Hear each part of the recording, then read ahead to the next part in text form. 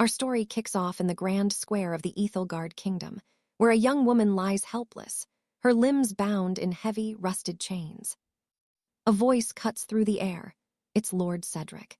He's asking if they're truly ready to sacrifice the beast known as the obsidian drake, though he's clearly nervous about handling all that power at once. His greedy advisor nearby chimes in, insisting that the dark essence must be sealed directly beneath this dragon's heart for the ritual to work. But to understand this mess, we have to look back at what happened just 1 month ago.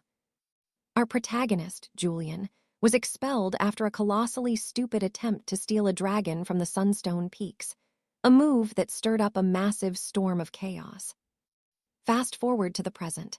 The crowd starts screaming in pure terror as the massive obsidian drake suddenly lunges toward the chained girl. The beast snatched her up like bait, and the high mage screamed for everyone to attack. Spells and arrows flew everywhere, but it didn't matter.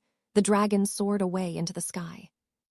Later, the dragon landed with the girl and tried to complain, but all that came out of his mouth were guttural roars that absolutely terrified him. He couldn't wrap his head around it. His very thoughts were being drowned out by these monstrous dragon noises. Then came the real shock. He looked down and saw massive, razor-sharp claws. He took a tumble, felt the stinging pain, and finally saw his reflection in a pool of water. He was a dragon. He's left wondering, was he really just dropped into another world and transformed into a literal monster? And not just any monster, a very weird-looking dragon. He glanced over at the girl he'd snatched, suddenly hit with a wave of worry about her condition. She looked rough, like dying heroine in a tragic novel levels of rough, definitely not okay. He stared at her, wondering how on earth she'd react to a dragon's breath right in her face. Suddenly, a digital chime echoed in his head. A notification appeared. The war plunder system was now online and at his service. But wait, it gets better. It wasn't just one system. He had 3.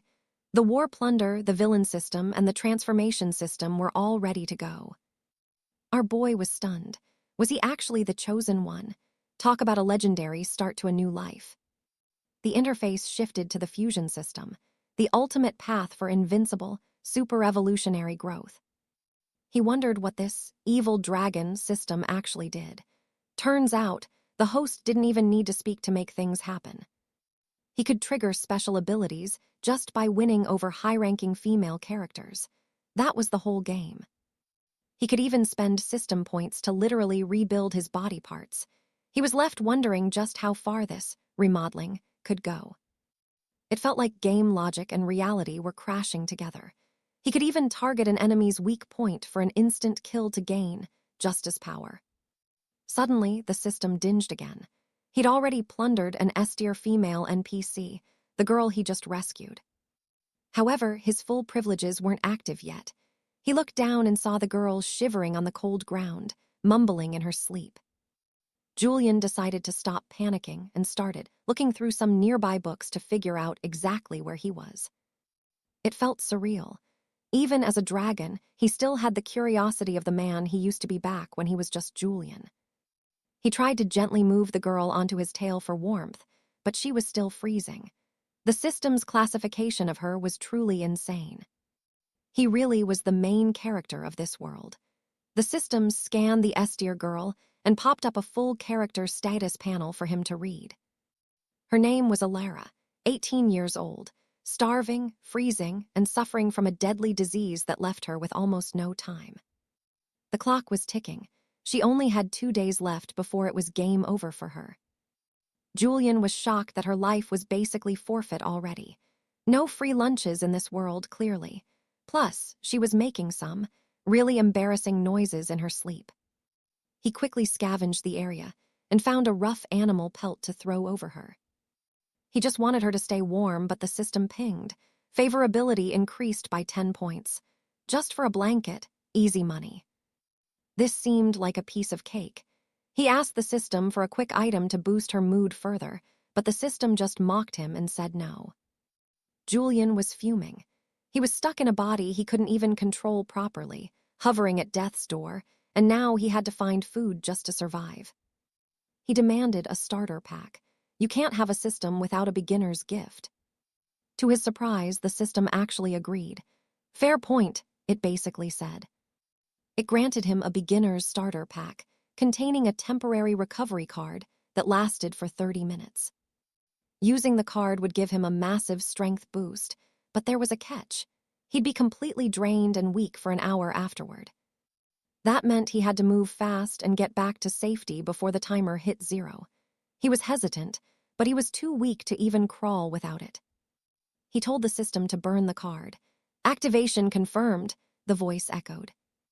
This was it. Every second counted if he wanted to keep his new life. He burst out of the cave and headed for the woods, realizing a very important detail about his new dragon life. Dragons don't do salads. He couldn't just eat grass. He needed fresh meat, or he was going to starve to death right then and there. It didn't take him long to track down a decent haul of meat, but he quickly realized he wasn't the only predator in these woods. A pack of level 3 shadow wolves suddenly emerged to defend their territory. Talk about a warm welcome. It looked like 𝒉𝒄𝒃 had stumbled right onto their stash of fresh kills, and they weren't about to share. Being a dragon is tough, but 𝒉𝒄𝒃, he was feeling weirdly jittery and decided to just blast his way through the ambush. Our boy made short work of those mutts, returning to the cavern of House Valerius with an aura so terrifying it made Lady Anna shiver. Meanwhile, things were looking grim. 𝒉𝒄𝒃 kept checking on her, but she was still out cold, burning up with a fever that looked fatal. Feeding her while she was unconscious was a nightmare, until she suddenly bolted upright and started screaming at the demon to stay back. She actually tried to swing at him. He just ignored her and shoved a fresh apple in her mouth. Honestly, it was hilarious. She spat it out immediately, asking if she was next on the menu. 𝒉𝒄𝒃 was just thinking, really? You think I'd eat that? But from Anna's perspective, this massive, ancient dragon was just roaring right in her face like a nightmare.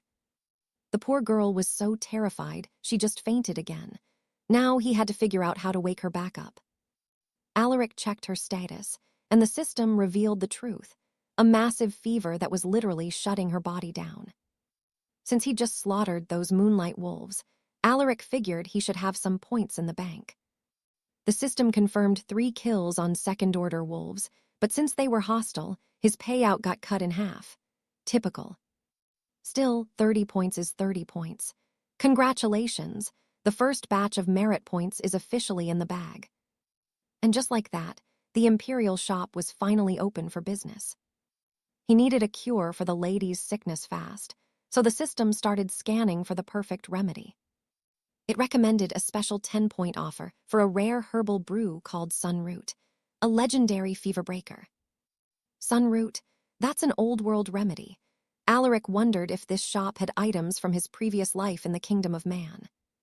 He gave the word, and the medicine materialized right into his claws, pure magic. One problem, how do you give a dragon-sized dose to a human? It seemed only his magic could bridge the gap. He swallowed the medicine himself and breathed the essence onto Anna's face, but then it hit him. His transformation card was expiring. His strength vanished in an instant. His limbs felt like they were made of lead. Anna woke up later in a strangely warm place, parched. She looked up only to see the massive black dragon diving straight for her. She ducked, crying out in pure terror, but later woke up again with the bitter taste of life-saving medicine on her tongue. She was still in the cave, but the dragon was just there, watching over her. Anna started to wonder if this monster actually saved her life. Suddenly, 𝒉𝒄𝒃 gains 20 more favorability points. When she saw the fresh fruit he'd gathered specifically for her, she actually smiled. Maybe the beast wasn't so beastly after all. 40 more points, just like that. She actually crawled closer to try and wake the sleeping titan. But he wasn't moving. Anna started to panic, wondering if that stab wound she gave him earlier had finally done him in. She started caressing his scales, whispering for him to get better. And then, ding, a new notification popped up. First stage bond complete. Congratulations, you've unlocked the skill Gluttony of the Void with 2,000 points. Gluttony is a beast. You eat, you heal, and you generate a massive amount of raw energy, simple as that. But the more you use it, the more you need to eat. The skill was now a permanent part of his soul. Eventually, Alaric woke up absolutely starving. He couldn't understand it. He just gorged himself on wolf meat earlier. Then it clicked. While he was out, he'd leveled up and gained a whole new power. He almost felt lucky for a second, but his stomach was screaming. Every cell in his body was begging for a feast. He was losing control. He glanced over at the sleeping Anna and for a split second thought she looked tasty. He took a deep breath to fight the urge. No way. You can't eat someone who likes you this much. Her favorability was at 90. That was the real shocker, 90 points, with Lady Anna. Since when? He was literally asleep. Did he miss a whole chapter while he was snoring? Maybe his sheer draconic majesty finally won her over. Or maybe she was just falling for him. Who knows? But the fantasy died fast when he saw her coughing up blood. Anna was fading, and she was fading fast. The system broke the news. Subjugating an elite character like her granted him 2,000 more merit points. The threshold for evolution was finally reached. The body modification chamber is now unlocked. Guilt gnawed at him. He was definitely part of the problem, but he had no clue what kind of sickness was rotting her from the inside out. Using cheap potions to buy time wasn't going to cut it. Our hero opened the ancient vault and was floored. He found items from his old world that should not exist here. But the cost was a nightmare. We're talking 10,000 points just to get his foot in the door. Only a total nutjob would drop that kind of coin on basic gear. He looked at the dying girl shivering beside him and wondered if the vault was just messing with him. He even spotted a royal silken gown that would look stunning on her. Without a second thought, he bought it and dressed her himself. Lady Alara looked breathtaking, but he had to look away. Dragons have barbs under their scales. You know, hard to keep your eyes fixed on a lady in that state. Enough with the fashion show. He needed to fix her. He commanded the system to activate the draconic evolution protocols. First, they'd start with the external upgrades. We've got reinforced fangs for 400 points, ironclad scales for 400, and a total facial overhaul for a staggering 10,000. Then there were the internals, rewiring the veins, the heart, the muscles, and every vital organ. Our boy decided to play doctor first. He hunted for any upgrade that could explain the girl's condition, looking for a bit of medical wisdom. This one was special. He pulled the trigger and traded his points for the Eye of Insight. The system didn't waste a second. Evolution beginning immediately. Fair warning, this was going to hurt like hell. Brace yourself and try not to scream too loud. And man, did the pain hit. He was clawing at his own eyes in pure agony, but it worked. He could finally see the truth behind Alara's suffering. He scanned her body, spotting a twisted ankle and a dozen nasty abrasions hidden under the surface. Honestly, he was impressed she was even breathing. The sheer amount of damage would have killed anyone else. Suddenly, voices echoed at the cave mouth. A band of mercenaries had arrived, drawn by the scent of dragon breath. The Sable Brotherhood stepped into the light. To our protagonist, though, they were just a bunch of low-level scrubs. Leading them was a level 21 knight named Sir Cedric and a fire mage named Seraphina, level 18. They weren't here for a friendly chat. Realizing they were out for blood, he triggered an emergency upgrade for his claws and teeth. He didn't stop there. His scales were next. The evolution was instant, burning through another 1,000 points. It was a total transformation. His body surged with power, changing shape right before their eyes.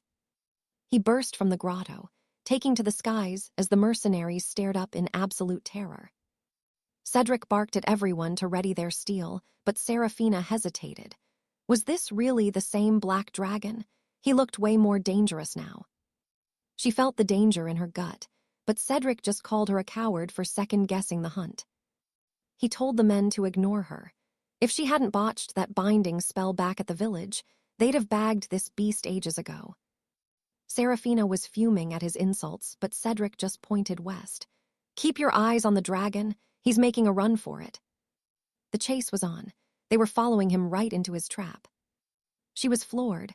Why was he flying toward the thickest, most dangerous part of the great forest? Then it hit her. the horde. She wondered if he was luring them away to keep his treasure safe from prying eyes. Our protagonist kept them hooked, drawing every eye before folding his wings and diving straight for the kill. His point total started ticking up fast. Every mercenary he flattened was just more fuel for his growth. Cedric charged in, desperate to land a killing blow, but his sword didn't even leave a scratch. The dragon just turned and laughed in his face. "Is it just me, or is it itchy back there?" he joked. The knight's legendary strike felt like a flea bite. Cedric couldn't process it. "How?" His answer, "Ask the gods in your next life." Sir Cedric went down hard. Seeing their leader crushed, the rest of the mercenaries broke ranks and bolted in pure desperation. But the dragon wasn't about to let his dinner walk away that easily. Every single one of them was destined to become essence. The system cheered him on, even though a few lucky rats managed to vanish into the trees. Still a solid haul, 150 points added to the bank. Wait, something was off. He suddenly remembered the fire mage had stayed behind at the cave.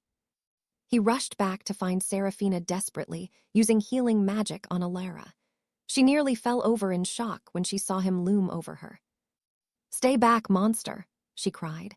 Even though she was shaking with fear, she refused to let go of the girl she was trying to save. She burned her remaining mana on a desperate warding spell, collapsed from exhaustion. Our dragon was just standing there, completely baffled. He stood there, twitching under the weight of the magic.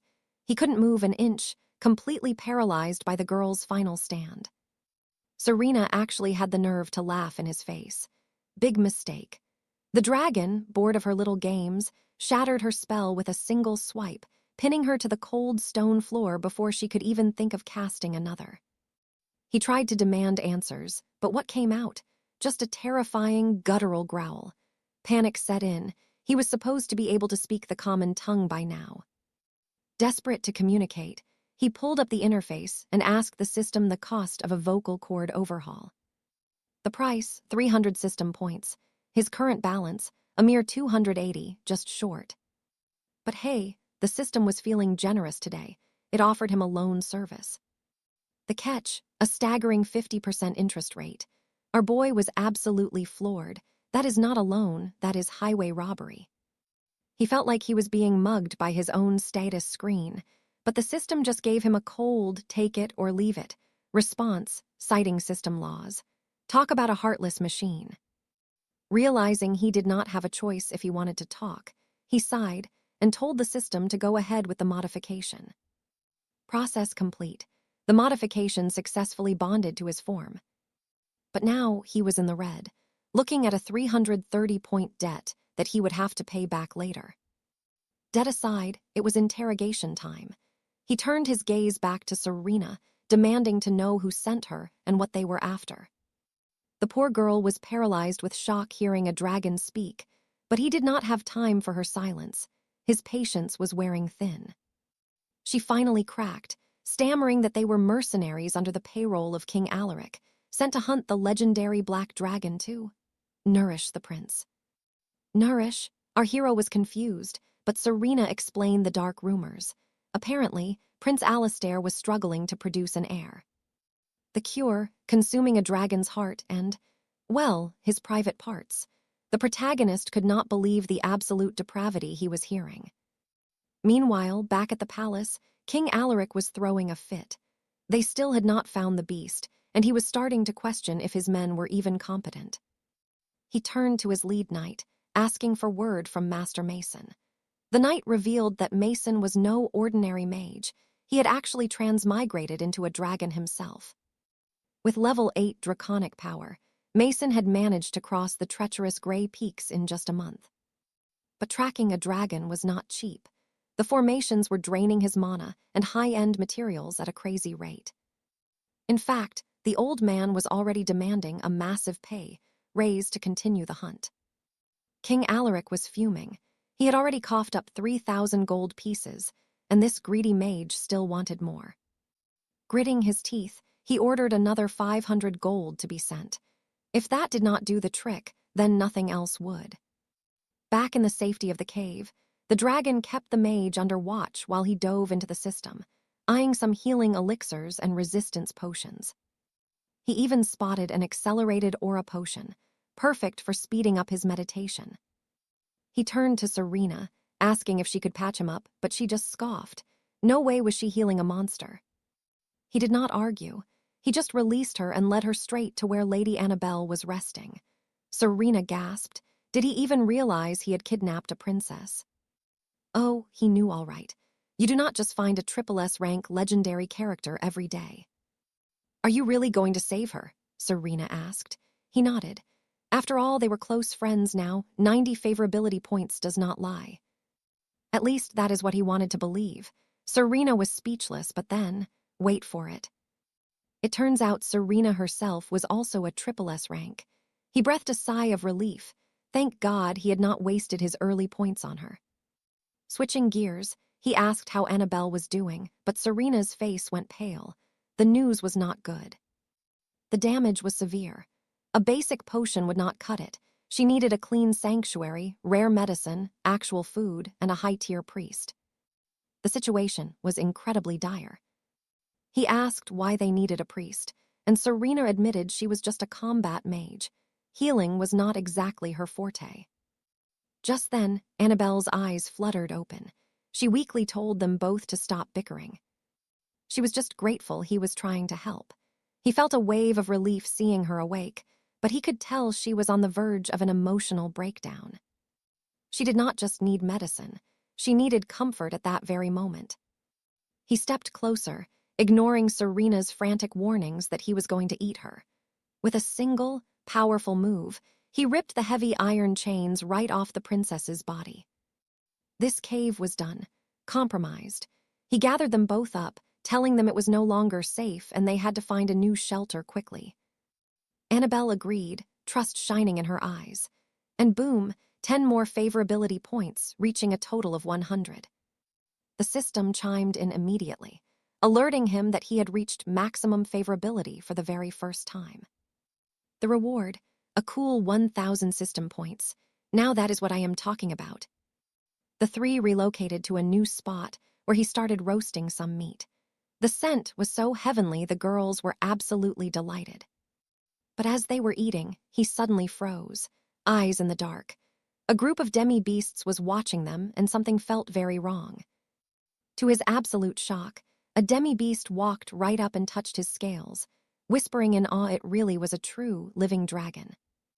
He never imagined he'd face a true living dragon in his lifetime, so he fell to his knees, vowing to offer the shattered Tusk clan as his eternal servants. This was none other than Sir Percival, a level 7 kobold leader with the head of a hound. And just like that, our protagonist suddenly found himself as the lord of an entire tribe, swearing their lives to him. Honestly, he thought they were pathetic. There was no point in taking weaklings as servants, and they'd never make proper allies anyway. But Percival just chuckled, admitting that while they lacked raw strength, they were experts at finding dragon hordes, silver mines, and rare scales, promising him a future of absolute wealth. The dragon couldn't quite wrap his head around it. They didn't seem to fear losing anything. In the end, it all came down to how sincere they really were. But right now, he desperately needed a dry, massive lair, so he put them to the test to see if they could actually deliver on that promise. "By your command, my lord," Percival replied, leading the way toward a cluster of hidden dwellings where they kept their supplies. This was the heart of the shattered Tusk territory, and suddenly, notifications popped up. He was gaining serious favor points with Lady Anna and Lady Seraphina. From that very moment, things changed. The Black Dragon decided to officially accept their oath. By taking them under his wing, they would now share in the ancient legacy of dragonkind. He swore in his draconic name to provide protection and order, and the whole group of beastmen went absolutely wild with celebration. Then he asked if Percival wanted to become his bonded familiar, and the old kobold got choked up, saying he'd dreamed of this his whole life. All our dragon could do was let out a long, heavy sigh. The ritual to bind a familiar was a bit of a headache, but totally necessary if he wanted their absolute, unbreakable loyalty. He pressed his own blood onto Percival's brow, and a glowing stone emerged, marking him as a true servant. Then he asked what the deal was with the rest of the clan. He hadn't expected to see so many kobolds in one place, but the others were ready to let their new master decide their fate. Turns out, not long ago, the clan was brutally ambushed by a pack of vile weaver lords. These monsters led a swarm of demonic spiders, seizing the clan's silver mine and forcing the survivors to rot in this damp cave. Now, that got the protagonist's attention. A mine meant cold, hard cash, and cash meant buying medicine for Anna's sickness and finally sleeping on a literal bed of gold. So he grilled Percival for the details. What kind of mine was it, and exactly how many of these weaver bastards was he dealing with? Percival reported it was a rich silver mine guarded by 5 weaver lords, vicious monsters that loved nothing more than sucking out human brains. And get this, these weaver lords have these flute-like mouths they use for a specific purpose. They use them to command an endless army of spiders. Our boy asked the system to pull up their stats immediately. But the system played dumb, no data available. If he wanted answers, he'd have to buy a guidebook from the shop to see what they were. He nearly lost it when he saw that a tattered old book cost 900 points. A total scam, and he let the system know exactly how furious he was. He actually managed to bully a refund out of it, leaving Anna completely baffled, though he didn't even know how to explain his invisible tantrum. Anyway, he grabbed the book and finally got the lowdown on the Weaver Lord's appearance and details. These level 28 monsters had upright bodies, compound eyes, and venomous fangs, and they moved in terrifying groups of 3. They control the spider swarms, have tough defensive shells, and absolutely despise fire. But here's the kicker, they're weak to acid and water. Still, just looking at their ugly faces was enough to make him lose his mind. His own acid breath would be limited against them, and getting into a melee meant getting swarmed by 1,000 spiders. If he could just tweak his dragon breath, they might have a shot, but he needed a way to farm system points and fast. He checked the upgrades and realized that for 4,000 points, he could customize his breath in a bunch of lethal new ways. So he asked Percival if there were any human bandits or groups like the Black Beast mercenaries lurking around the area. Percival confirmed the news. There were 2 bandit camps nearby, mostly the Scarlet Lion Warband, though he'd never heard of any black beasts, so the protagonist ordered him to round up half the kobold warriors. It was time for a little field trip to the nearest bandit hideout. Hostile enemies were basically walking point bags, and since bandits stick together, they were the perfect target to farm. He told the girls to stay put in the village where it was safe, giving Seraphina a stern warning not to even think about running away. Then he set off through the Moonshadow woods toward the camp, just as 3 loot-filled wagons were rolling in with their leader. The bandits were hooting and hollering, celebrating another successful raid. They were cheering at the top of their lungs, because their chieftain was one seriously powerful man. The haul from that bandit camp was absolutely massive. With hundreds of mercenaries wiped out, our boys finally had enough loot to stop worrying for the rest of the month. Suddenly, the bandit lord looked up. His men were dragging in a heavy iron chest. A gift for the chief, they said. But then a scout came sprinting in, screaming his lungs out. A black dragon was approaching. It had already breached the gates and was tearing the entire stronghold apart. Our dragon lead didn't hold back, storming the camp and laying waste to everything until every last mercenary was running and screaming for mercy. The shadow of the great black dragon loomed over them all. There was nothing they could do. He was flying too high, raining down an aerial barrage that bathed the camp in fire. They could barely see through the searing pain. Meanwhile, the notifications were rolling in. Our guy was racking up system points like crazy as the battle raged on. Total victory. The kobold servants were losing their minds with joy, shouting about the mountain of treasure chests they'd found.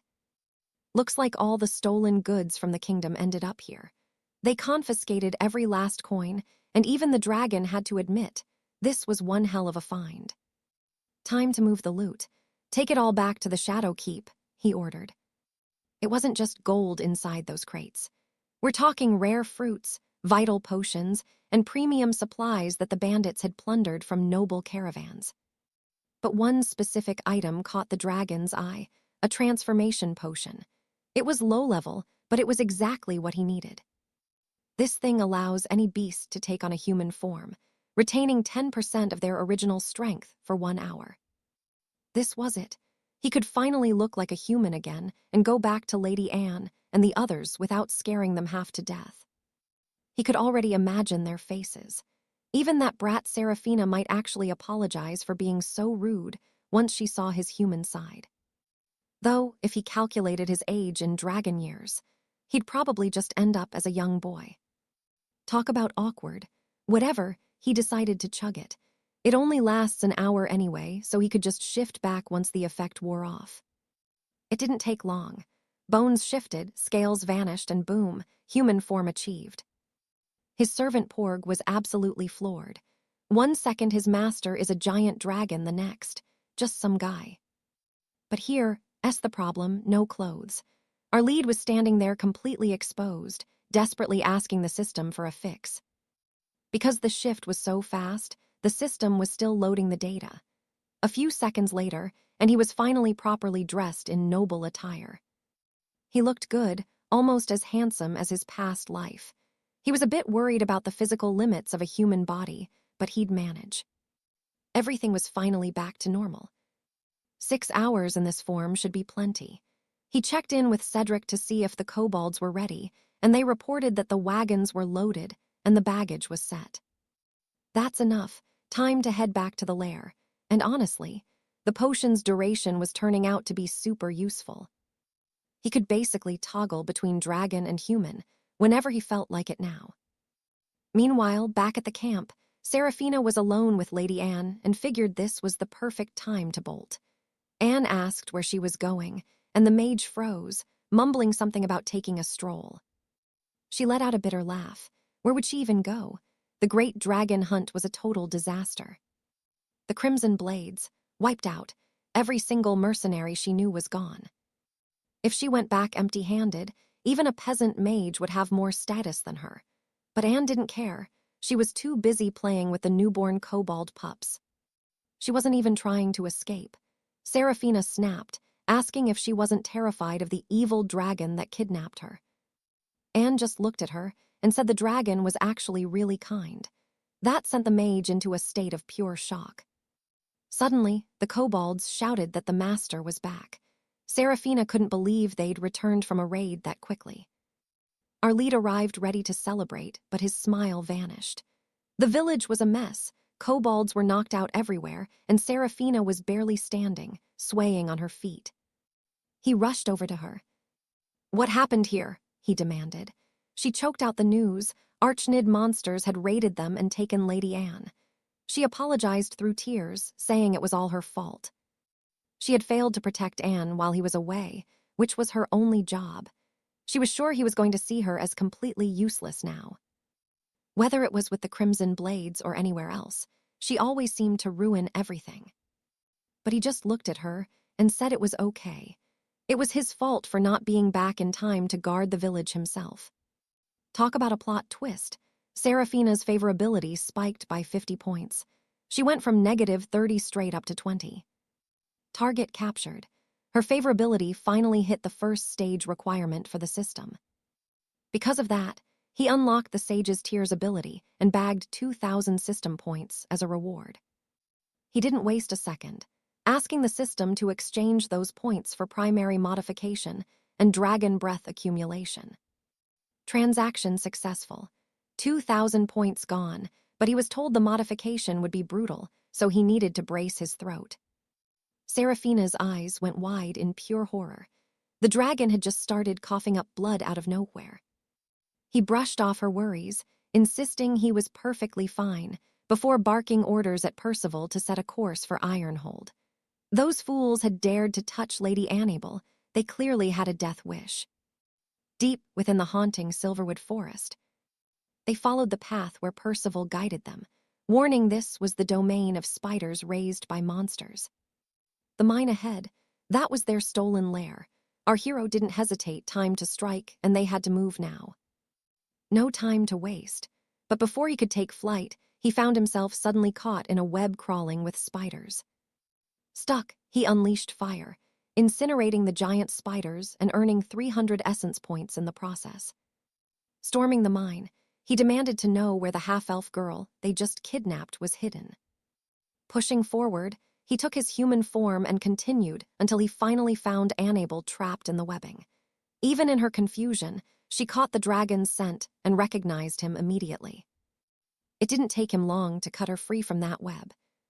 She thanked him, secretly thinking he looked quite dashing in human form too. Our boy just laughed. She was far too important to him, and he'd always save her. Just like that, her favorability shot up 100 points. The system offered congrats for reaching Stage 2 favorability, granting him the intermediate gluttony ability. His special abilities were solidifying and evolving right now. He also bagged 3,000 more essence points. Intermediate gluttony doesn't just restore his body. Devouring prey now boosts his raw strength and promotes physical growth, completely unhindered by his age. He was absolutely thrilled because those points were stacking up.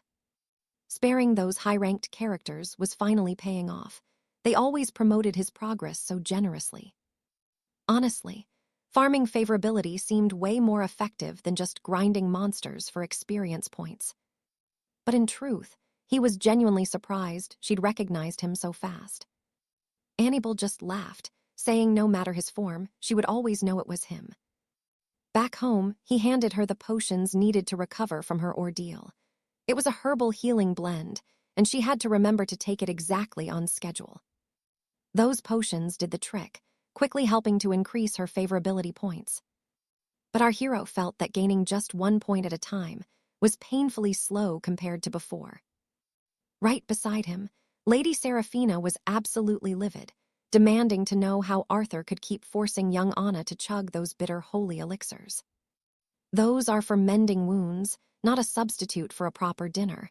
But then it clicked, sugar. Arthur realized that if there were sweets hidden among the war loot, they'd be the perfect way to help the medicine go down. He started rummaging through the heavy iron-bound chests until he spotted one that looked particularly ornate. He unlatched the heavy lid and, complete shock, inside the chest sat a young girl, bound in chains and completely silenced. "What on earth is this?" he stammered, but Seraphina was already there. Whack! She slapped him across the face, convinced he was staring at the poor captive with some kind of twisted, perverted look. Little Anna rushed over to see what the fuss was about, but Seraphina immediately shielded the girl's eyes. This was no sight for a child. Too late. Both girls saw the captive huddled in the box, leaving Arthur standing there completely baffled and overwhelmed. He ended up taking the heat for the whole thing, getting smacked as if he were the villain who'd locked the poor girl in there himself. "Just ask her," he snapped. As soon as they pulled the gag from her mouth, she let out a piercing scream, cursing the bandits who'd caged her and demanding her immediate freedom. She was absolutely fuming. Seraphina stepped in to soothe the girl, while Arthur's reputation with little Anna took another massive hit. Talk about a disaster. Stung by the unfair treatment, he turned to his knight, 𝒆𝒃𝒐𝒏, demanding to know exactly how he'd explained the situation to the ladies. 𝒆𝒃𝒏 just shrugged, claiming he'd only done what he was told, loading the loot onto the wagons and bringing them back to the manor.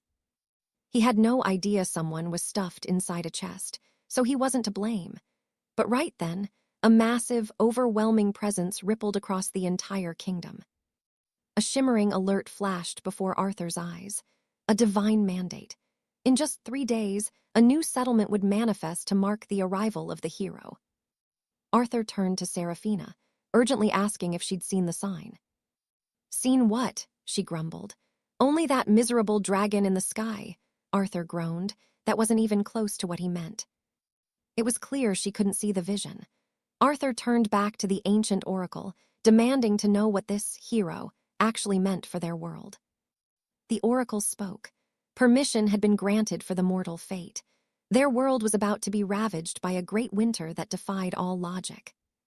This was a cosmic gamble, and the stakes, the very survival of the entire realm. And then the final bombshell dropped. Arthur's new objective was clear: eliminate the Outworlders before they destroyed everything. He stood there, completely stunned. It turns out these so-called heroes weren't just legendary warriors. They were resurrected souls plucked from a completely different world just to be dropped into this game. He had never heard of a reality being turned into a digital playground in real life. The Oracle confirmed his fears. These intruders actually hailed from a place known as the Azure Planet. It was a world obsessed with a massive gaming industry, eerily similar to the distant memories he had of his own lost homeland. Lord Alaric realized he was dealing with a parallel realm. If that was the case, maybe he didn't need to stress about them too much. They were essentially his own kin anyway, but here was the nightmare. You couldn't actually get rid of them because every single player could just respawn. The decree explained that while players could revive, it wouldn't be instant. Every time they fell in battle, the delay before they returned would double. 5 seconds for the first death, 10 for the second, 20 for the third. It would keep doubling and doubling until their time finally ran out. Still, the math made Alaric's head spin. In fewer than 23 deaths, the respawn timer would hit a staggering 1 year. Even if a player was incredibly persistent, they'd only grow weaker and more pathetic with every revival after a year in the void. They would be forced to witness their own brutal deaths over and over again. The sheer frustration would eventually break them. But honestly, Alaric still couldn't wrap his head around why he was the one stuck in the middle of this mess. Then he asked the big question: could the locals, the NPC, also revive? The answer shocked him to his core. The rules were absolute garbage. It wasn't fair in the slightest. Players could revive forever, but the knights and people of this world had to risk their only lives in every fight. This wasn't a game, it was just a cold-blooded invasion. Even the Oracle agreed with that grim outlook. But as a high defender, Alaric had one advantage. He started with a power level far beyond any common player. The scales of power were balanced, sure. They were just shaped differently. Raw strength versus infinite retries. Plus, the losing side was destined for total destruction. Alaric was floored. He demanded to know why things had to be so heartless. Perhaps it was because this entire fantasy realm had been forged into a game from the very beginning. He wondered if anyone had even bothered to ask the people living inside for their consent.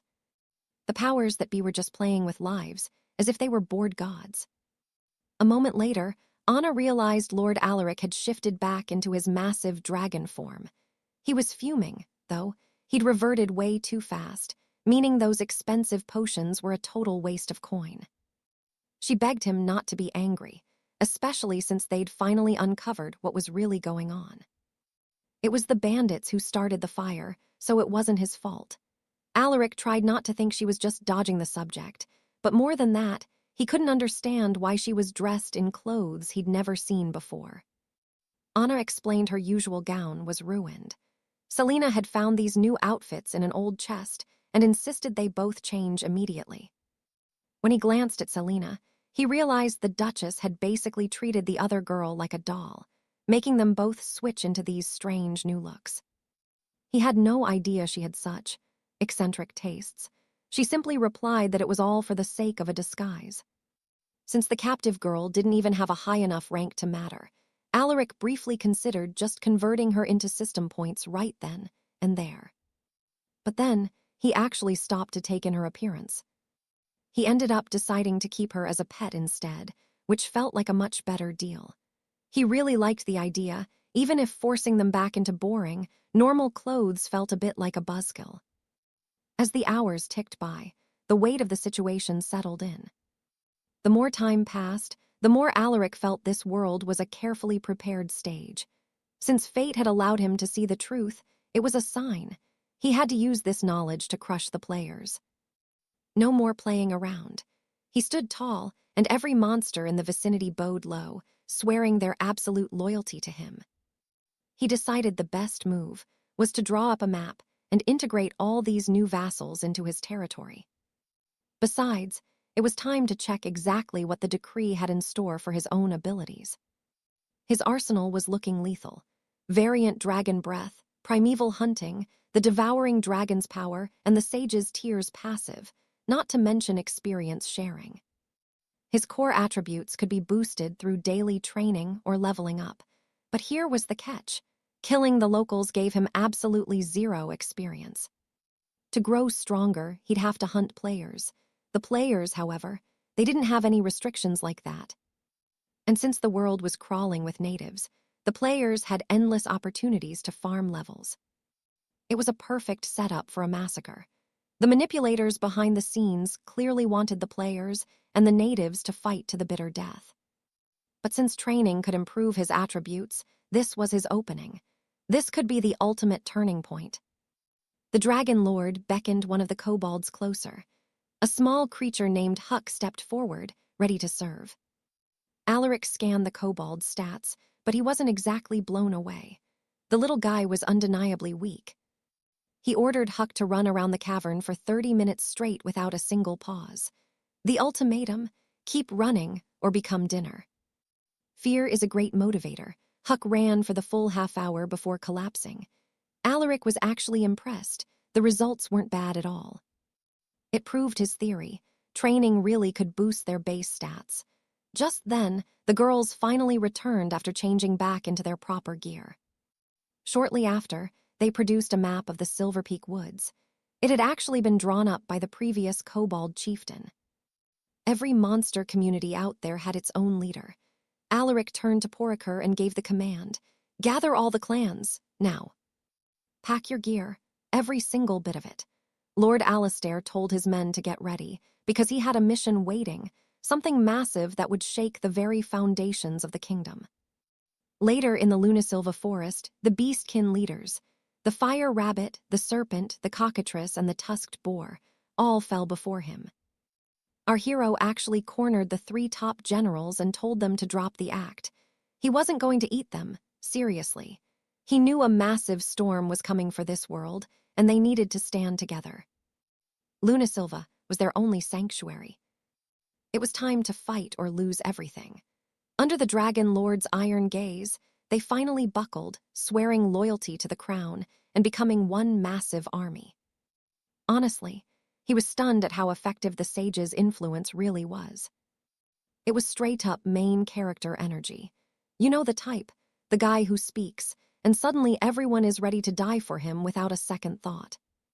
For a second there, he felt less like a hero, and more like he was running a medieval pyramid scheme.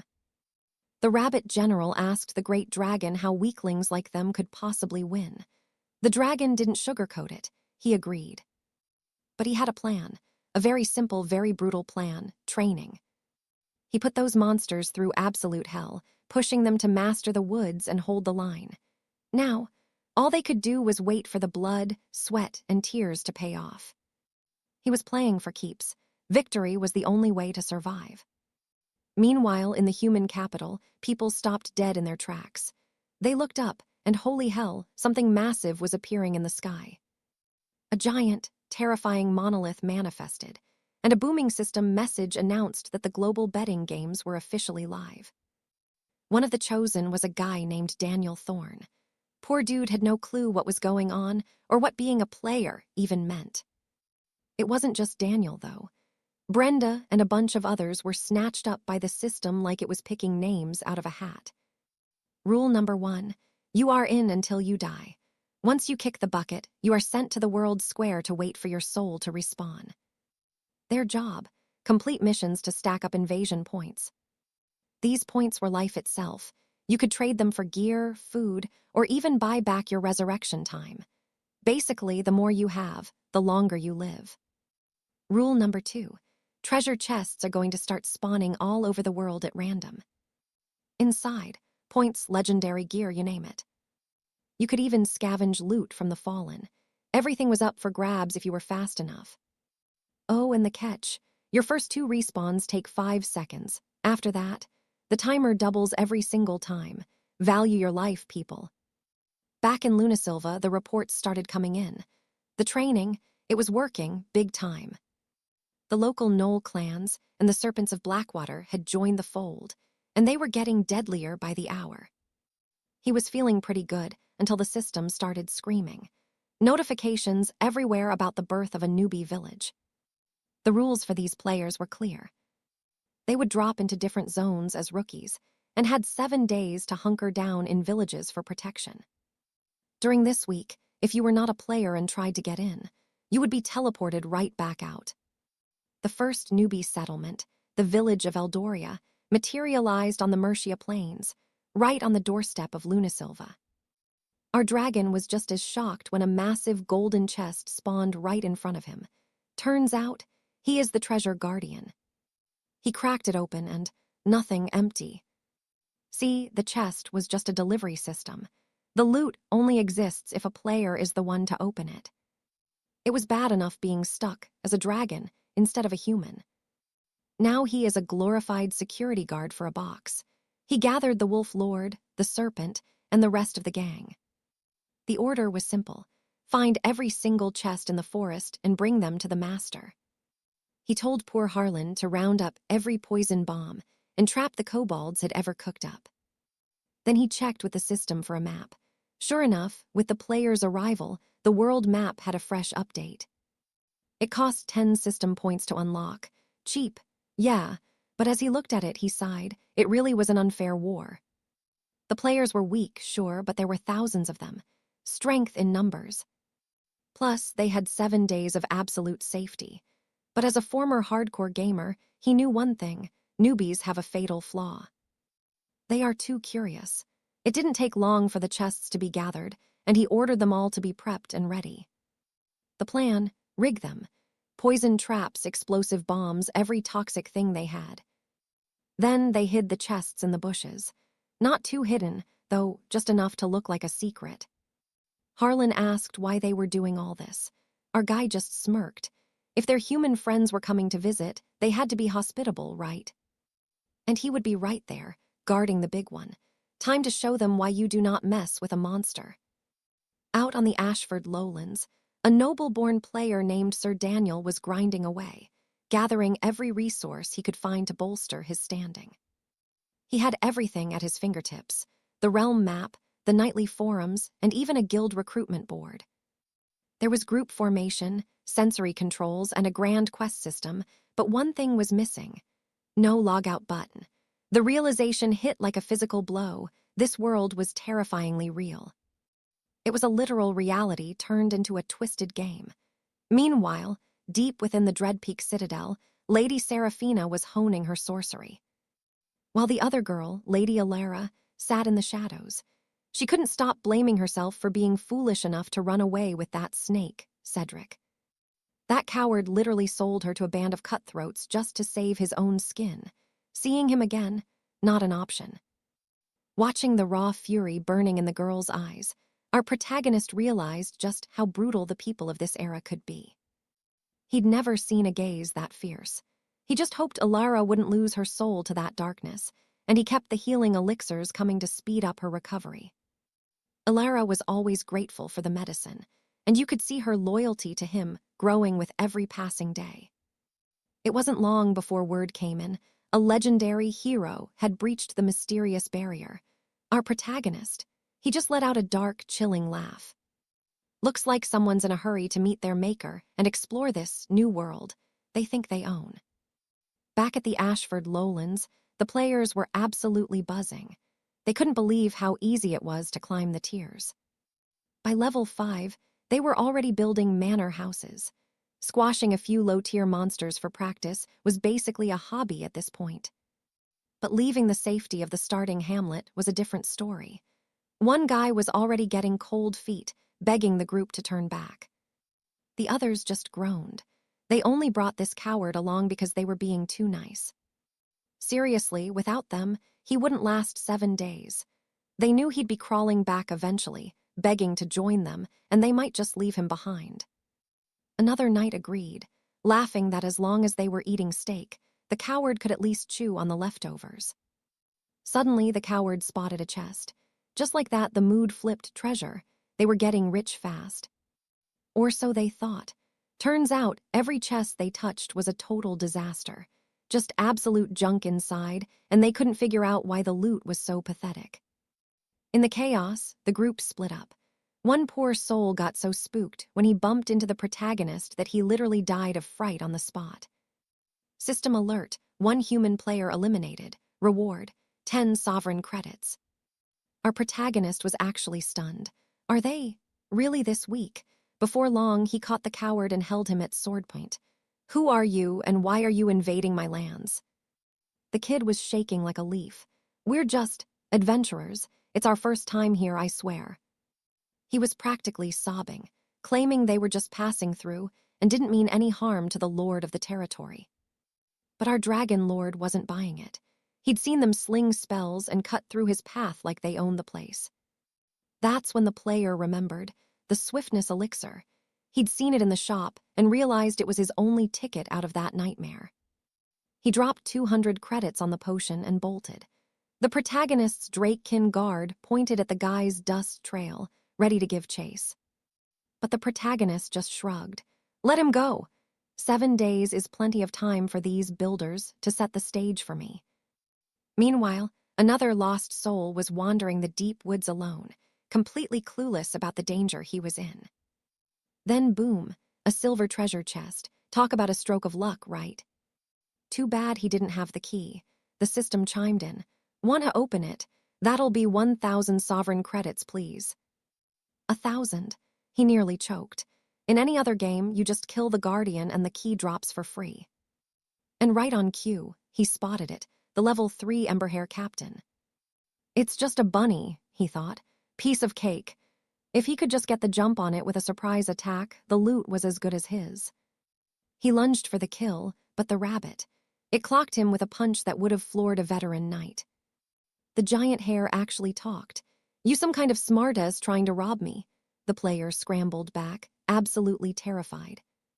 He was floored. A level 3 rabbit with that much power. It didn't make any sense. Should he scream for help or just pray for a quick end? The Emberhair gave him an ultimatum. Open the chest for me and maybe, just maybe, I won't end you right here. Backed into a corner with no other choice, he prepared to unlock the treasure. He coughed up the 1,000 credits for the key, turned the lock, and boom, a bomb went off right in his face. Talk about a trap. Elsewhere, the human players were finishing their settlement. Houses were up, and their invasion score was climbing higher. They even threw up a watchtower for a cool 1,000 points. Sir Daniel was finishing the outer wall when he saw a familiar face running back in a panic. Daniel stopped him, asking what on earth had happened. The coward was in tears, shouting that there was a dragon and everyone needed to run for their lives. Daniel just blinked, while the rest of the tavern erupted in laughter. I mean, come on, it's a starter village. A dragon? The kid's clearly losing it. There's no way a beast like that is anywhere near this place. Still trembling with fear, the scout pointed toward the dark tree line, swearing every word he said was the absolute truth. One of his crew had been slaughtered on the spot. He'd only barely managed to escape by chugging a speed elixir and running for his life. Jason's face went pale as he realized the danger. If a real dragon was actually lurking out there, they wouldn't last 5 minutes. They had no choice. They began tearing down the wooden huts and stone walls, using the raw materials to throw up defensive towers against the coming storm. The young girl was heartbroken to see her newly built home dismantled. Meanwhile, Lady Seraphina and the others just looked completely bored by the whole thing. I asked what was wrong with them, and Annalise sighed, explaining that Seraphina was just sulking because her magic was starting to fizzle out. Then there was Lady Alara. She calmly mentioned wanting to kill someone, with a smile so sweet it actually sent a chill down my spine. Annalise must have been truly touched by some dark corruption to say things like that while looking so innocent. Suddenly, my system flared to life. 10 points. One of my followers just took down a player out in the wild. Before I could process that, Pippin scurried back into view, announcing they'd successfully scavenged all the hidden treasure chests. We cracked them open and found a gold mine, ancient skill tomes and rare components for forging legendary gear. But one item immediately caught my dragon senses, a specialized blueprint for a defensive tower. The catch, it wouldn't activate. I started wondering if it was restricted to human players or if there were hidden conditions I hadn't met yet. Seraphina's eyes lit up when she saw the ice magic tome. She marched right up and demanded I hand the book over to her. Honestly, I didn't see the harm, so I ended up agreeing to let her have it. She gave me this weird, distracted look like she couldn't figure me out. Either way, lending her that book actually bumped up my favorability with her a bit. A few hours later, a notification echoed in my mind. The system detected I was in a newly opened territory and ready to place a blueprint. I scanned the empty land, searching for the perfect location to drop the foundations for my new defensive structure. As I expected, I couldn't build inside my lair or near the tribal grounds, but the outer frontier was wide open for construction. I focused hard, watching the holographic simulation box hover over the terrain as I tried to find the sweet spot to place it. Building this flaming arrow tower was a massive undertaking. 10 tons of stone, 3 tons of wood, 20 workers, and 12 hours of labor. The worker options were interesting. Humans gave a 20% boost to efficiency, while kobolds provided 20% extra defense during the build. Then there were goblins with a 20% mutation rate, and dwarves, the masters who buffed every single attribute by 10%. There was just one catch. I had to provide the laborers myself. The magic would handle the rest, starting the build automatically the second the workers stepped onto the foundation. Best of all, once the job was done, their memories of the work would be wiped clean before they were sent back home. I was still wondering where to find a crew when Pippin came climbing up the ridge. Perfect timing. I ordered him to head back down immediately and round up 20 of our strongest kobolds. We were building that tower right now. But poor Pippin just fainted from exhaustion. I guess I'd pushed him a little too hard. Oh well, the day went on as planned. By nightfall, I returned to find the girls out cold, sleeping deeply after a long day. Everyone except Annalise. She was tossing and turning, whimpering for her parents and begging the demons to stay away. Demons? That's impossible. If the monster encyclopedia is right, that race was completely wiped out 1,500 years ago. I couldn't help but wonder how she even knew what they were, but in her nightmare, she was back in the past. She was witnessing the total destruction of her village. Even as she trembled in terror, a woman reached out from the shadows to cover her mouth so they could hide. Her older sister shoved her deep inside a wardrobe, desperate to keep her safe. She begged her to stay hidden no matter what happened. Then, Alice watched through the cracks as her sister was murdered right before her eyes, and that's when her power finally awakened. I watched her sleep, wondering if these nightmares were just part of the illness that had been draining her life away. After days of chugging every herb and potion I could find, something finally changed. Her health bar finally turned green, but despite all my medicine, her remaining lifespan was stuck at 63 days with no sign of increasing. Her status window was a death sentence, severe illness, 63 days until death. I was worried it might be heart failure when Annalise suddenly snapped awake and lunged at me in a blind panic. The sudden commotion woke the other 2 girls with a start.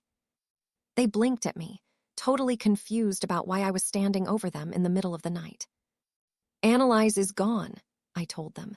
We took to the skies immediately, eventually finding her deep in the shimmering mire, locked in a savage battle with a monster. Her health bar was still full, but it was glowing a dangerous, bloody red. Arthur couldn't help but be impressed. It was a level 2 𝒕𝒓𝒐𝒏. The king of the mire was being thrashed like a common worm. But the stress was too much.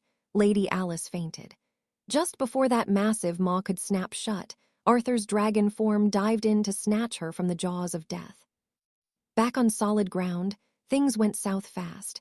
Alice was out cold, and a stealthy ambush from behind forced Arthur to react in a split second. That beast's hide was impossibly thick.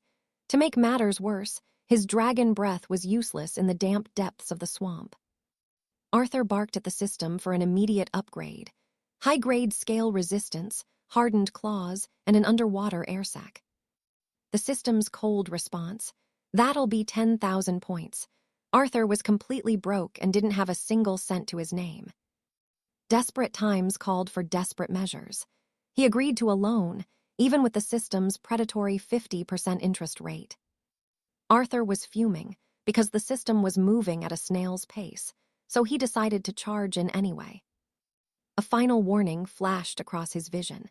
This level of sudden modification was going to cause some serious internal pain. Seeing him vanish beneath the dark water, Seraphina rushed to the edge to see if he was even still alive. Honestly, she was already wondering if she could just keep his rare ice skill book for herself. Suddenly, boom, Arthur erupted from the depths, sending that overgrown lizard flying through the air like a ragdoll. With his new monstrous power, the gator didn't stand a chance. He fried the beast so thoroughly that Seraphina actually got interested in tasting the charred meat. Feast time. As the three of them ate, the system confirmed the kill. Consuming a dreadscale gator was boosting Arthur's natural recovery speed. Then, a lucky find, a low-level magic core. Arthur was genuinely surprised to stumble upon something this rare in the wild. Could a swamp beast really condense a core like this? He wondered if this treasure was the real reason Alice had ventured so far into the marshes. But Alice wasn't doing well. Her health bar tanked again, looking just as low as it did at the start. Arthur demanded to know what kind of illness was killing her. Total silence. The system wasn't giving up any answers. He needed to find out what disease afflicted Alice and why she'd suddenly gone insane with such terrifying power.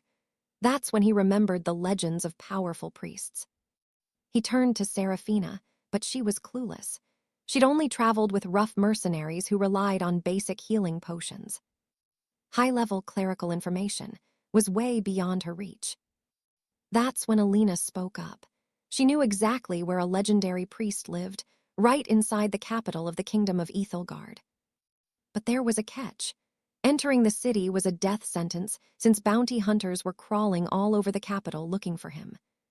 Arthur knew the risks, but he still had 6 transformation vials, enough to maintain his human form for about 12 hours. As long as he moved fast and didn't linger, he figured he could pull this off without getting caught. Alina watched him, thinking that whether they were human or monster, all males were the same in the end. She assumed he'd probably abandon his companion the second things got too difficult for his own goals. Then Arthur snapped her out of it. "What are you standing there for? Hurry up so we can go together." They took to the skies. Shortly after, Arthur noticed his favorability rating with her had spiked, likely thanks to his insane display of power back at the swamp. But 300 points. That was it. Arthur cursed the system for always being so stingy with the rewards. Just to be petty, the system immediately snatched those 300 points to pay off the loan. He still owed 9,000 to settle the debt. Arthur had to swallow his pride and hold back. Apparently, paying off debts followed you even into another world. Capitalism is a nightmare everywhere. Finally, the dragon arrived outside the walls of 𝒃𝒂𝒈𝒐𝒏, Alice still unconscious in his arms as they prepared to head in. Inside the royal city, the crowds were roaring for a hero, Sir Cedric, the Great Knight. It was quite an impressive spectacle, to say the least. Word on the street was that Cedric wiped out a whole bandit camp and personally took their leader's head, making him incredibly popular with the masses. He heard the knight was heading to Lyoness with Archmage Alistair. Arthur paused. Weren't those the same bandits he had already dealt with himself? This clown Cedric was actually stealing his credit. He was even going around claiming he had personally defeated a dragon. If Arthur wasn't so busy trying to save Alice, he would have taken that knight's head right then and there just to teach him a lesson. He stayed focused on the mission, following Alina's directions toward the priest's residence. The man's name was Father Rowan. He lived in a small wooden house on the west side of the city, marked by a tree with striking white flowers. Alina didn't plan on entering the city with them, so she just passed along the location and let Arthur take it from there. He approached the door and knocked, calling for Rowan. When there was no answer, Arthur started getting worried. Assuming the old man was just too deaf to hear him, Arthur didn't wait. He kicked the door right off its hinges. On the other side, An intern named Beatrice fell to the floor in total shock. Arthur quickly apologized, explaining they were just desperate to find Father Rowan. 50 silver pieces just for a broken door. Honestly, Arthur couldn't help but laugh at the ridiculous price of his own strength. A woman named Barbara introduces herself, and Arthur doesn't waste any time, asking to see the head professor to finally get some treatment started. But there's a catch. The professor skipped town after failing to cure Prince Alaric's. Well, his private medical issues. Talk about a royal disaster. Arthur asks if she knows where the man vanished to or when he'll be back, but Barbara just shrugs. She's completely in the dark on that one. That's when Barbara's eyes land on Anna, and she's instantly hooked. She's practically obsessed, wondering if the girl is some kind of ethereal being while marveling at her soft ears and sheer cuteness. But the mood shifts fast. Just by looking, Barbara can tell the poor girl is fading away, right on the brink of death. Arthur is genuinely impressed and asks if she's a high priestess. Barbara just laughs it off. She claims she's just a cloistered sister, but she knows a thing or two about medicine. Arthur, desperate now, asks if she can actually save Anna.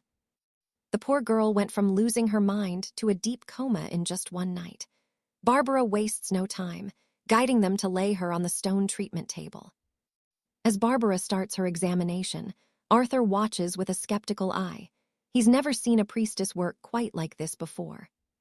Seeing her bizarre style, he finally understands why Prince Alaric's condition was never actually cured. Then Barbara finds it, a brutal heart curse. Every other symptom, just a nasty extension of the rot spreading from her chest. And here's the kicker. This curse is incredibly dominant, almost like a living shadow. It drains the victim's strength entirely, and the moment it's triggered, complete and utter madness. Arthur realizes the danger. If her body recovers even a little, she'll just fly into another rage and burn through whatever life force she has left. Barbara nods. He's spot on. But in her current state, the girl is basically a lost cause for standard magic. She can patch up the symptoms for now, but Arthur needs to hear the truth. If Anna develops a resistance to the meds, it's game over. Her body would just collapse like falling off a cliff. But wait, there are 2 ways to break this nightmare. Option 1, kill the person who cast the curse. Option 2, perform a high-risk heart transplant to remove the corruption.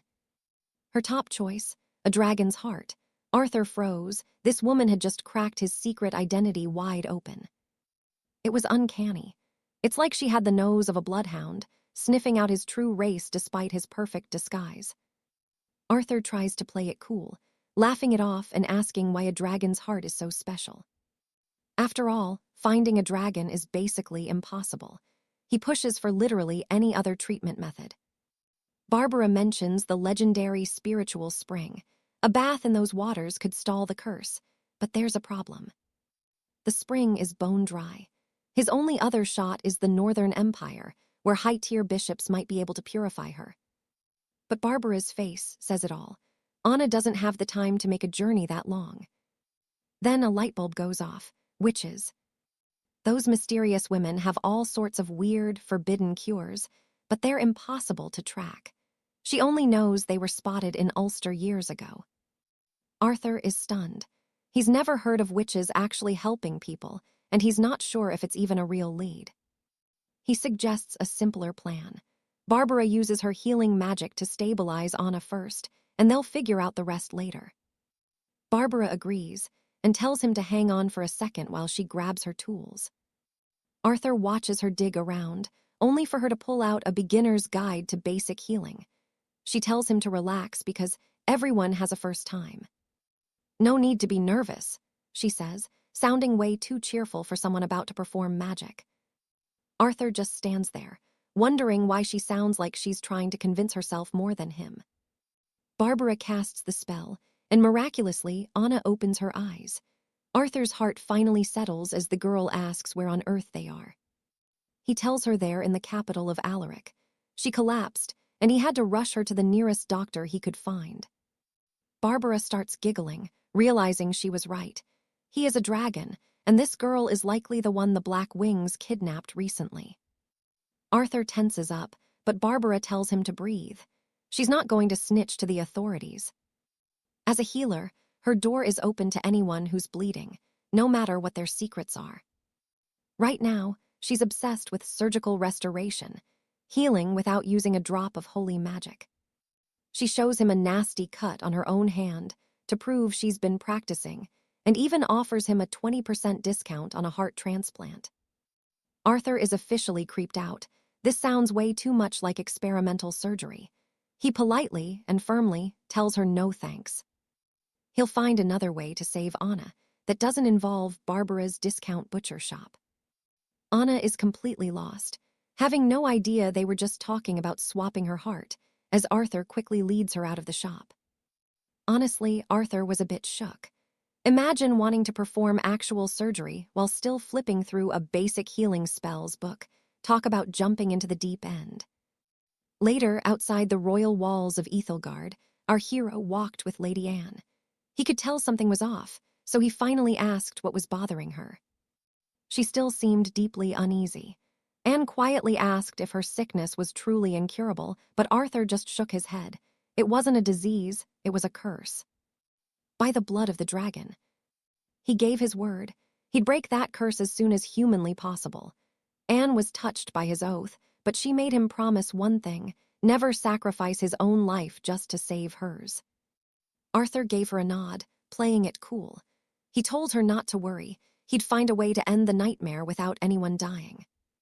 Right then, a system alert popped up out of nowhere. An invitation from an NPC.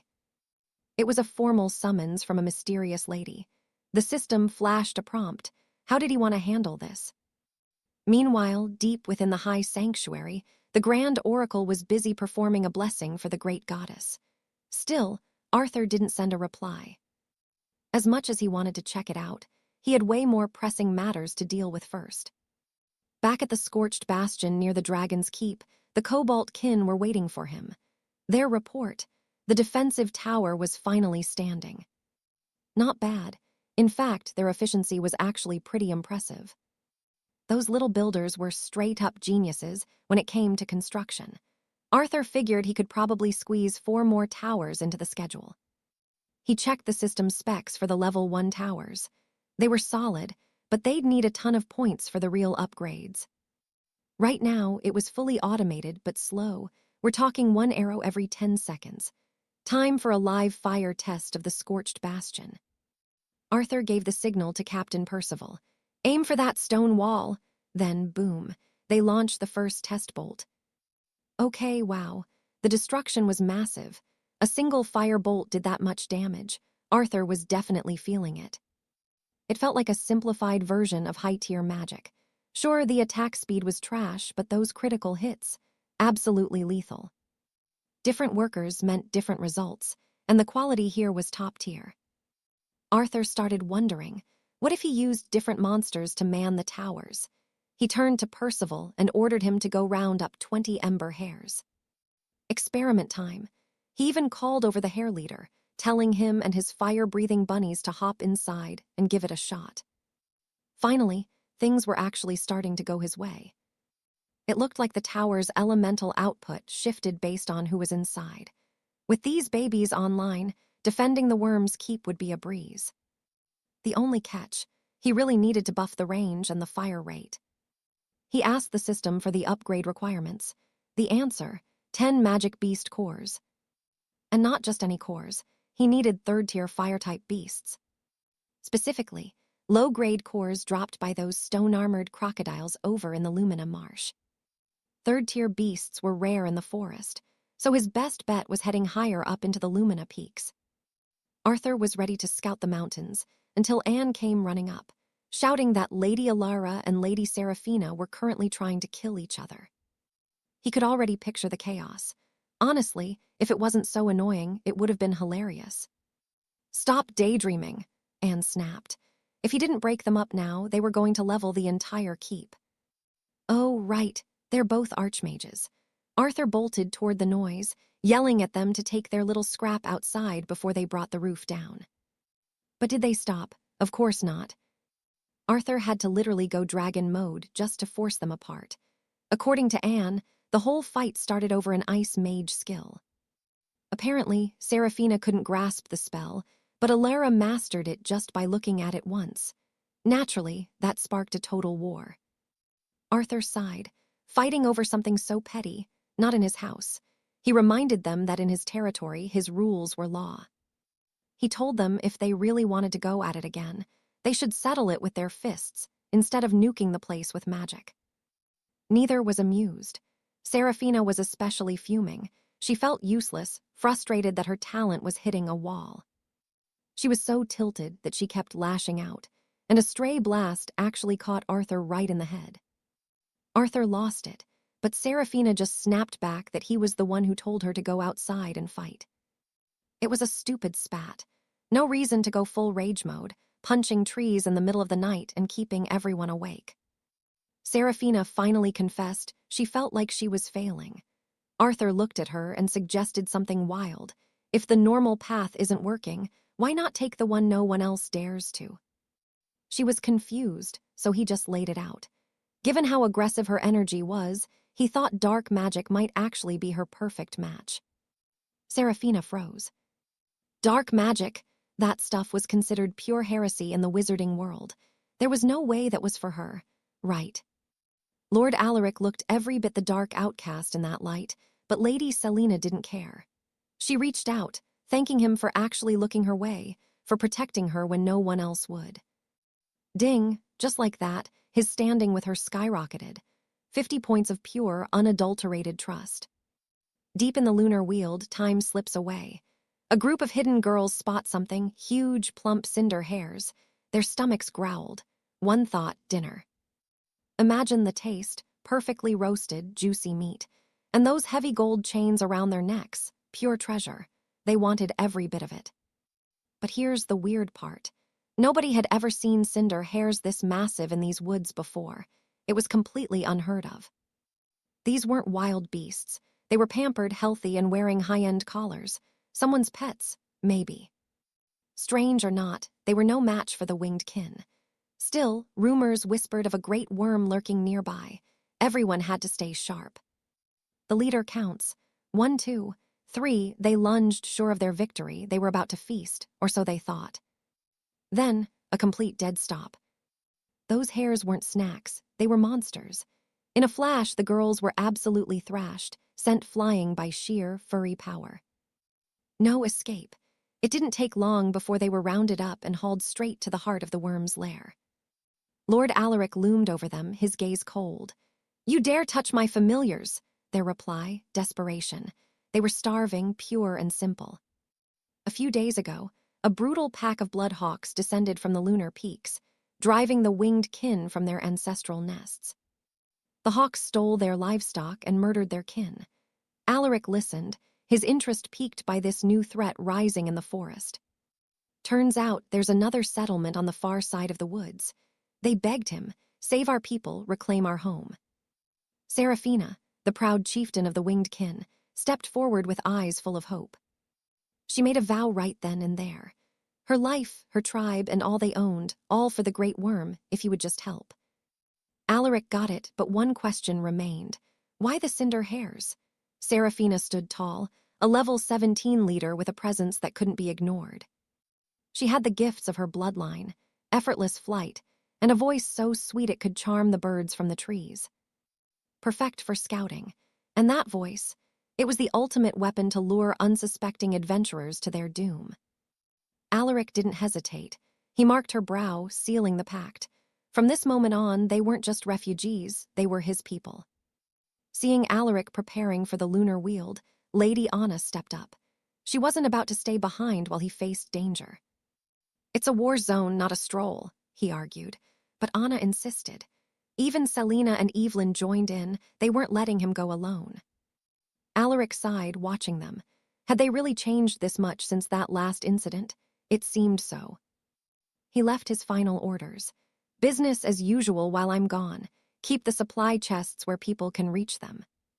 They took to the skies, heading for the hawk's nest. 𝒓𝒏𝒏𝒐𝒏 warned him. These beasts were cunning, vicious, and hungry for blood. Alaric was already regretting bringing Anna along. The air grew thick. The metallic scent of fresh blood hit him like a physical blow. Too dangerous. He turned to Anna, his voice firm. "Wait here. Do not come inside until I say so." He ordered Seraphina to guard her. Then Alaric plunged into the dark. Inside, level 28 bloodhawks everywhere. He could hardly believe it. A whole colony of third-tier magical beasts in these woods. No wonder the winged kin were driven out. Individually, he could take them, but their numbers, it was a literal wall of feathers and talons. Maybe I need backup, he thought, too late. The beasts spotted him. They charged, a whirlwind of screeching death. No way out but through. He fought like a man possessed. When the dust settled, ding, 23 cinder cores and 345 points in the bag. These beasts were advanced.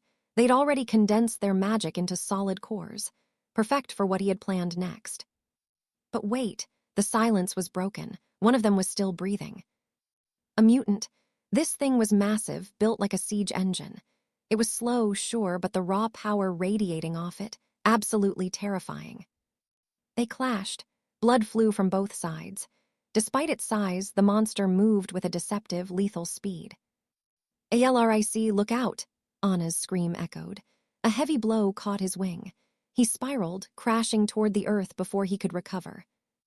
Anna's heart plummeted. She begged Seraphina to check on him, and they rushed toward the crash site in a panic.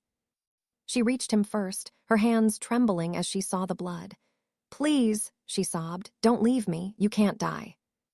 Alaric groaned, forcing himself up.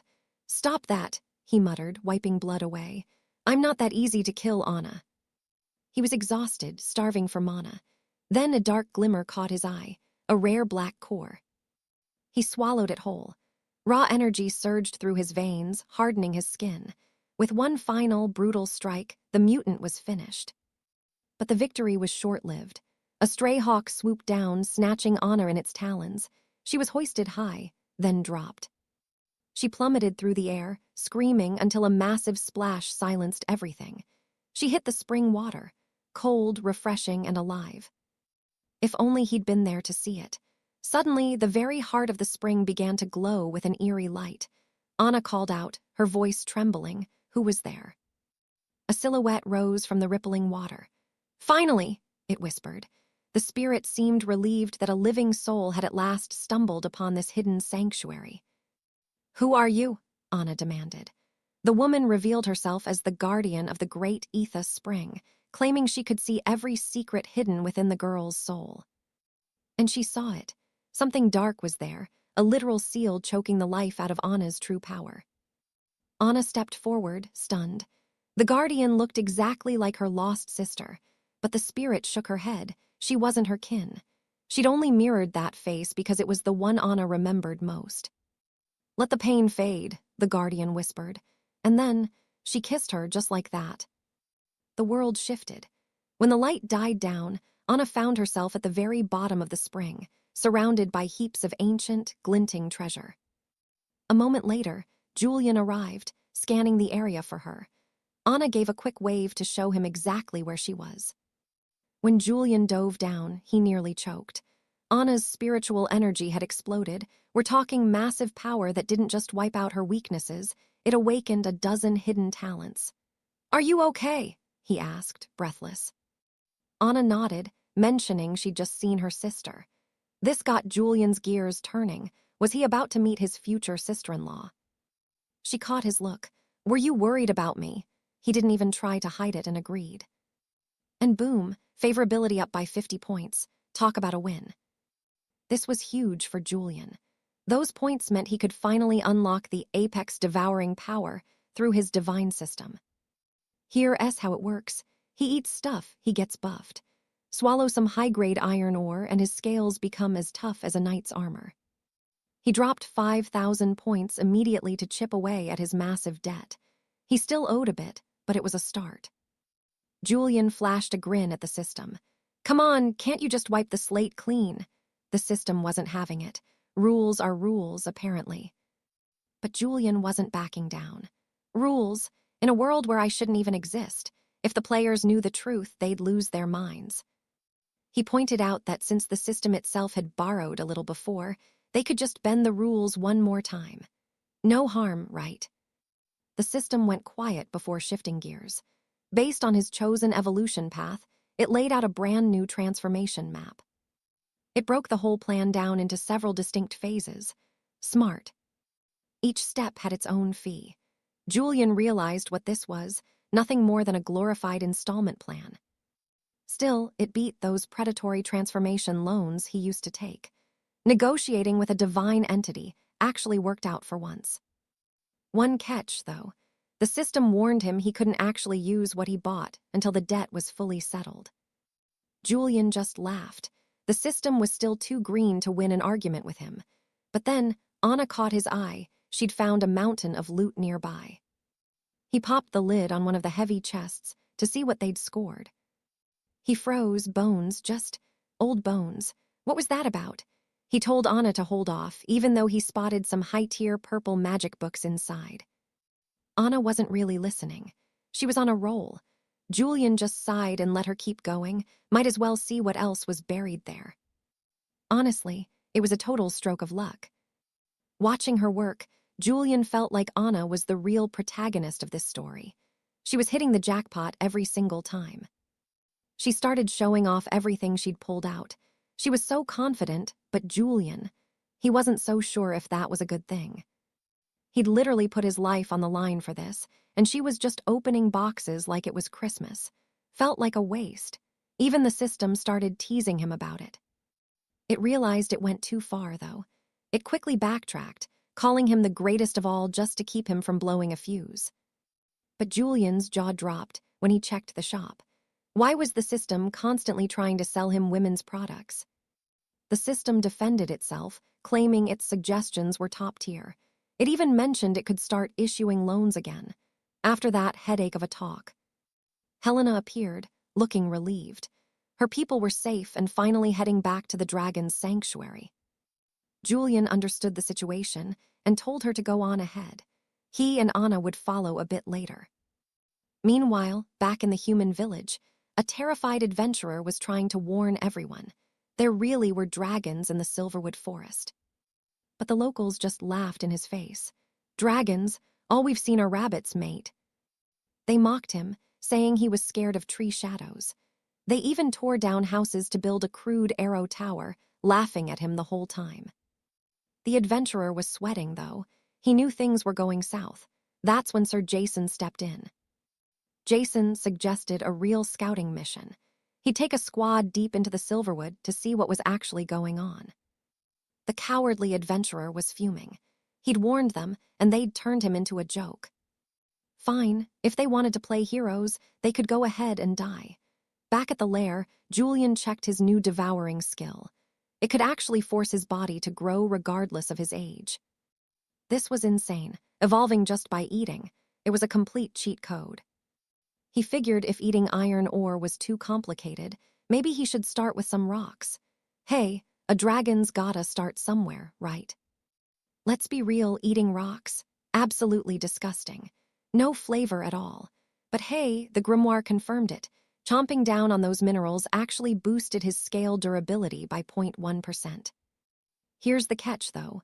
While his defense was becoming rock solid, he noticed something frustrating. His speed was tanking.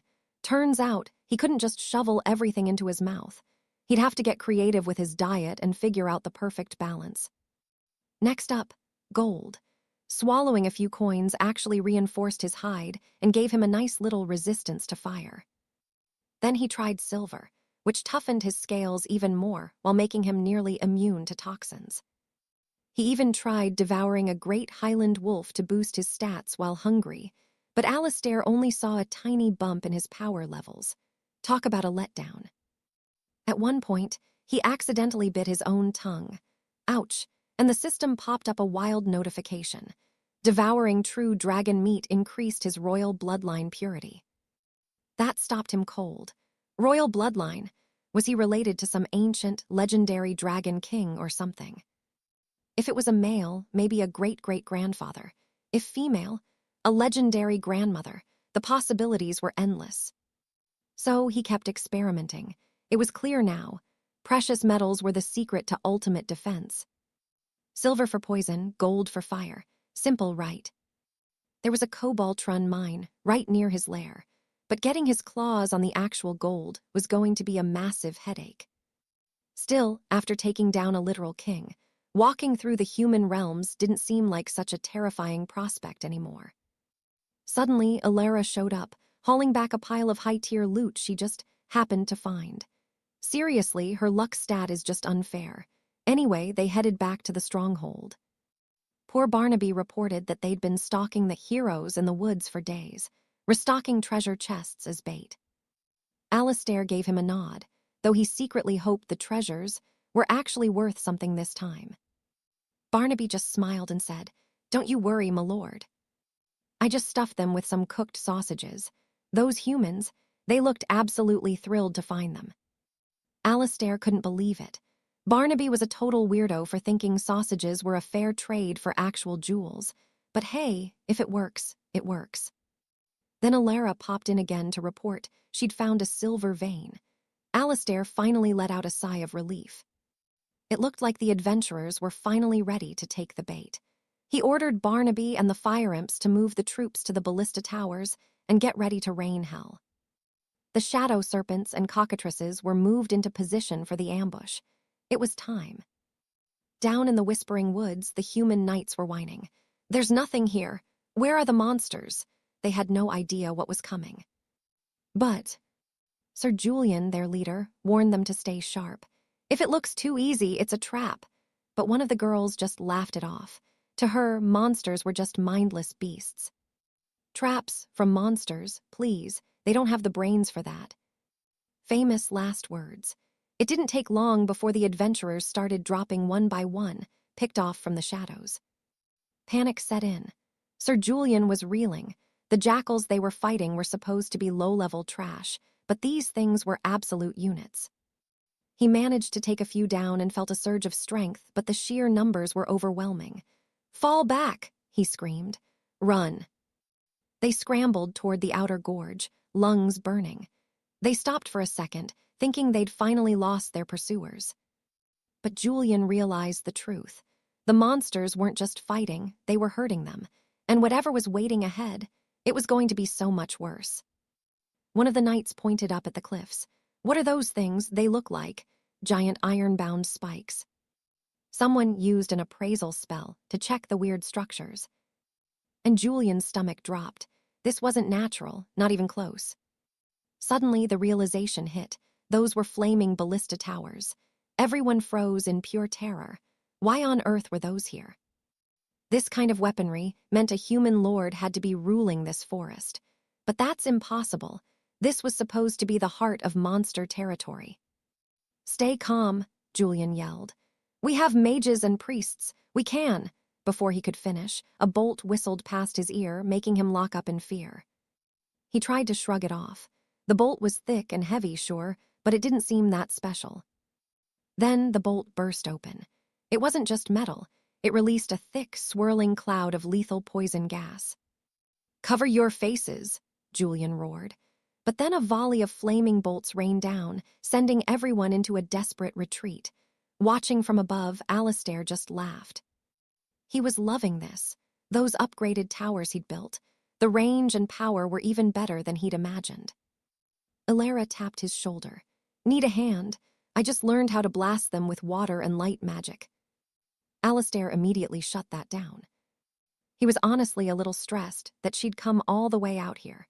She was supposed to be safe in the inner sanctum with Lady Evelyn and Selena. Below them, Julian was doing his best to hold the line. "Don't panic. Mages, shields up, priests, start the healing." But Alistair just smiled. Everything was going exactly to plan. As long as these knights avoided a direct blast, they could hold out just a little bit longer. Suddenly, everyone pointed to the sky, trembling at the sight of the black dragon overhead. Total shock, he was real. Lord Malacher greeted them as lowly insects trespassing in his lair. Sir Cedric, he was absolutely paralyzed by that dragon's aura. He couldn't believe it. The dragon was real. That coward from before wasn't lying after all. This was a nightmare. But Cedric regained his cool. It was only a young dragon. And this time, he was leading the king's assault team. If they could bring down this beast, if they killed him now, Cedric would become the greatest knight in the world. Malachor called them filth and prepared for the kill. Cedric screamed for everyone to stay sharp and dodge the coming fire. Our hero unleashed his fire magic, but the humans actually managed to raise their shields and defend themselves for once. Cedric saw his chance. The dragon was flying low, and that's when he used his devastating fire breath attack.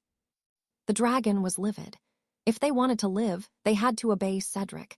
The mages needed to spread their attacks. This would provide cover for the knights, while they circled around to flank the dragon from the rear. Cedric didn't hesitate, quickly downing both a strength and speed elixir provided by the system. The knights attacked, but Malachor was just confused. They were so weak. He decided to just end them and be done. Cedric charged at our protagonist, but suddenly, a blinding light forced the knights to turn away as their eyes burned. When the light faded, the dragon saw that Cedric had been completely trapped. It was Alina, Seraphina, and Helena to the rescue. The players realized it was over. They couldn't fight against all this. Retreat. Malachor just laughed at their pathetic escape attempt as the kobold horde began the hunt. Only a handful of players managed to escape the carnage and reach the open plains safely. Cedric was among them, venting his frustration, until he realized the world was suddenly turning very, very dark. Malachor's shadow appeared above, raining fire. Our boy won the battle and snatched 2,000 points from the system. 5 points per death. By the time it was over, he'd gathered 5,000 points from the entire slaughter. Back at the Obsidian Peak, poor Barnaby was getting emotional. They'd actually won. They'd really done it. But get this, they actually captured someone. It was Cedric. Barnaby asked his master how they should deal with him. Malachor recognized him instantly. This was the rat who tried to set up that little ambush against him. He ordered them to break his limbs and lock him away. But then Malachor started feeling really strain. About to pass out, he checked the system one last time before collapsing, leaving everyone in a total panic. Back inside, Alina begged the dragon not to scare her like that again. Suddenly fainting, that's not cool. Seraphina wondered if he was hurt, but then she saw Alina letting the dragon use her lap as a pillow. Apparently, ancient elf legends say lap pillow therapy is super effective. And just like that, our boy started waking up. The 3 girls decided they wanted in on that therapy too, while Porter just watched his boss's sudden collapse. His body was radiating a blinding, glorious light, something only recorded in the most ancient of ancestral teachings. This was a true dragon breakthrough, though the girls were completely baffled by the new term. Alina told them not to disturb his rest, but as soon as they left, Malachor signaled for the kobold. Poor Barnaby got all excited, hoping his master was finally going to ask him to serve by his side. Malachor just growled for him to leave or he'd eat him. Barnaby scrambled away, suddenly remembering some very important work. He had to lead the kobolds in setting traps around the village and everything else to protect the lair. He'd leave the traps right there and keep moving. Malachor then told Alina that a dragon's breakthrough could be incredibly dangerous for his survival. There was a chance he wouldn't wake up, but he licked her face. It's just a stage for dragons. Dragons regain knowledge and strength during this deep sleep. He told her not to worry, then collapsed anyway. Alina promised she would wait for him to wake up and protect him while he was vulnerable like this. Time passed, and we're back at the village. A girl was happy about her points, but annoyed by spam. Suddenly, her door flew open. The king's army was here, led by a man destined to kill the dragon. He demanded to spend the night there before the hunt began. Then a notification popped up. The legendary NPC Sir Mason had entered her village. She had 3 big choices. Choice 1 was brutal. Assassinate the archmage Mordecai, steal his identity, and hijack the kingdom's epic quest for herself. High risk, high reward. We're talking massive experience points here. While the second path meant actually playing nice and helping the old mage. Helping him would net her invasion points, based on how much she contributed to the great hunt. Or she could just walk away and ignore the whole mess entirely. But where's the fun in that? Looking at the prompts, it hit her. This was all about the dragon hunt, and this Mordecai guy was the key. That spam message, totally legit. Decision made. She stood up, smoothed out her dress, and introduced herself to Mordecai as the village elder, welcoming him to her humble domain. Cut to Sir Alaric, who was just chilling in his room when a girl came sprinting toward him, screaming for help like her life depended on it. One look at her and Alaric was absolutely floored. She was gorgeous, and he figured she was probably just some apprentice discussing high magic with the Archmage. She agreed to help the old man, but suddenly Mordecai's hands started twitching, and out of nowhere, he lunged at her with lethal intent. That's the story the elder told as she clung to Alaric. The knight was fuming, some old creep putting his hands on a beauty like this, not on his watch. She played him like a violin, using every bit of her charm, and Alaric fell for it instantly. Hook, line, and sinker. He drew his sword, swearing that no man would lay a finger on her and live to tell the tale. Boom, Alaric kicked the door down, startling the Archmage Mordecai, who was left wondering what kind of madness was walking through his entrance. Alaric barked that assaulting a lady in the kingdom of Anlas was a one-way ticket to the gallows, but the mage was just standing there, completely lost. Before the old man could even explain, Alaric shut him up with a heavy kick that sent him flying. No talk, just pure knightly rage. Mordecai spat blood, growling that if the boy wanted to die, he'd happy to oblige, and he began channeling a massive, high-tier spell. But wait, the magic fizzled. The spell completely failed, and Alaric just laughed in his face. Honestly, he didn't expect a legendary mage to be this pathetic. Mordecai scrambled back, reminding the knight that he was there on the king's own orders to slay the dragon threatening the realm. That's when the girl, Isolde, stepped out from the shadows, asking why they even needed this old fraud when she and Alaric could kill the beast themselves. Mordecai lost it, pointing a shaking finger at her and shouting that she was a useless peasant who couldn't cast a simple spark. She just giggled. "Oh, by the way, how was that tea I made you last night? Calming, wasn't it?" She'd spiked his drink with a magic nullifying toxin. Realizing he'd been played, the mage went into a blind fury and lunged at her one last time. But Alaric stepped in, blocking the path like a human shield. He wasn't about to let Melinda be insulted. She took the cue, throwing herself into his arms and sobbing about how the scary mage was going to kill her. And just like that, the trap was shut. Melinda had the knight wrapped around her finger, ready to execute a mage just so she could claim the prize. Meanwhile, far away in the peaks, our dragon Ignis heard from his scouts that trouble was brewing. A human army was on the move, but Ignis had bigger problems. He'd fallen into a supernatural slumber to begin his final draconic ascension. In the dream realm, he came face to face with a crimson dragon, so massive it made the mountains look like pebbles. Was this his ancestor? The giant beast spoke, promising him a unique bloodline inheritance to wipe the Outworlders from their sacred lands. The power was his, the trial was over. "Now go," the Great One commanded. "Wake up."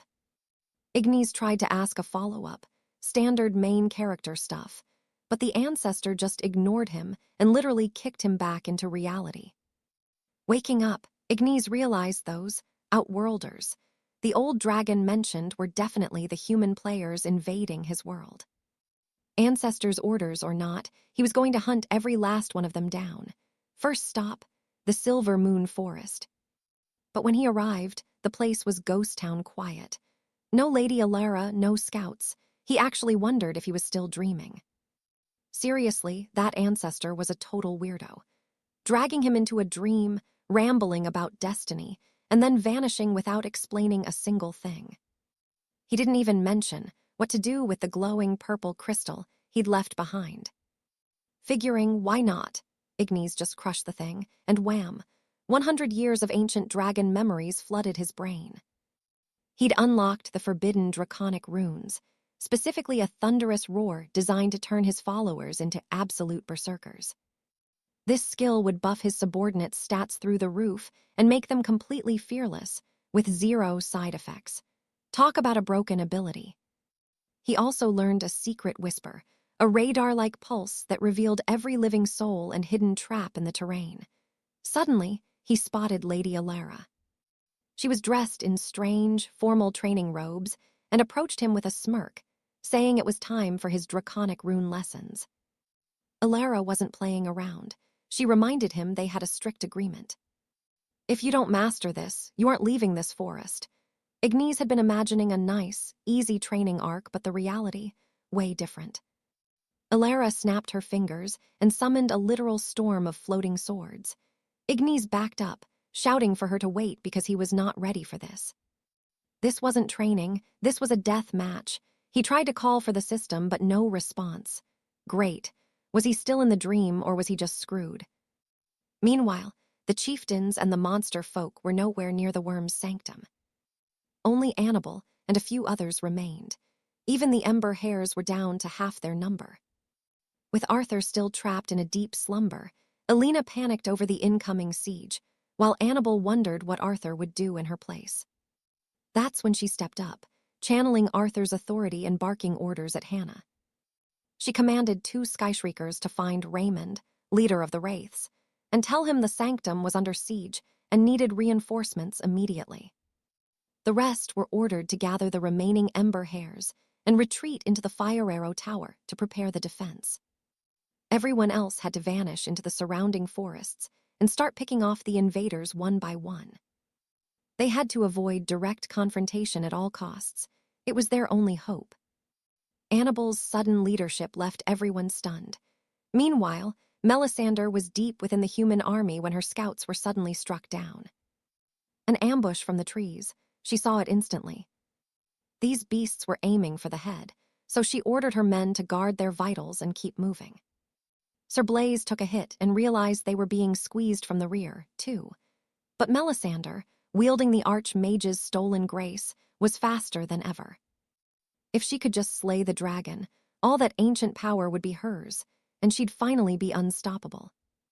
Sir Blaise watched in awe. He had no idea her magic had reached such terrifying, godlike heights. Melisandre just told them to keep moving, scorch every tree that might hide a beast, and don't stop. They reached the edge of the Worm's Valley, the human vanguard pushing forward. Melisandre pointed. The sanctum was right there.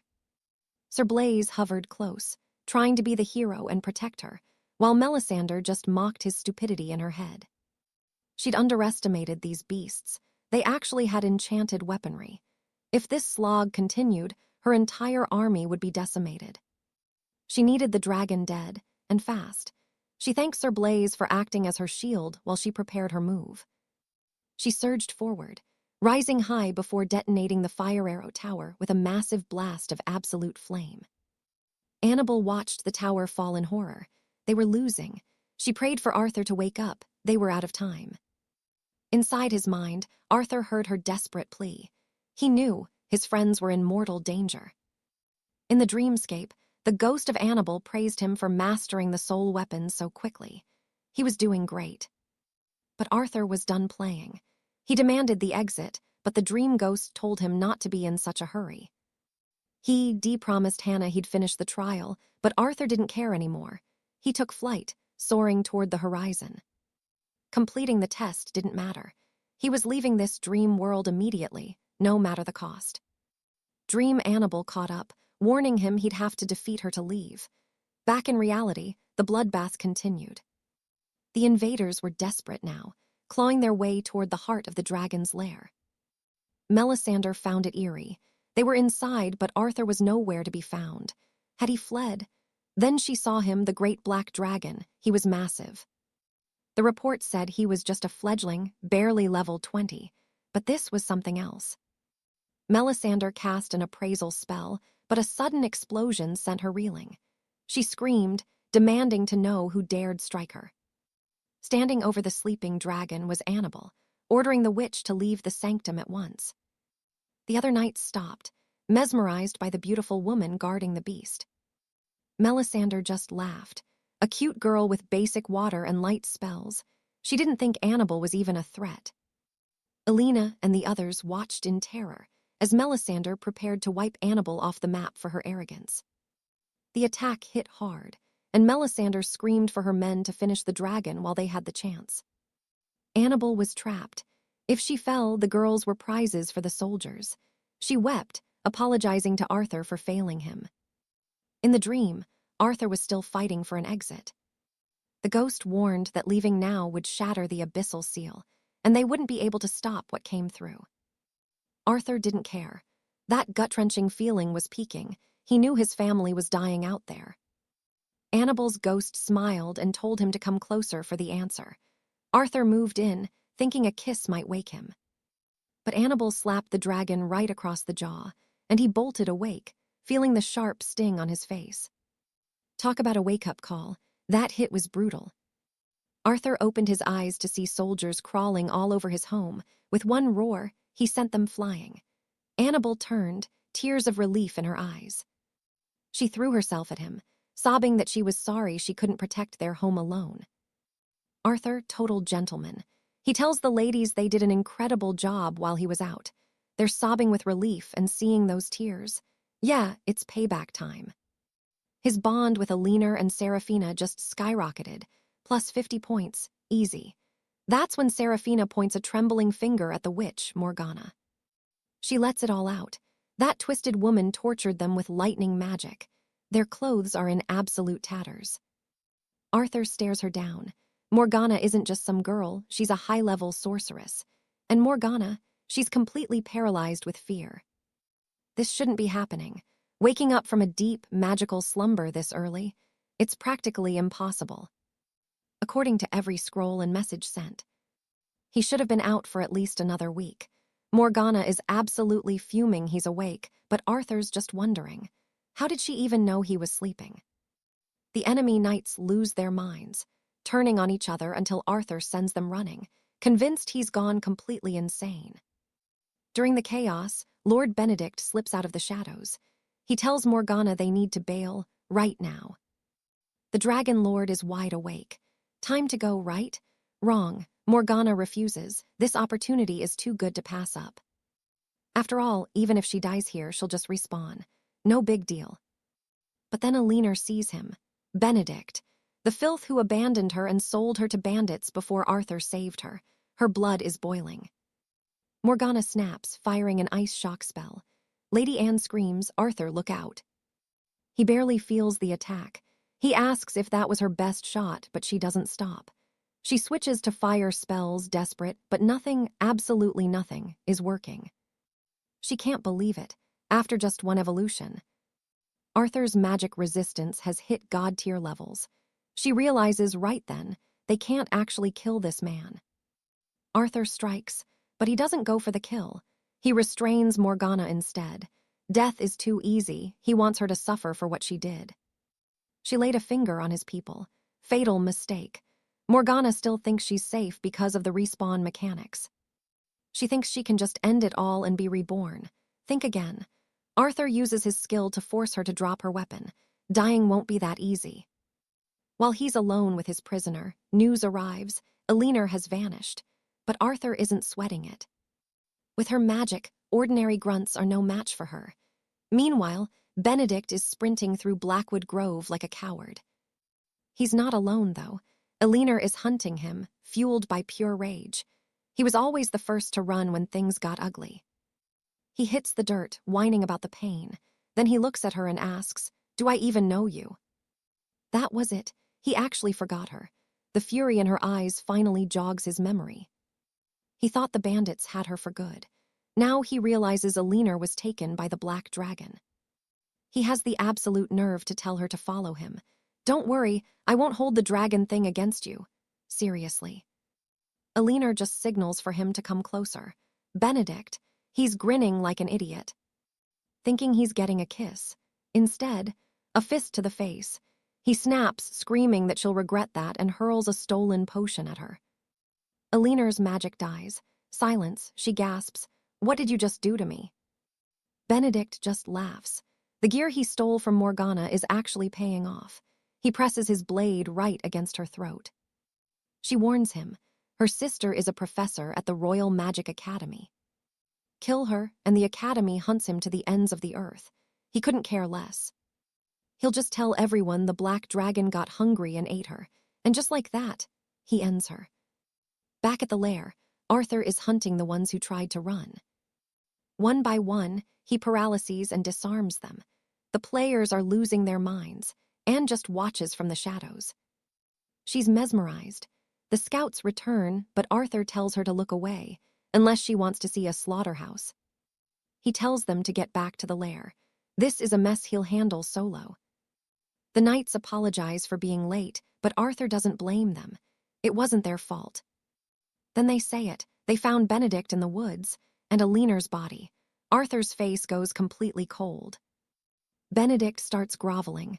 She tripped, fell on my sword. Shameless. But then he offers a secret, something Arthur would definitely want to hear. He spills the beans. Morgana was the one who lured them here to kill the dragon. She murdered the Archmage 𝒔𝒕𝒏 and now rules the 6th outpost. 5,000 soldiers are currently waiting to strike. Arthur pauses. It wasn't just one camp. Multiple outposts are watching him, the ultimate treasure boss of the realm. Benedict asks if he's satisfied now. Arthur looks at him. Yeah, that's actually decent information. Sir Baldwin is shaking, practically begging for his life as he asks to leave. Lord Alaric just nods, and the coward actually thinks he's free. He bolts into the woods as fast as his legs can carry him. The Draconid guards are stunned. They can't believe their master is just letting a traitor walk, but then, boom, Alaric exhales a pillar of dragonfire, incinerating the man instantly. Alaric just smirks. I said he could leave my sight. I never said he'd make it back to the capital. Brutal. The Draconids go wild, cheering for their ruthless and brilliant chief. Finally, Lady Aliner is avenged. By putting an end to Baldwin, Alaric fulfills the late noblewoman's final wish and feels her divine blessing wash over him. Then the fate ledger chimes in. Congratulations, you've unlocked a legendary special ability, the Waygate Circle. On top of that, he pockets 6,000 tribute points from the slaughter. Alaric wastes no time, asking the ledger if it can warp him straight to the frontier village of Oakhaven. But there's a catch. The ledger explains that the Waygate can only send him to places he's already stepped foot in or lands marked by the ancient dragon lords of the past. It's a setback, but Alaric gets it. Still, he can't stop thinking about the recent crisis. His territory was raided all because he was stuck in that forced hibernation. If he hadn't been dead to the world, none of his people would have been slaughtered. The weight of those lives hits him hard. Frustrated, Alaric asks the ledger if there is any way at all, to skip or shorten this forced sleep curse. The ledger has an answer, but it's pricey. To slightly cut down the nap time and speed up his inheritance, it'll cost him 5,000 points. Want a bigger boost? To moderately reduce the sleep and max out his efficiency, the price doubles. We're talking 10,000 points now. And to kill the sleep requirement entirely, the cost is off the charts. Alaric is fuming. After all that grinding, he's still stuck being a sleepy lizard for now. He wonders if he can just reject the whole dragon inheritance. But then he remembers Alice from his dreams, her voice haunting him, warning that if he stops now, he dies. He still doesn't get why that strange, dream version of Alice is stuck in his head. He asks the ledger, why is she showing up in my ancestral visions? The ledger sounds just as confused. Usually, strangers don't just wander into a dragon's inheritance dream. It's supposed to be a private affair. However, there's a rare exception. Sometimes, a soul warden is born within the mind. This warden is shaped by the dreamer's own subconscious desires, acting as a guide to help them stabilize their magic and complete their evolution. Alaric thinks of Alice and can't help but smile. Right then, his commander, Galen, walks up and looks at him weird. My lord, why are you grinning like that? Alaric snaps back to reality and clears his throat. Any news? Galen reports that some humans have surrendered, and they need to know if they should execute them or not. Alaric tosses the captured Baroness Millicent toward them. His orders are cold. Gather her men, any soldier who refuses to kneel, kill them where they stand. As for the ones who actually surrendered, throw them in the dungeons for now. And keep a close eye on the Baroness. Alaric adds. Make sure she stays alive until I return. She's still useful. Galen nods, but he's curious. Are you not returning to the Worm's Peak tonight, Master? Alaric's eyes go cold. Not yet. The 7-day truce is over. Tonight, I'm personally acting as the kingdom's executioner. He isn't about to let the night pass quietly. It's time to return the favor to the humans 10 times over. Later, near the lair, Alice and Sibylla approach him. Sibylla is a mess, tears streaming down her face. The great dragon is back, but tell me, can Lady Alina ever come back too? Alaric is taken aback. You two heard about that already. Man, gossip in this camp travels faster than dragonfire. Alice looks at him, her voice quiet. If I died one day, would you be sad? The question catches him completely off guard. She sighs, looking away. If someone is sad for me when I go, then my death just feels even heavier, doesn't it? Alaric's response is blunt. Death has no meaning for him. He's going to become so powerful, so high on the food chain, that dying won't even be an option. I won't die because of weakness, he declares. Sibylla looks inspired, vowing to get stronger too. But as the sun sets, the real work begins. Alaric arrives at the frontier village of Oakhaven.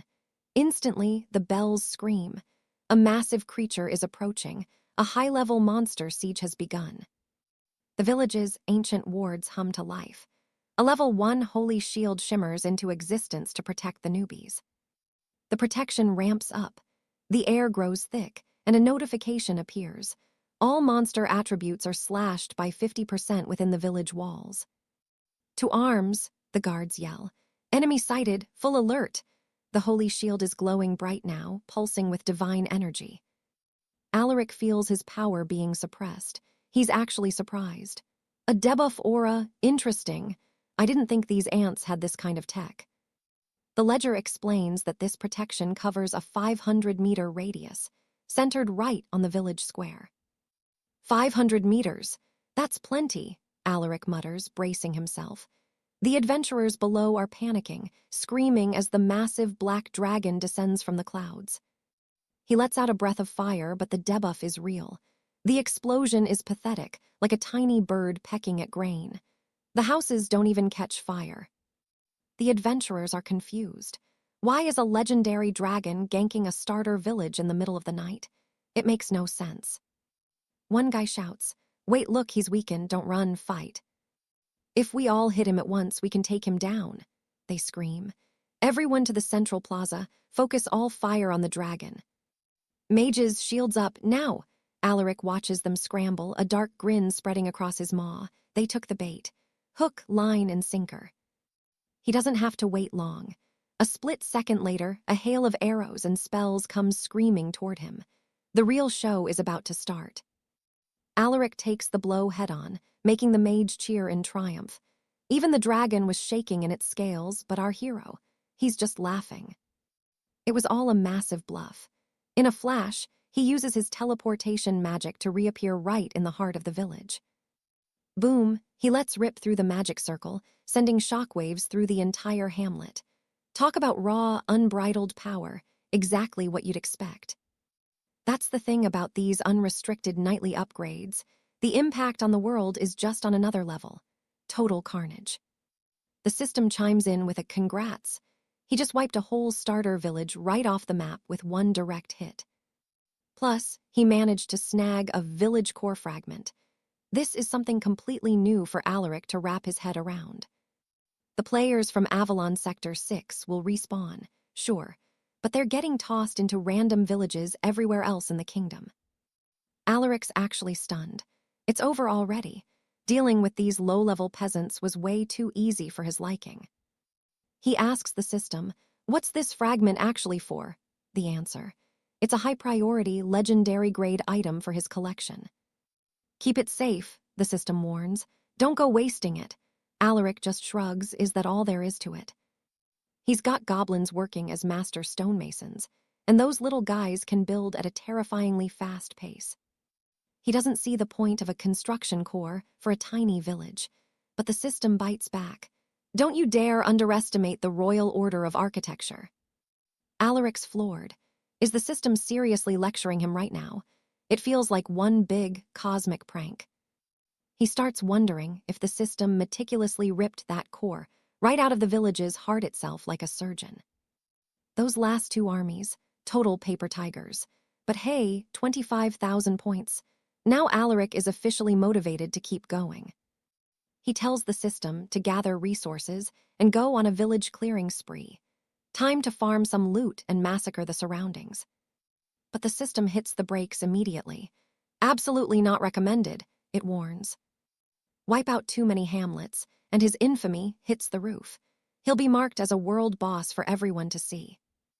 His exact coordinates and his group's current power level would be broadcast to every single knight in the realm. Good luck surviving 10,000 players storming his city gates all at once. It'd be a total nightmare to withstand. Alaric's shocked. Wait, I'd be hunted every single day. That sounds a bit extreme even for a guy like him. Whatever, he decides to play the merciful lord for now and let the rest of the peasants live. Their lives are spared. How do I get more fragments without getting caught then? He asks, since destroying villages is off the table for now. The system reports that starter villages are just the tip of the iceberg. Plenty more are going to burn in the future anyway. For now, our host can just lay low in the shadow of the true power players emerging on the horizon. Basically, the system just told him to sit down and shut up. Man, this world is so backward. The news is totally isolated. Then, the system mentions something interesting. It possesses the laws of the sacrifice ritual. This means he can dispatch and develop followers to act as his eyes and ears across the entire continent. Is this ritual like the last summon? Alaric asks. When's the next one? System says his level's too low to choose his own summons. All he can do is wait, talk about a buzzkill. Back in Silverwood Forest, he spots Lady Anne on a high cliff. Don't jump, he screams at the top of his lungs. She panics, slips, and falls right into the spring, where another girl is already bathing. Oops, Alaric realizes he just walked in on a bath. While Lady Anne and Lady Seraphina are mid-soak, Alaric just stands there, completely frozen like a statue. An NPC suddenly appears out of thin air. The system pings. She's just issued a special summoning invitation. Alaric's looking a bit dizzy, and Anne's worried. She thinks Seraphina falling on his head earlier actually scrambled his brains. Hey, I'm not that heavy. Seraphina snaps back, clearly offended by the suggestion.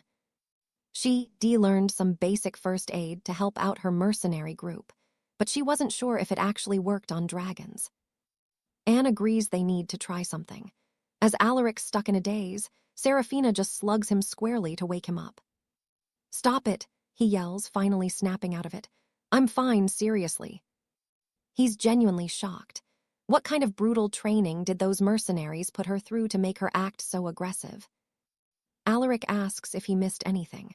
System replies, yeah, you missed the whole summon while you were busy pretending to faint. He sighs. The system just loves doing things without his permission. Now he lost his chance to chat with that mysterious NPC. He asks Seraphina if men and women can bathe together. Sure, she says. Every major city has public hot springs. They even hold massive, tug-of-war tournaments right there in the springs. Everyone in the city participates. That's all Alaric needed to hear. He's officially motivated to host a tug-of-war championship in the hot springs this very day. Selene had no clue where they'd even find a hot spring nearby, but Alaric just brushed it off like it was no big deal. To him, a hot spring was just a fancy bath. He turned to his system, asking if he could finally get an upgrade that was actually useful for once, maybe a heater or something to take the edge off. The system's response, it mainly handles transformations. Apparently, its whole purpose is just keeping Alaric's happiness levels high. But Alaric wasn't feeling happy at all. He started complaining, wishing there was a customer service line just so he could tell the system exactly what he thought of it. The system stayed dead silent. Finally, Alaric gave up and asked how many points it would cost to upgrade his Inferno Drake form. 9,000 points. That was the price tag for the evolution, and luckily, he finally had the bank to cover it. No more waiting. Alaric gave the order, "Start the transformation." Warning bells started ringing. The system alerted him that this required a core of cinder integration. We're talking a total overhaul of his muscles and bones. Translation: it was going to hurt like hell. So, the system deployed a soundproof barrier around him. Why? To make sure his vocal cords didn't snap from the sheer volume of his screaming. Alaric hit the ground, writhing in agony, leaving the girls completely baffled. They wondered if he was just really excited. But a second later, the Drake form solidified and the transformation was complete. This wasn't just a cosmetic change. This upgrade was packed with massive buffs. His physical strength shot up 50%, and his scales became 200% tougher. Weak points in his armor were slashed by 10%, defense rose by 30%, and he was now twice as flexible as before. Alaric felt a weird sensation and asked what was up. The system casually mentioned his core could now hit 800 degrees Celsius. Get too close, and you're coming away with degree burns. Alaric panicked. He was literally turning into a living solar flare. He's a dragon, not a walking furnace. It felt like he'd been scammed, but the system told him to chill while it installed a heat dissipator. Just like that, his core temperature dropped to a safe 38.6 degrees. That was just his idle state. The system added a biological film as a shield, ensuring he wouldn't accidentally roast anyone standing next to him. The burning heat vanished, replaced by a refreshing breeze that actually felt amazing. It was cheap, but man, did it feel good. The system officially congratulated him on completing the volcanic evolution. His overall combat power had jumped by 50%. Alaric was impressed, but he had to ask, what exactly did overall explosive power mean? The system told him to just take a breath. He did, and accidentally torched the place, ruining Seleni's clothes with a blast of pure heat. She was beyond pissed. To fix his little fire problem, the system added a water-cooled radiator so his body could automatically throttle the flame's temperature. Alaric watched the girls bolt toward the lake and asked why the rush. Selene yelled back that it was obvious. He just burnt their outfits to a crisp. That's when the realization hit him. He'd never actually seen Annabelle in a swimsuit before. He quickly scrolled through the system shop for options. He bought 3 swimsuits right then and there, and dove into the water himself. He honestly couldn't believe the system actually stocked swim gear in extra-large dragon size. The girls were loving the water, finally relaxing. For Selene, swimming down there felt like total, unrestricted freedom. These swimsuit things were actually perfect for the water.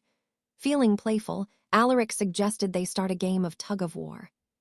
Meanwhile, inside the sacred cathedral, a golden-haired knight looked at her weary squad. She asked if any of them had the strength left to keep fighting. Another girl shook her head. Commander Alice's reinforcements were still 3 days out. Their only choice was to run while they still could. This set Princess Alara off. She was furious. If they fled now, there was no way she could save her people. She refused to move. She was staying right there in the temple, praying to the saints for protection until the very end. Her companion snapped. She told the princess to stop praying because, clearly, the gods had moved on and abandoned them. She walked right up to Alara to force her to stop bowing. Even if the princess hated her for it, she had to get her to safety. Survival was the only thing that mattered now. That was her mission, plain and simple. The princess screamed to be let go, but the knight ignored her and carried her toward the exit. Suddenly, a massive magic circle erupted on the floor. They both looked back, hoping for a miracle. But everyone froze in sheer terror. What appeared wasn't a saint or an angel. It was a massive, terrifying dragon. Alaric was just as stunned to find himself inside a cathedral. He demanded the system explain how the hell he ended up there. The girls stood there, paralyzed. The knight was so shocked she accidentally dropped the princess, stammering out a quick apology. Alara stared up in awe. Was this the messenger of her god? A black dragon? While she wondered, the system finally answered Alaric. Apparently, he had set his settings to auto-accept for any summoning request. Alaric sighed. The system was almost too obedient for its own good. Still, he wasn't exactly happy about it. The system was acting all proud, but it had just yanked him out of a relaxing lake day. He was about to lose it when he was interrupted. Princess Alara ran toward him, her face beaming with pure joy. She was absolutely convinced the gods had finally heard her prayers. She looks up with tears in her eyes, wondering if the heavens finally sent this great drake to save her people and the holy cathedral of 𝒕𝒓𝒐𝒏. But as the massive beast turns around, his heavy tail swings. Crack! He accidentally smashes the statue of their god into a million pieces. The girls freeze in absolute horror, watching their idol crumble. But the great drake, Sir Alistair, just clears his throat and drops a bombshell. He tells them he is actually their true god, so they can stop worrying about the rubble. Honestly, he hated that statue anyway. It looked nothing like him. He knows she summoned him for a reason and demands to know what is going on. Lady Celestia gathers her courage and starts to explain her tragic story. She reveals that she is the holy maiden of House Valerius. Her people once lived in a peaceful, stable kingdom on the southern continent, far away from all this chaos. Everything changed when a brutal mercenary group called the Obsidian Horde invaded. They didn't just loot and slaughter everyone in sight. They wanted to turn her beautiful home into a pathetic servant state. And so, the situation reached a breaking point. The two girls drop to their knees, begging him to save their people from the slaughter. They swear their eternal loyalty to the great drake right then and there. Immediately, Alistair sees his favorability points jump by 100. He listens, nodding his massive head. He gets it. He makes them a deal, give him their absolute loyalty, and he will wipe their enemies off the face of the map. No mercy. Celestia doesn't hesitate for a second. She declares she will offer her very soul to him and even grabs a ceremonial knife, ready to prove her devotion with her own life. This girl is serious.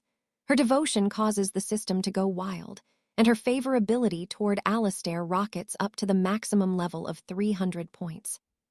But before she can do anything reckless, Alistair swats the knife out of her hand with his tail.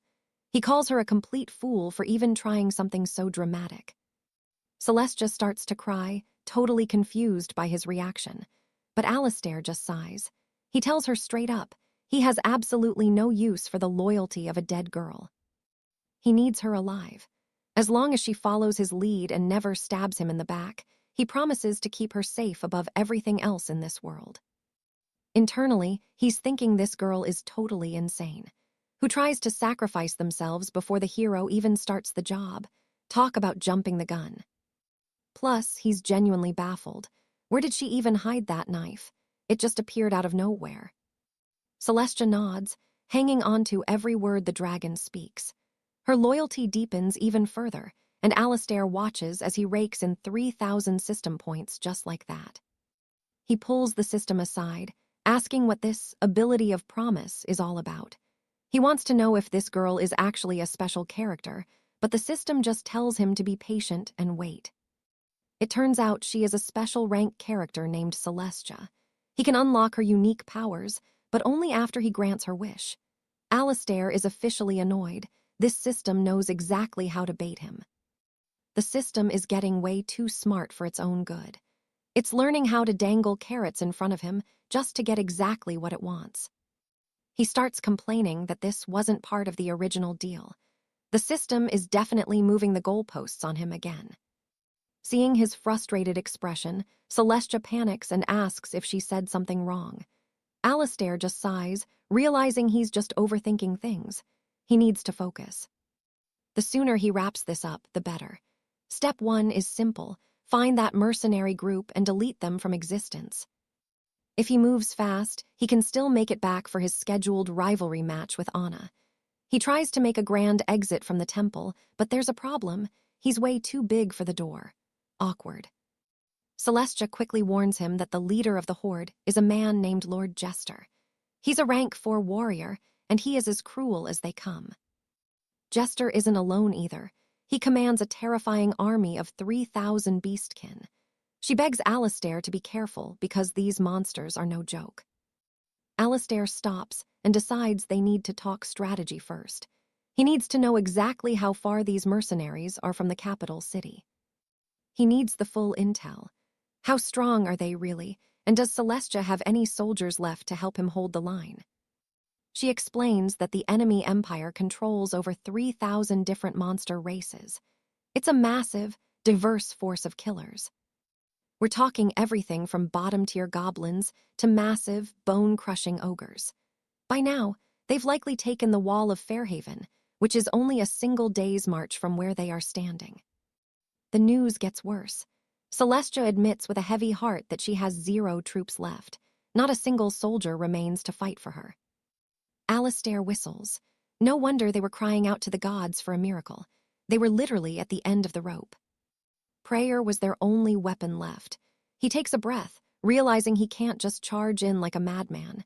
He needs to be smart about this. These beastkin are basically like the high-level players who just left New Haven.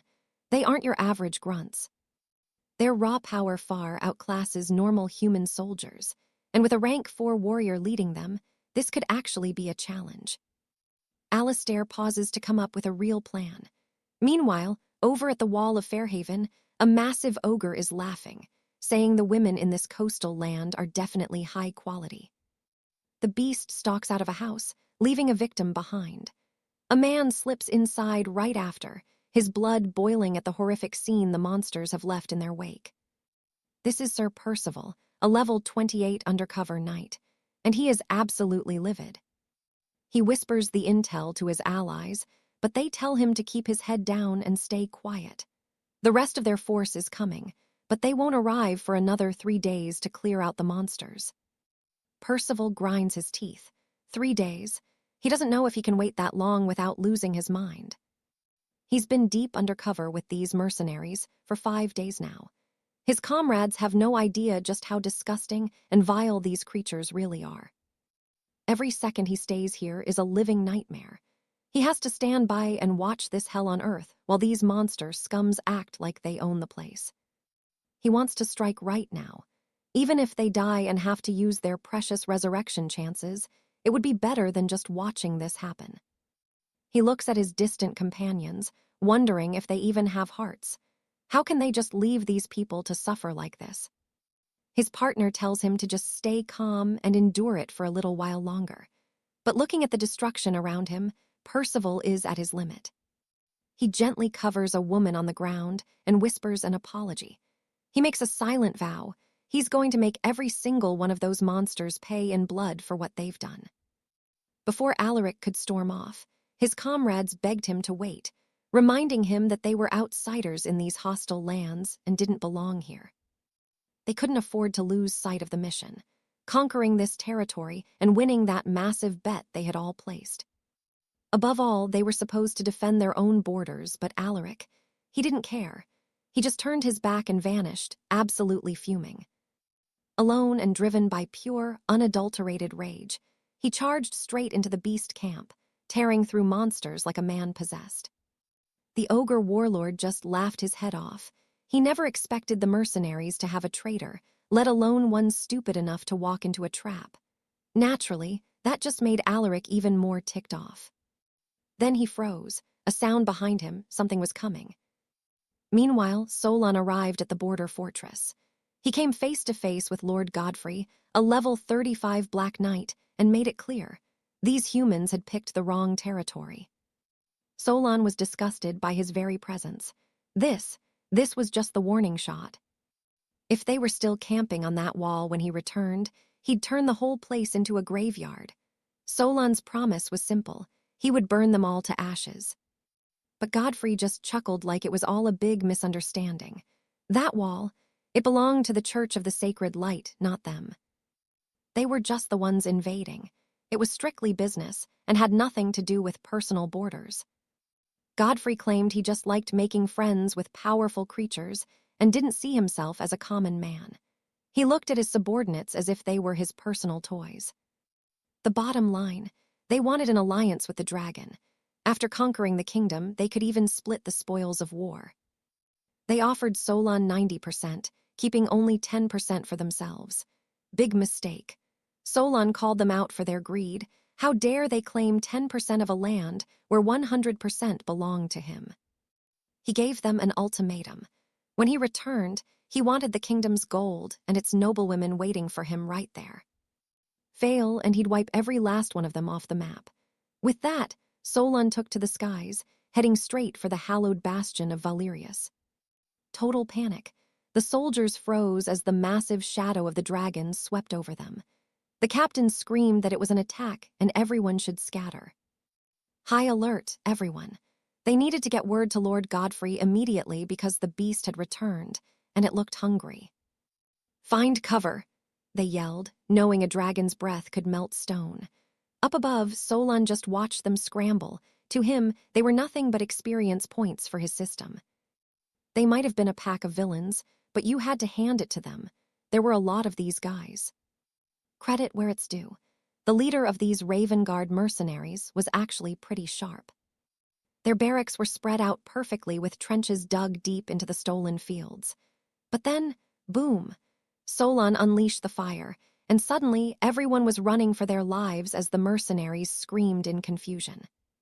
Solon didn't even acknowledge Godfrey. He just stared him down and ignored his existence, leaving the rest of the troops paralyzed, not knowing whether to fight or flee. Godfrey was completely baffled. A black dragon, here, it didn't make any sense. Nobody had seen a dragon in these parts for years. It was like a ghost had come to life. Godfrey barked out new orders. All elites were to prepare for an immediate siege on the capital. They'd leave a skeleton crew at the hallowed bastion just to slow down any reinforcements. He was absolutely livid that this dragon had dared to interrupt his grand plan. No creature had ever challenged him and lived to tell the tale. He figured Solon had better run now, or they'd personally make sure he never flew again. Up on Solon's back, Princess Ilera watched it all unfold.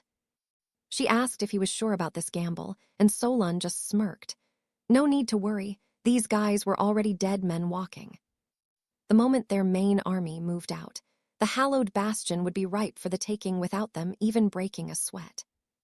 They'd tear down their siege engines and sabotage every single thing those mercenaries had planned. Ilera was stunned. She hadn't realized Solon was this much of a tactical genius. Solon then asked the princess if her personal champion would be arriving soon. Until then, putting the bastion's defense in her hands was the only way to keep her safe. He asked about Lady Beatrice, and Ilera confirmed she was indeed a powerhouse of a knight. Then came the curveball. It was Ilera's turn to act. She was totally lost. Solon's plan. She had to play the bait. At the top of the wall, Ilera climbed down and started calling the orcs ugly and pathetic just to get their attention. The monsters saw the princess and their eyes lit up. They couldn't believe their luck. They started closing in, and even though her knees were shaking, she warned them to stay back or she'd show them what her staff could do. The beasts just laughed in her face. "You, kill us, that's adorable." Ilera stuttered. How? How did you know I was going to say that?" As they lunged to grab her, she scrambled back, screaming for Solon to help her. Then, kaboom! A massive explosion rocked the earth, catching the monsters completely off guard. Right on cue, Solon made his grand entrance. He incinerated the two closest monsters in a heartbeat. Meanwhile, Alaric had managed to slip away, still unable to wrap his head around a black dragon appearing out of thin air. Suddenly, he heard his comrades shouting his name. They wanted a situation report on the city, and they wanted it right now. Alaric surveyed the carnage. The bodies were cooling, and the truth was clear. The Obsidian Order was marching straight for Ithilgard. There was no point in playing hide-and-seek in the capital any longer. His knights looked uneasy. They traded glances, wondering why their leader was suddenly abandoning his cover. Were they worried about being spotted? Alaric scoffed. This wasn't about stealth anymore, not by a long shot. The entire Obsidian Order had been decimated by a black dragon. We're talking a total bloodbath with staggering losses. And that beast, it wasn't done. Alaric knew Baron Godfrey wouldn't dare hesitate. He'd lead the survivors in a desperate charge toward the royal capital. They wouldn't even slow down to pillage the hamlets along the way. It was a dead sprint to the finish. Meanwhile, over in the village of Oakhart, word of the dragon's appearance hit like a thunderclap. Most were terrified, but one greedy noble actually asked if they could tame the beast. Imagine that. Back with Alaric, he sent the crystal-clear footage of the massacre to his allies. He wanted them to see the nightmare for themselves. Honestly, even he felt like he was looking at some kind of twisted cosmic joke. A level 32 black dragon, an absolute enigma. As the report reached the city, Alaric made sure the recording went viral so everyone could witness the horror. The moment the video started playing, total silence. The players were paralyzed. A level 32 4th-tier magical beast. It had already erased Willow's Creek from the map. The realization hit them hard. They'd been arrogant. They completely underestimated the power of the world's legendary creatures. One man let out a nervous laugh. Guarding the sacred wall, isn't that a bit melodramatic? Alaric's report only scratched the surface, but raw power wasn't the truly terrifying part. It was the intelligence. This dragon had the mind of a tactician. If you watched closely, you could see the calculated intent in every move. It didn't just attack, it circled back, using flanking maneuvers like a seasoned general. If every legend in this world is this smart, they were in serious trouble. The stakes of their bet just skyrocketed. It meant conquering the locals was the least of their worries. They had to survive the monsters first. Suddenly, every player's interface flashed red. A new world boss had appeared. Princess Alina turned to Julian, her voice trembling. "What is our next move?" From the sacred wall to the capital, a beast that fast would arrive in less than 36 hours. Julian's orders were sharp. "Have your men clear the streets. Tell the villagers to stay inside. We need to minimize the body count." They could only wait. Alina nodded just as Julian's own system pinged with the same world boss notification. Our hero got curious. He wanted to see which unlucky soul had been marked as the target so early in the game. Then he saw his face. Julian broke into a cold sweat as the realization hit. "Wait, I'm the boss." The system chimed in. Apparently, Julian's subordinates had just obliterated a rookie village, and the rewards were being tallied. The idiot boss everyone was hunting was him. Talk about a plot twist. Julian froze. What on earth had his people been doing while he was away from the lair? Alina noticed his expression and asked if he was all right. Julian just let out a pathetic whimper. Not a good day to be alive. He had to get back, immediately. He had no idea what Lady Anne and the rest of the crew were up to. If he was even a minute late, his secret would be out. Information travels fast in this world. He turned to the princess with a serious look. "The divine realm is calling me back. I have to leave for a bit, but I'll return soon." Teleport, he blinked back to his lair and shouted for his crew. Nothing, just an eerie silence. He found one lone kobold snoring in the corner. Julian's roar echoed through the hall, and the poor creature nearly died of fright. The little guy burst into tears of relief when he saw his master. Julian didn't have time for hugs. "What happened while I was gone?" The kobold stammered that Julian had vanished into thin air, as if some invisible force had snatched him away. Lady Anne and the others went ballistic looking for him. Julian realized they were searching by leading a small army into the rookie villages. Cut to Lady Anne. She was sifting through the ruins, her eyes cold. Still no sign of her dragon. Her scouts returned with the same news. "No black dragon here, my lady. We must be in the wrong place." Anne knew they weren't lying. He wasn't there. She was about to order them forward when a familiar roar shook the sky. Julian had made it, just in the nick of time. He hadn't realized Lady Anne was such a natural at leading soldiers. A few more minutes, and they would have reached the kingdom of Avalon and started a world war. Selena came running. "Where did you go? 1 minute we're relaxing at the hot springs, and the next you're a ghost." She told him how terrified Anne had been. Julian sighed. He didn't want to disappear either. It was all the system's fault, but he couldn't exactly say that. Anne just let out a long sigh, her heart finally steadying now that he was safe.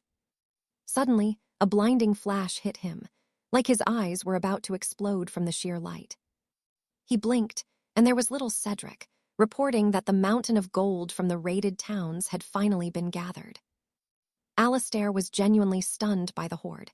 He started wondering if he really was the great villain the legends feared. Honestly, he often felt like a complete fraud since he didn't have nearly as much raw power as the monsters surrounding him. Shaking that thought off, Alistair consumed the entire hoard, a staggering 49,700 gold coins.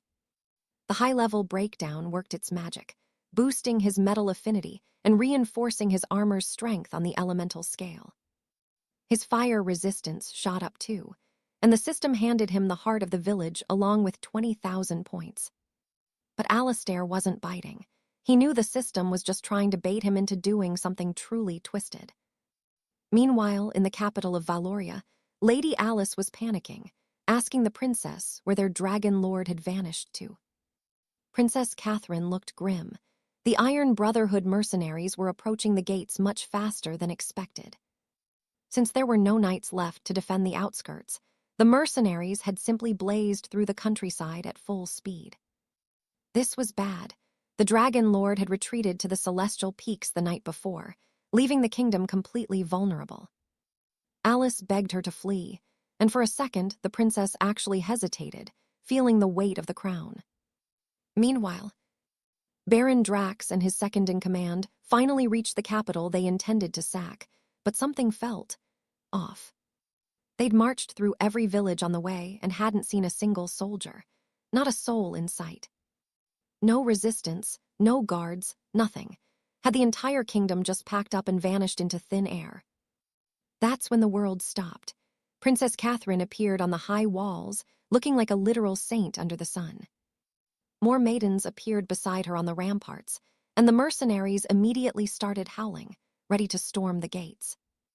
"They've got no army left, just break the walls," they yelled until Drax roared for them to shut their mouths. He looked at his men like they were idiots, because they were wondering if they'd traded their brains for bloodlust.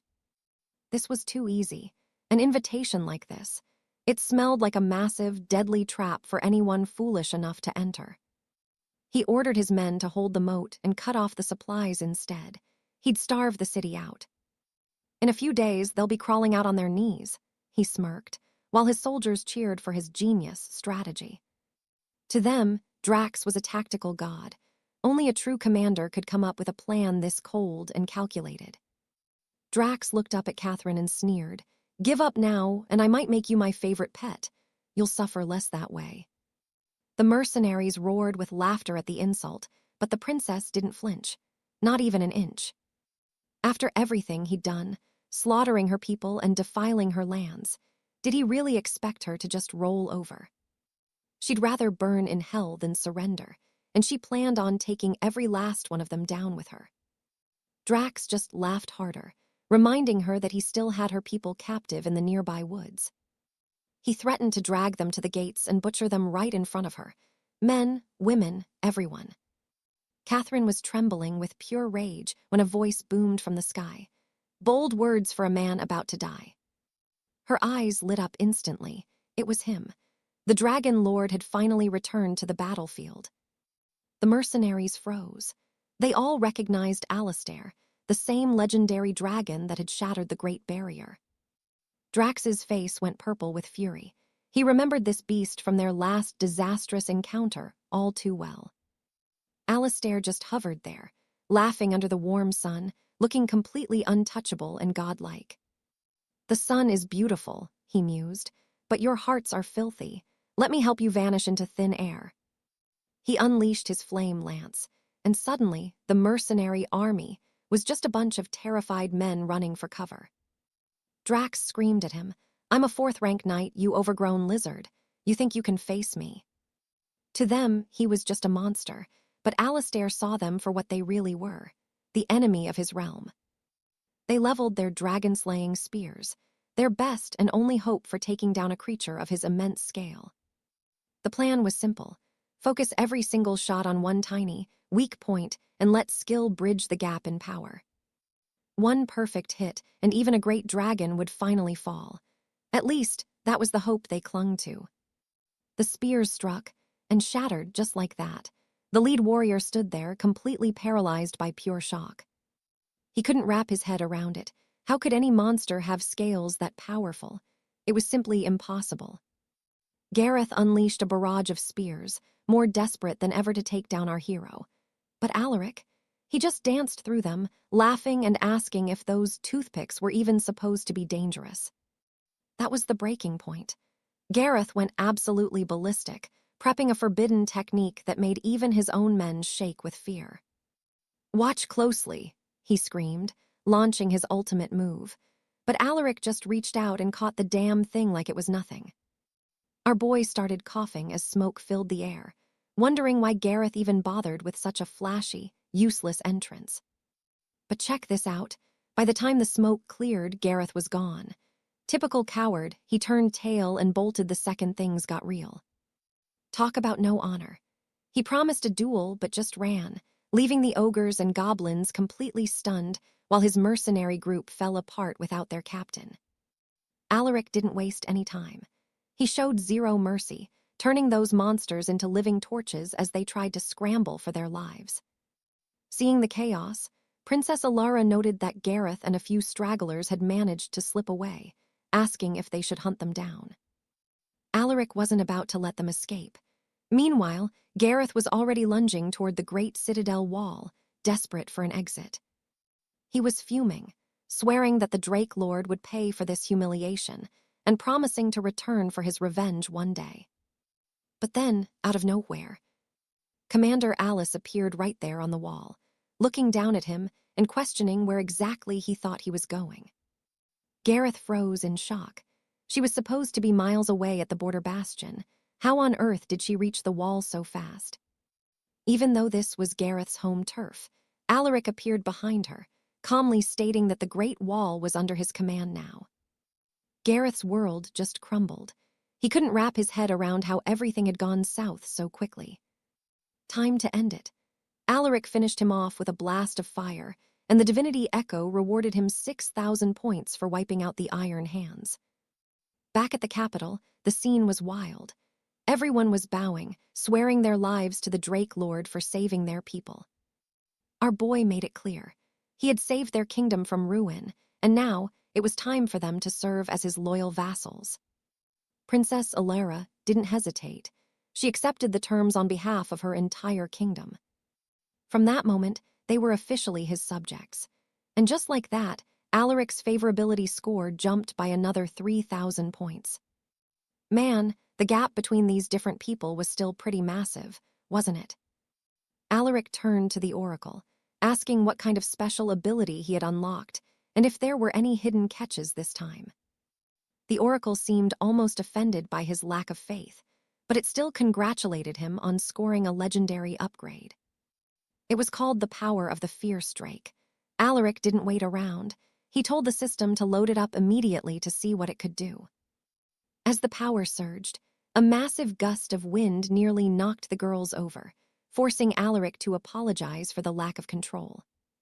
Seriously, though, the dark aura radiating from him was on a whole different level of power.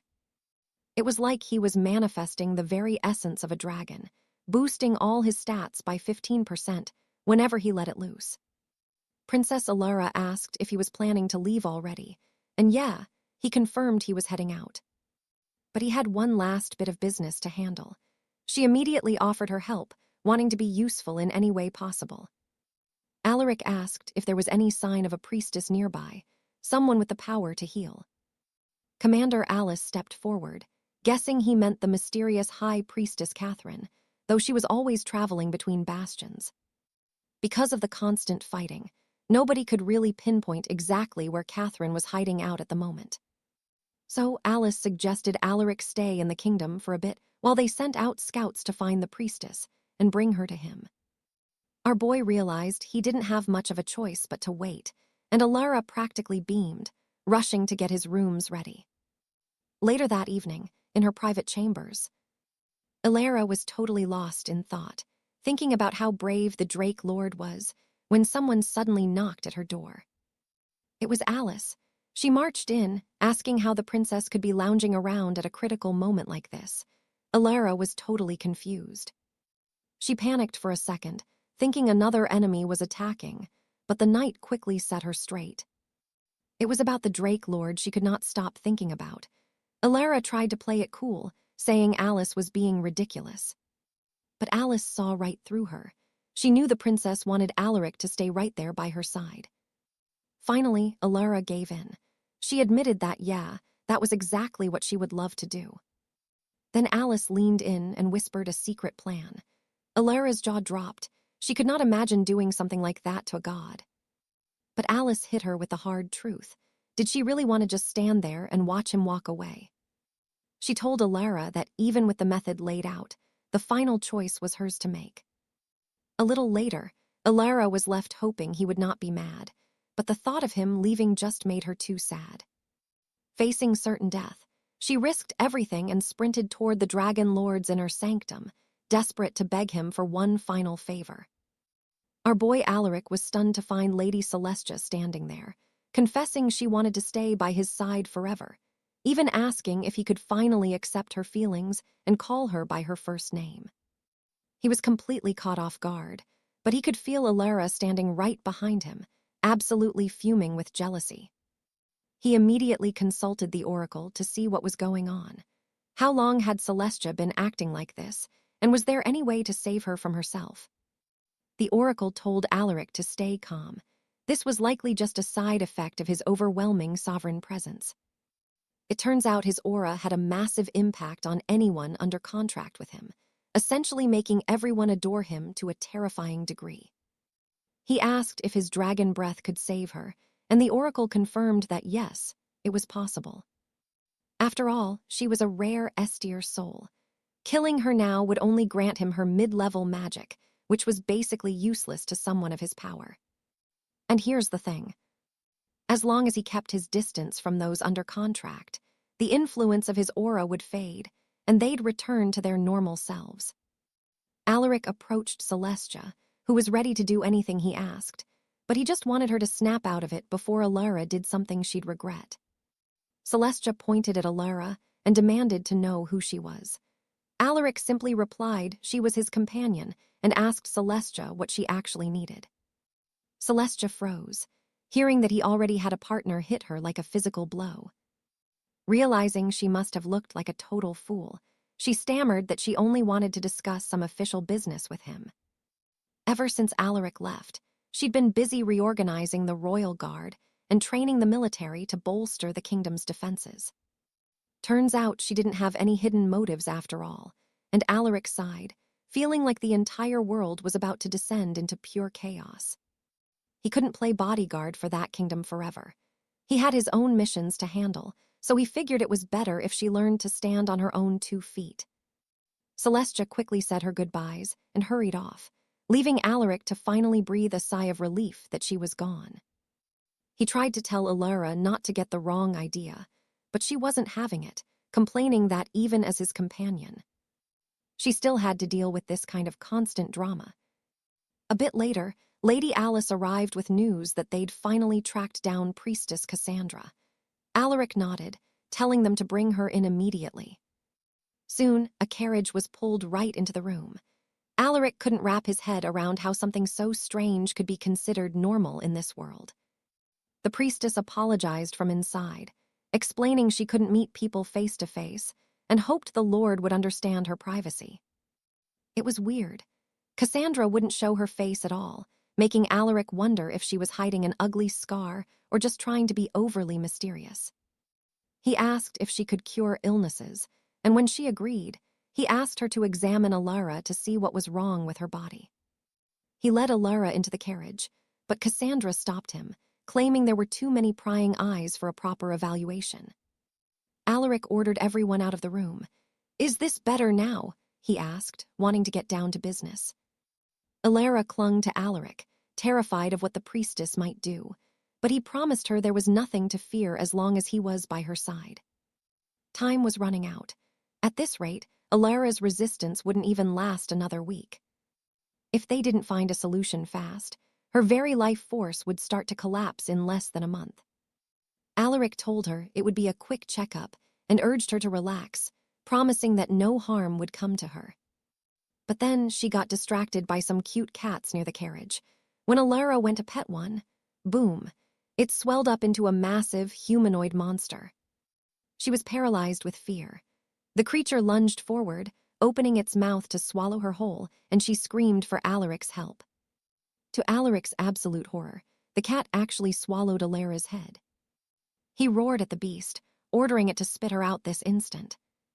He sent the other cats flying with a blast of power and warned Cassandra that if she didn't make that stupid creature release Alara, she was going to regret it. The priestess calmly told him to keep his cool. Apparently, this was just her way of reading a patient. That's how she discovered Alara was suffering from a brutal curse, one that should have killed her body a long time ago.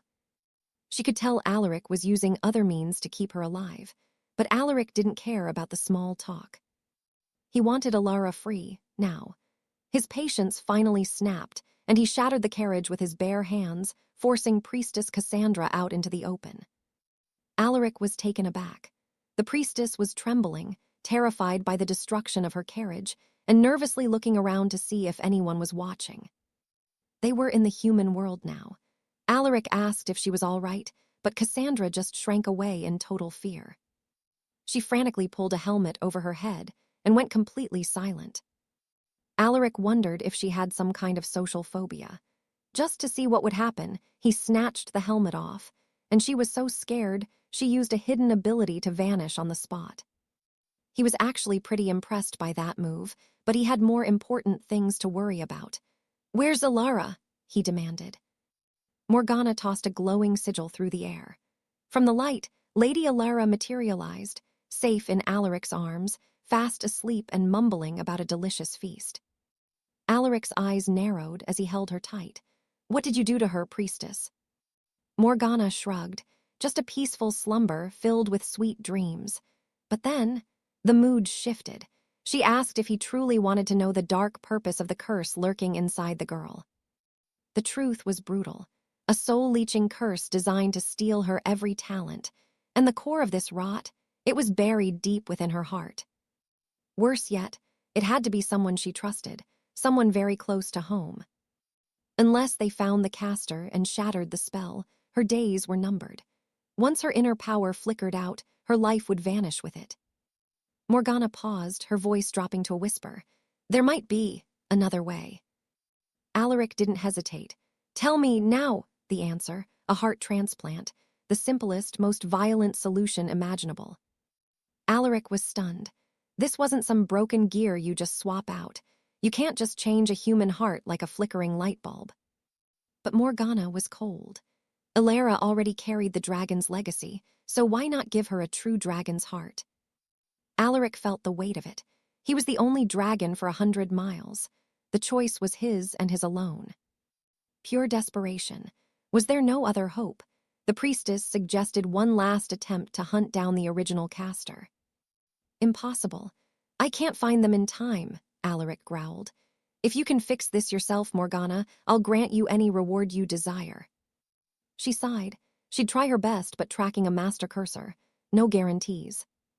Morgana unleashed a tracking sigil. It drifted through the air like a ghost, sticking firmly to Alara's chest to find the source. Then chaos. A monstrous shadow erupted in the vision, a presence so terrifying it physically blasted Morgana back, shattering her very sanctuary. Alaric lunged, catching her before she hit the stone floor. "Talk to me. What did you see through the sigil?" She was trembling. "Forget it," she wheezed. "The power behind that curse is too strong. We have to walk away." Even if they found the culprit, the clock was ticking too fast. It would all be for nothing. Alaric turned to his secret oracle. "Is there a way to forge a new heart?" The response. "A cold. The system can craft anything you desire." He was stunned. The oracle claimed it could build anything, mechanical, demonic. Even the heart of a god, provided he had enough tribute. But Alaric only had his own heart. The rules were absolute. No creation from thin air. It could only mutate what already existed. Alaric brought up the lava heart, but the oracle shut him down. That wasn't a heart, it was just an energy core. A real heart pumps lifeblood through the veins. A lava heart, that's just a battery, totally different. Alaric's voice was steady. If I give her my heart, will she live? Theoretically, yes, the oracle replied. Alaric didn't care about the risk. Fine, give me the modification plan, I'm doing it. No more games, no more stalling. He was out of points, out of time, and out of options. That's when the oracle revealed a hidden treasure in the shop, the gilded fruit of life. A divine organ replicator. If grown carefully, it could become a perfect replacement for Alaric's own heart. Then came the punchline, 100,000 points. The price was absolutely insane. The oracle just remained stoic. I operate with total integrity. The price is the price. Integrity? Alaric nearly laughed. If this greedy system had integrity, it should call itself the Good Samaritan system. He turned around and saw Alara. Even in her cursed sleep, she was whispering, promising to stay by his side forever. If he could just suppress the curse, buy enough time for that fruit to ripen, she'd be saved. He turned back to Morgana. We can't find the caster, but can we suppress the rot, just for a little longer? Morgana looked thoughtful. There is an ancient method, buried in the old texts. The catch, it required absolute, soul-bearing honesty between the two of them. Alaric was desperate. Whatever it takes, Morgana watched him. Are you truly willing to pay that price? Alaric let out a dark laugh. Being honest is never a simple thing, is it? Morgana nodded. As expected of a divine dragon, he knew the weight of his choice. Then we bind your souls, she declared. Alaric wondered if she'd be part of the link too. Not quite. She was merely the observer, the conduit responsible for activating the bond. Once the bond snapped into place, the stronger life force would sustain the dying one. One last time. Are you ready? It was complex, it was dangerous, but Alaric didn't blink. Start the ritual immediately. Morgana began to chant. According to the ancient records, before we begin. The ritual required a sacred binding rope to be coiled around his body. Lord Alaric was skeptical, staring at the old scrolls. Are these ancient texts actually legit? He asked. Or are we just making this up as we go? Lady Alara didn't even blink. She completely ignored his complaining and got straight to work. Look, true honesty. It's a rare thing in this world. But to unlock the deepest secrets of the divine dragon, you have to be an open book, and Alara actually found his raw courage quite impressive. That's when Alaric realized complete honesty was a total nightmare, and nothing like he had imagined. It felt like having his most scandalous private diaries read out loud in the middle of the town square for everyone to hear. He begged her to stop the ritual, but Alara was already in tears, completely moved by his pure heart. Honestly, her emotional reaction was making the whole thing even more awkward. Suddenly, the vision shifted to the royal woods. A young girl named Annabel spotted her sister, Lucinda, and sprinted over to hug her, sobbing about how much she'd missed her. Lucinda was dazed until the truth hit her. Her soul had been swapped into this girl's body, the very same one that used to belong to Julian. Annabel looked up with big eyes, asking if she'd brought any more enchanted sweets, and Lucinda couldn't help but think how precious the kid was. I mean, those chubby cheeks, absolutely made for squeezing. Alaric remembered the priestess mentioned these bonds reveal a person's hidden truth. This was clearly Annabel's deepest memory. Curious, he reached out to touch her, shocked by how soft Lucinda's skin felt. Annabel flinched, pulling away in fear, and Alaric immediately felt like a total creep for that one. Then Annabel's voice trembled. She was terrified that she might awaken as a spirit and had no clue what that even meant. Just then, another girl named Jane came charging through the brush, shouting about why Annabel had wandered so far into the dangerous outskirts. This place was crawling with monsters. Besides, the Great Awakening had already started, and the 10 High Elders were waiting for her. Annabel's heart dropped when she heard the news, but Jane told her to take a breath and not to worry. She was certain Annabel would awaken as a noble spirit, and with that, the three of them hurried back to the gathering. Alaric could feel the dream world shifting again. The scene was about to change. Everything warped to fit the dreamer's memories. A stern man towered over Annabel, his voice cold. This is your 10th attempt at insight. You'd better show some results this time. Because the stakes were high. If she failed again, she'd be kicked out of the elite academy, and her entire family would be banished from the heart of the royal woods. Annabelle could only nod, terrified. She promised to work harder, but the man didn't want to hear it. He just reached out and slapped her right across the face. 10 failures, he hissed. You've wasted so many of Emperor Valerius's resources. You're nothing but a talentless brat. He kept calling her a disgrace to all spirits until Lucinda finally had enough and stepped in to confront the old man. But the damage was done. The man declared right then and there that they were officially exiled, forced to live in the harsh wilds outside the forest. Lucinda just held her sister tight. Don't listen to him. We're better off without those arrogant fools anyway. Sometime later, Annabelle came running back, excited because she'd found some wild berries for their dinner. She knew Lucinda was starving, but then she froze. Glowing eyes emerged from the darkness. You've wasted too much, a voice growled. Time to settle the debt. It was a group of demi-human thugs, and they looked hungry for a fight. They were bitter. Annabelle had been given 10 chances to awaken, while commoners like them only got 3. They cornered the poor girl, snarling that if they had 10 shots at greatness, they'd be legends by now. They blamed Annabelle for every bit of their struggle. It's all because of you, they sneered, and now you're going to pay the price. Annabelle collapsed, begging for her life, but Lucinda jumped into the middle of them. Back off, all of you leave right now. She warned them that if they ever laid a finger on her sister again, they wouldn't live to regret it. She walked Annabelle back to the small shack they'd built together, not bad for a first try. Then, without warning, the scene glitched and snapped to a new location. Alaric wondered if Annabelle was being bullied again since she was hiding in a dark closet, while Lucinda went outside to check for trouble. But then, horror. A shadowy arm erupted directly from Lucinda's body. It was those same cursed hands that had nearly killed Alara. Back in reality, Alaric finally woke up in his dragon form. He saw Annabelle right there, sobbing and begging him not to die because of her. A shadow loomed nearby. It's no use, the figure muttered. The divine dragon isn't going to wake up. Annabelle turned, her eyes wide with terror. It was the priestess. She explained that the dragon had fallen into a magical coma just to protect Annabelle from a lethal curse. Annabelle broke down. Why? I'm nobody. I'm not worth a sacrifice like that. Alaric realized that pretending to be asleep had some major perks, like all these free hugs. He decided to stay unconscious for just a little longer.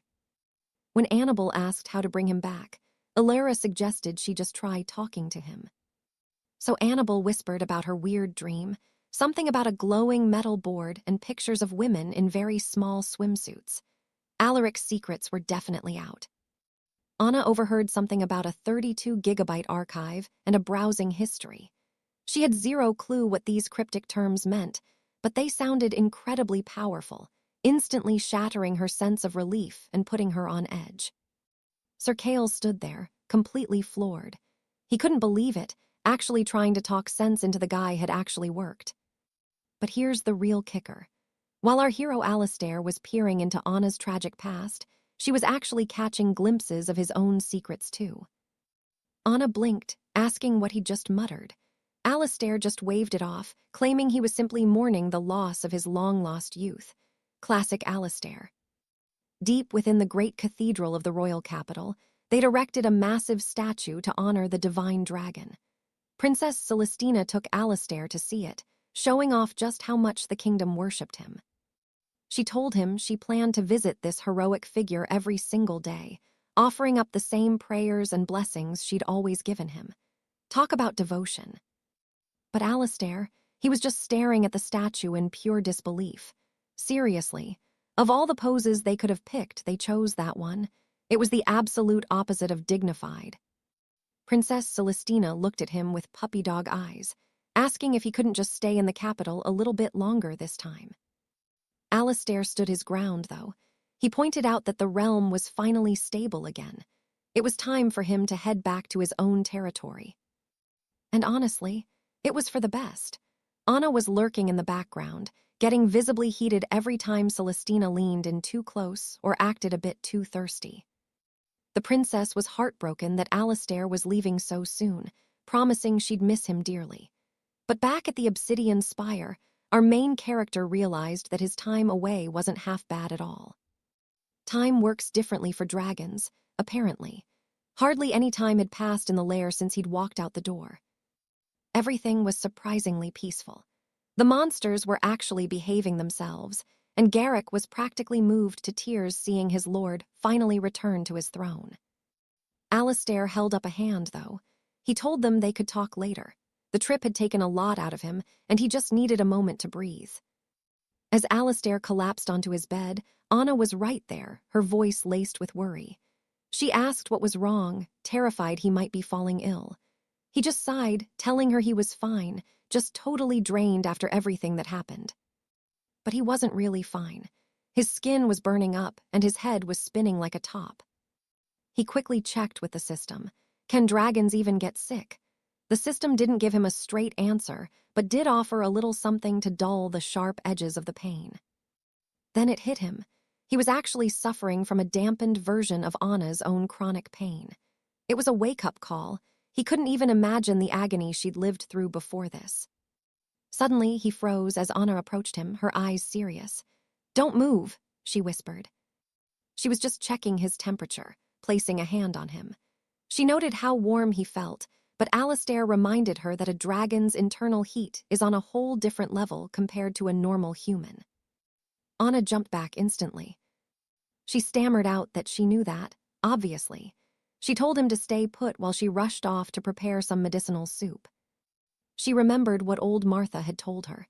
If Alistair ever felt under the weather, she should try using those special insects. Apparently, they're packed with nutrients. Princess Celestina caught her in the kitchen and nearly had a heart attack. "You're putting what in there?" she shrieked. But Anna just held her head high. This was her special tonic for Alistair. To Anna, these were just premium healing ingredients. Meanwhile, over in the beginner village of Oakhaven, the humans were finally starting to recover. One man was obsessed with a glowing cobalt relic he'd found, pacing around and debating exactly where he should display his prize. His peace was shattered when a scout burst in. A player named George was at the gates, demanding an audience.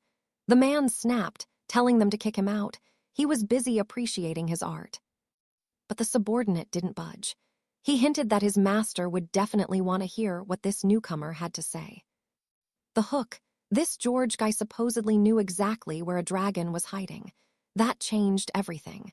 The man's eyes lit up, and he ordered them to bring the stranger in immediately. Back at the spire, Anna returned to Alistair's bedside with a smile that could only be described as wicked. Time for his medicine.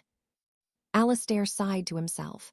He used to suffer through every illness in total isolation, but now there was actually someone who cared enough to fuss over him. He was genuinely touched by how much effort Anna was putting in. She was being so considerate. Then he actually saw the soup. He looked at the bubbling mess and asked her if it was a bit early for him to start playing dead, because eating that would surely do the trick. Anna wasn't having it. She insisted he drink it right now, pointing out how long she'd spent slaving over that pot just for him. Then Celestina appeared, looking hurt. Was he really going to ignore the feast she'd spent the whole night preparing? She'd been looking after him too, you know. Alistair gave a strained laugh. Of course he wouldn't ignore her. Even if he had been smelling something suspiciously like burnt leather for the last hour and was dying to know why. But anyway, if it killed him, nothing would really change. He braced himself and downed the whole bowl in one go. Big mistake. The taste was so foul it felt like death itself. He honestly wondered if this was Anna's way of getting revenge for the bitter medicine he'd forced on her before. Anna just beamed at him, telling the dragon he didn't need to drink it quite so fast. Here's the kicker. There was still an entire massive cauldron of the stuff left for them to finish together. Alistair's heart nearly stopped in pure shock. Back in Oakhaven, word was spreading about a player who was supposedly incredibly brave. But suddenly, that same brave soul felt a sharp pain and was forced to his knees. The man standing over him smirked. He couldn't stand looking at the faces of the weak. He'd heard the rumors that this pathetic player had been wiped out by a bunch of low-tier mobs in the last village. The player scrambled to stand, insisting it wasn't what it looked like. Those monsters were being warped by the Black Dragon's influence.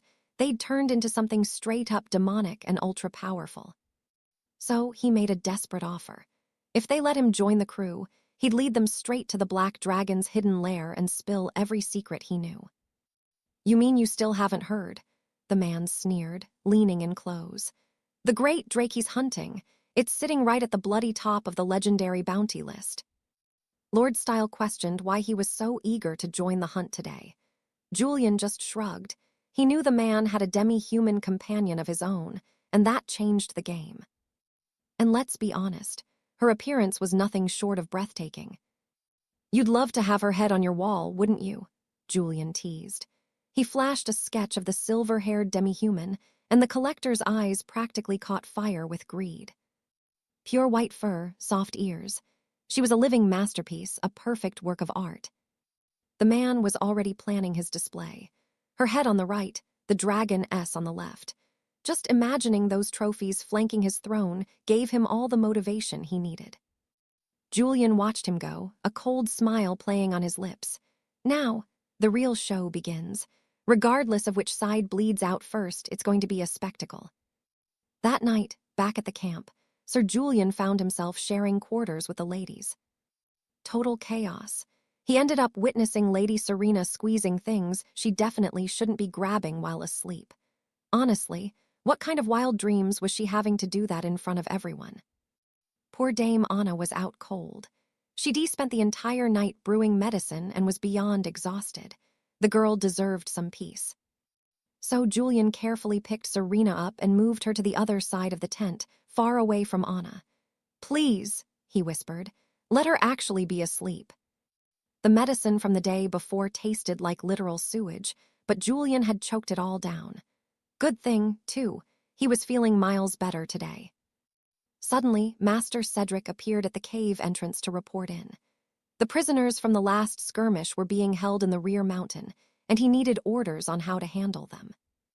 Julian blinked. Right, the prisoners, he'd completely forgotten. "How many are we talking about?" Cedric sighed. 213 souls, my lord." That's a terrifying number to feed. Julian frowned, his mind racing.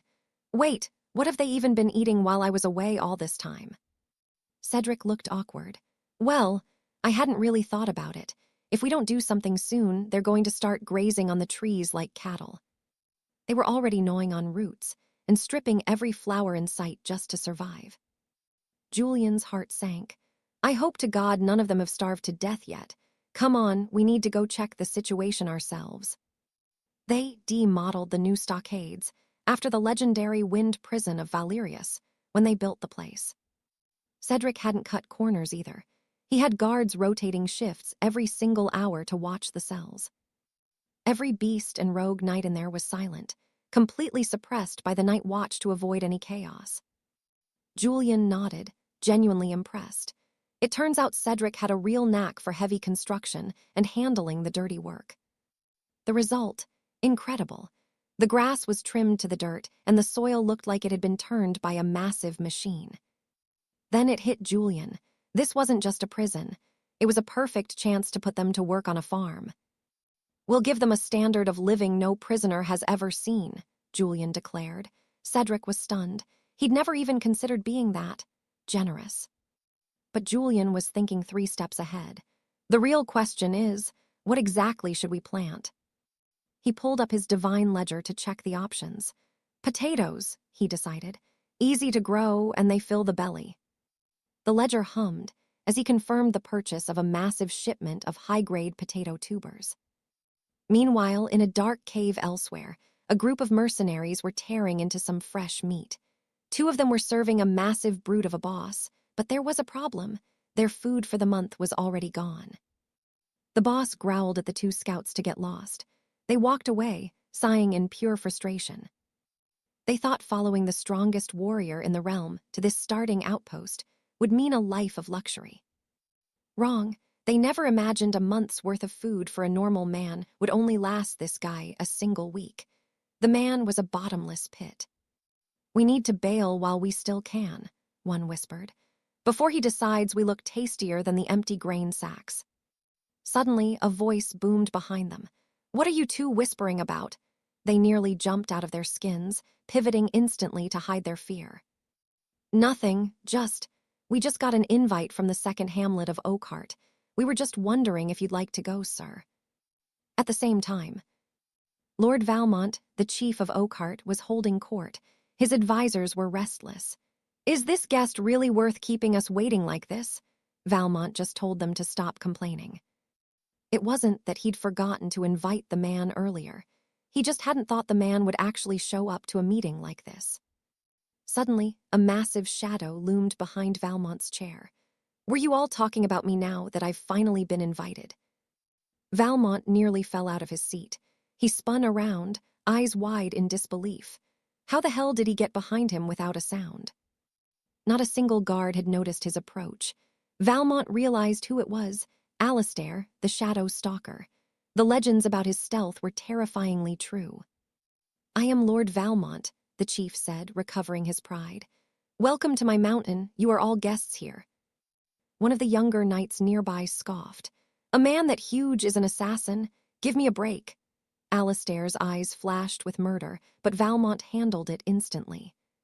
He kicked his own knight across the room. "My apologies, Alistair. It's my fault. My watchdog clearly hasn't been trained to bark at the right people."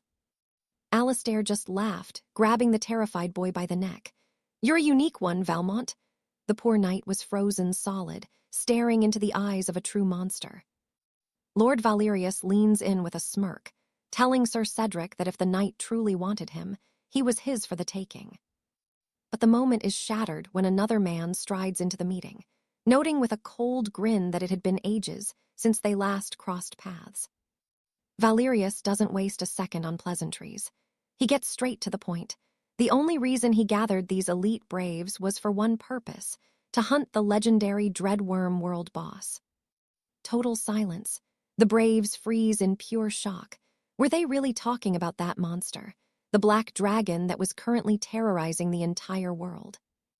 Among them, a low-level brave feels his blood boil.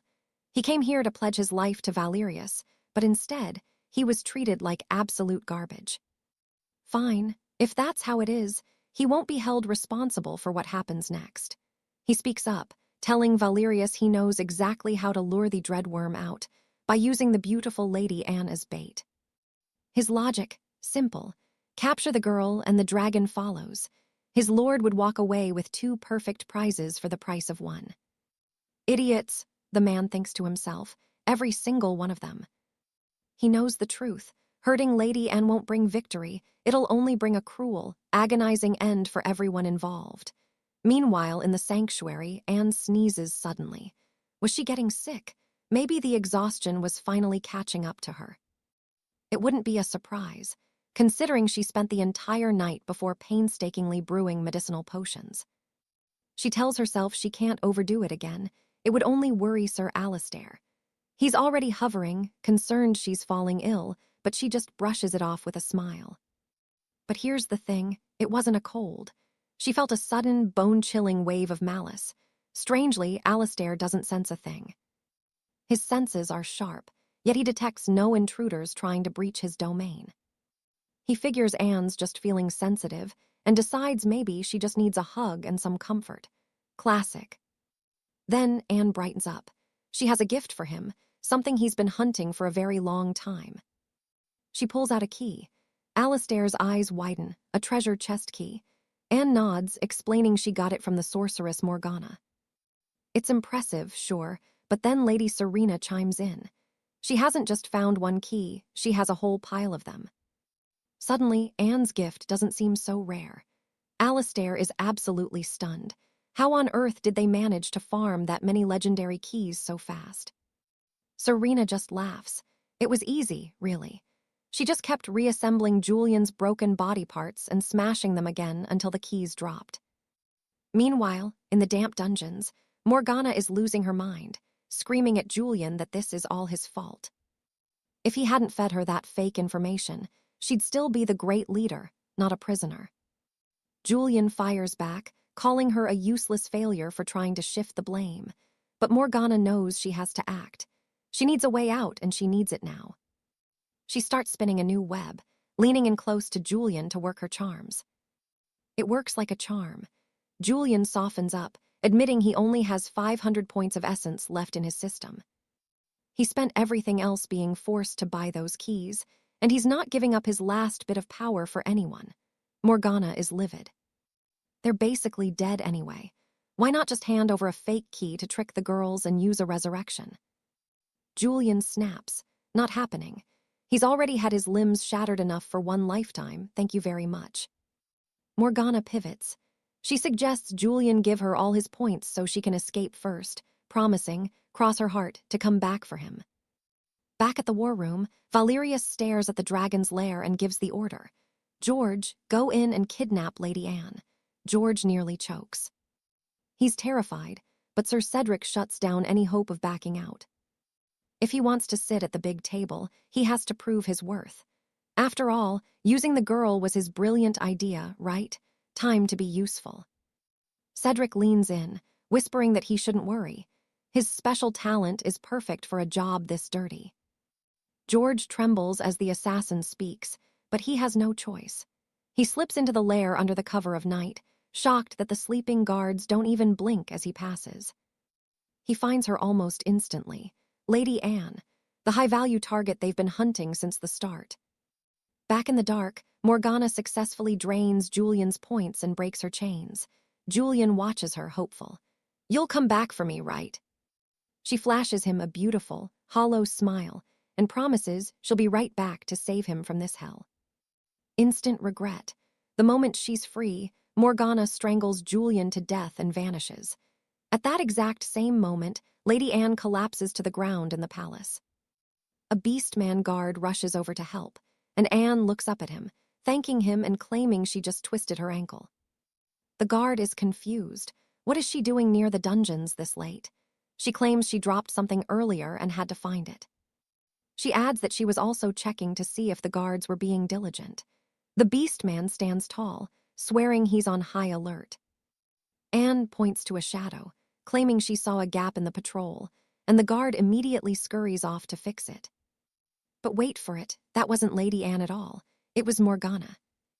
She used a rare transformation potion to steal the girl's face, and the disguise is flawless. This is her golden ticket. She can escape, or better yet, get close enough to the dragon to take the kill for herself. But as she makes her move, she slams right into George, who grabs her tight, convinced he's just captured the real Lady Anne.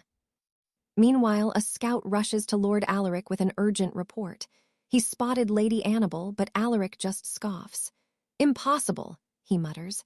She's been right here the entire time. But the second he turns around, cold reality hits. Annabel is gone, vanished into thin air. He's on his feet in an instant, heart racing. Where could she have gone so fast? Our hero takes to the skies, wings beating like thunder as he hunts for her. Below, the common knights stop in their tracks, pointing at the massive shadow sweeping across the clouds. The intruders panic, thinking they've been caught red-handed, but Sir Cedric just smirks. Relax, he tells them. In this vale we're ghosts. No one can see us here. Another voice whispers from the shadows. The obsidian drake is hunting, he says. He's looking for the girl. It looks like Lord George actually came through on his word. Count Waldegrave grunts, admitting the boys are useful, but the situation, still pretty grim. This creature isn't what the scrolls described at all. He's far more terrifying. This isn't just a monster, it's an ancient Tier 4 calamity. Waldegrave draws his ancestral blade, the steel singing a cold tune. The deadliest beast I've ever laid eyes on, he whispers. One look at its bloodlust, and a normal man would drop dead. Even a Tier 6 great dragon would be shaking in its scales right now. But to Waldegrave, a dragon is just a lamb waiting for the butcher's knife, especially since they've got a secret weapon hidden up their sleeves. Alaric touches down, his voice booming as he calls for Annabel. Then he sees it. Someone is sprinting straight at him through the mist. Must be a shadow stalker suit. No wonder he didn't sense a thing until the blade was practically at his throat. Waldegrave doesn't wait for a conversation. He unleashes a massive explosion, vaporizing the landscape. He laughs, absolutely delighted. One hit! The great dragon was nothing after all. Then a voice drops from the heavens. Is that really it? Waldegrave's blood turns to ice. He looks down at the crater, then up. The dragon was supposed to be dead at his feet. Suddenly, his sword simply vanishes, along with his killer instinct. Alaric just looks at him, bored. Were you talking about this little toothpick? He tosses the broken blade aside like trash, complaining about how dishonorable the man is. Waldegrave's legs turn to jelly. He actually stumbles back, trembling. This shouldn't be possible. Waldegrave stares at his hands. The divine decree notifications said the strike landed perfectly. But the attack failed completely. His weapon is gone. His pride is shattered. He's standing there with absolutely nothing left to fight with. Alaric towers over him, eyes glowing like embers. You're a pathetic insect, he growls. Daring to invade my kingdom, start praying. You're dying right now. Suddenly, crack, a projectile slams right into the dragon's eye. He doesn't even flinch. He's more surprised that someone actually had the guts to shoot a bullet at him. High on the ridge, the sniper is losing his mind. Those scales are like fortress walls. His heavy-duty bullet barely managed to leave a scratch. Then, in a blink, the dragon is gone. The sniper scans the horizon, frantic, only for a voice to whisper right behind his ear. Looking for someone. The man spins around, screaming, firing his rifle point-blank. But Alaric just reaches out and snatches the weapon right out of the air at that exact moment. The sniper is paralyzed. His weapon is totally out of his control, useless steel in his hands. Alaric leans in, teeth bared to end it. But then Waldegrave shouts, "Wait! Do you want Annabel to die?" There she is. The girl is being held hostage by Waldegrave's men. Alaric freezes, releasing the sniper. "Let her go," he demands, his voice a low rumble. "Or I will make your deaths a legend of suffering." Waldegrave just cackles. The man is a coward, but he's clever. He shoves Annabel off the ledge. "There she goes. Save her if you've got the courage." She's falling, screaming for help. Alaric doesn't hesitate. He dives, wings tucked, catching her midair just before she hits the jagged rocks below. But as he lands, a massive magic circle erupts beneath him. He tries to shatter it, but the light holds firm. A grand ceiling formation. Alaric can't believe it. They actually trapped him with a trick like this. That's when Sir Cedric charges, blade held high. "Say goodbye to your head," Cedric roars. "Today you become nothing but a pile of meat." But the sniper is watching from the back, realizing they might have underestimated their target. Look at him, the sheer presence. This isn't some tier 4 beast. They've stepped into a nightmare they don't understand. Alaric lashes his tail, and the magic barrier cracks. This cage was built to hold 6 archdemons, but he's tearing it apart like wet paper. The mages are pale with fear. That obsidian armor is too thick, and the formation is losing power fast. "Attack, all of you now," Waldegrave screams. They unleash everything they've got. Fire, ice, and steel rain down on our hero inside the cage. Alaric realizes he's stuck. His dragon magic is dampened inside the circle, and he can't use his fire breath without burning Annabel to a crisp. Annabel looks around, a realization hitting her. This magic prison, it's designed for monsters, not for humans like her. She tells Lady Millicent to run for it. Millicent takes the chance, bolting for the exit, but then a blast hits her from behind. She collapses, absolutely shocked. Everything stops. Alaric and the knights stare in total horror at what just happened. Waldegrave is furious. "Who did that? Who fired?" A mage freezes, his face white as a sheet. "But my lord, you said full power, we couldn't stop the spell. We hit the girl." "I said hit the dragon," Waldegrave bellows, but the damage is done. Alaric's eyes turn a terrifying, murderous red. "You're all going to burn." Every man in the clearing is suddenly paralyzed with raw, primal fear. They need to get out. They need to run right now. But it's too late. Alaric shatters the barrier like glass. He's out, and the real nightmare is just beginning. Lord Alaric unleashes a literal hellscape of fire upon the mage who supposedly killed little Lady Alice. But Sir Cedric is tricky, using a forbidden spell to summon a dozen mirror images of himself. The mage lunges at our dragon protagonist, striking from every shadow at once in a desperate, frantic attempt to end the beast's life. Cedric knew wasting such a high-level illusion just to run away was a total shame. But hey, it bought him a few precious seconds against the black dragon. Seizing the opening, Cedric bolts, screaming at his oracle to shatter the final seal and unlock the power of the eternal bond. Meanwhile, Silverwood Forest is basically turning into an oven.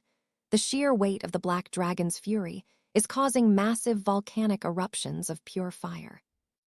Ding, the oracle chimes in with some good news. Alaric wiped out every single invading hero in exactly 60 seconds. Talk about efficiency. Mission accomplished. The oracle drops 15,000 reward points into his lap, and Alaric flies back to his lair, his heart heavy with grief. His steward, Percival, rushes out to report that Alice is actually back home, safe and sound. Alaric just sighs, thinking he's finally lost his mind.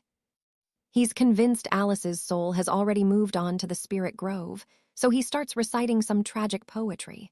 Percival, totally lost, he thinks his master, just being deep. In reality, Alice is perfectly fine and currently stuffing her face with some wild honey she found in the marshes. She skips over, all smiles, bragging about how the honey will make the old healer's medicine taste way better so he'll finally stop complaining. Alaric actually bursts into tears. He's convinced this is a grief-induced hallucination because honestly, this is just too cruel of a dream. He reaches out to touch her. It feels way too real. Suddenly, Percival ruins the moment by reporting that 2 human prisoners have vanished into thin air. They find an empty vial of illusion mist nearby, and it hits Alaric. That mage, Lady Morgana, used the potion to disguise herself as Alice to escape. Alaric is so relieved Alice is alive he almost forgets to breathe, but Alice, she's pissed. Apparently, he caused way too much trouble while she was gone. Our terrifying black dragon is now stuttering like a kid, trying to explain his way out of a lecture as he walks her back through the chaos.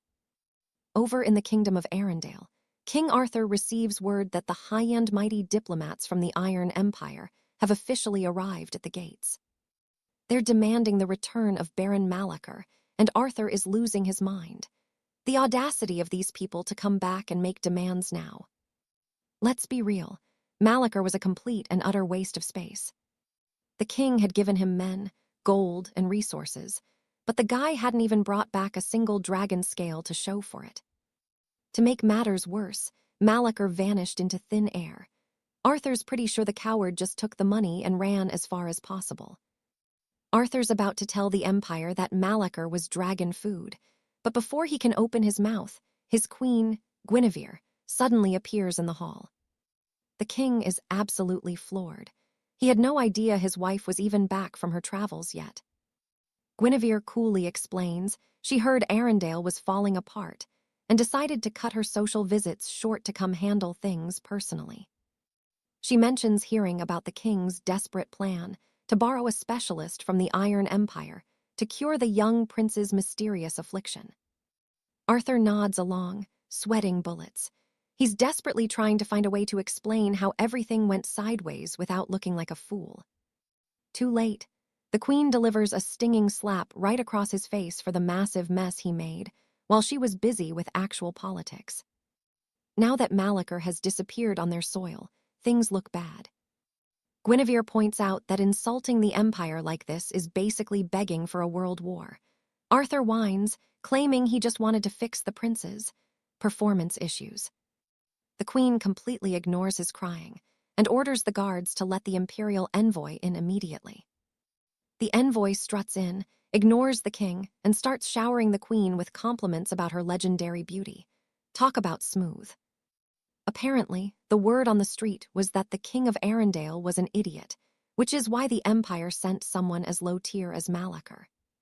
The envoy jokes that Malacher was the most useless mage in the Empire, clearly unaware that such a stunning queen lived in this backwater kingdom. Guinevere just smiles and thanks him for the flattery, playing the political game like a pro. The envoy gets serious. He heard the dragon-slaying army was wiped out. He wants to know, are they handing over Malachor or is Arendelle paying up? The king starts stammering, unable to find his words. Guinevere steps in, admitting the army failed, but she suggests that Malachor might not actually be dead. She claims some scouts found soldiers who swore they never saw the Baron even enter the Silverwood Forest in the first place. The envoy bristles. Is she calling Malachor a deserter? Guinevere just laughs, telling him not to get his feathers ruffled. She insists they want a peaceful resolution, just as much as the Empire does. Since they're still investigating the disappearance, she suggests the envoy stay at the palace as their guest for a while. If Malachor really did die a hero, they'll discuss compensation then. The envoy agrees, though he warns her he's not a patient man. He's not going to sit around sipping tea while his empire waits for an answer. Back at the dragon's lair, Alaric is moping because Alice hasn't spoken to him in 2 whole days. He asks the oracle for a map of nearby rookie towns. He's done being nice. He plans to level every single village in the area so no one ever dares to bother him again. Game over. The system drops a bombshell. If Alistair goes through with this, he'll be flagged as a permanent world boss, spawning a permanent teleport gate right for the players to use. That means those pesky adventurers could raid his territory whenever they wanted, warping straight into the heart of Silverwood through that new matrix. This stopped our boy cold. He originally planned to level the rookie hamlets to avoid future headaches, but this was way more dangerous than he thought. But here's the problem if he can't raid the outpost villages. How is he supposed to farm points and evolve? Meanwhile, over in the capital of Ithilgard, Lord Arthur was stunned to see the system's boss intel had just refreshed. He's left wondering, did the Black Drake finally go down, or are even nastier monsters starting to crawl out of the woodwork? One thing was for sure, the hunt for the Black Drake had to be put on the back burner for now.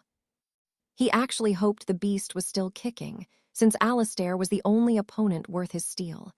At the same time, back at the dragon's lair, the system flags that Alistair's heat level has dropped for some mysterious reason, and tells him he needs to go investigate the cause himself. It drops a hint, though, the drop in exposure might be linked to the rise of new heroes or epic-tier monsters. Alistair gets dramatic, asking the system why it can't just give him the straight facts instead of playing riddles. After all, they've been through a lot together by now. He tells the system it's being so cryptic they can't even work together like this, and the system actually hesitates for a second before firing back. It explains it can only track that the exposure dropped. The actual cause is a global event that's way beyond its current pay grade to detect. It's not a satellite, you know. Alistair just sighs, finally understanding the voice's limitations. Look on the bright side, though.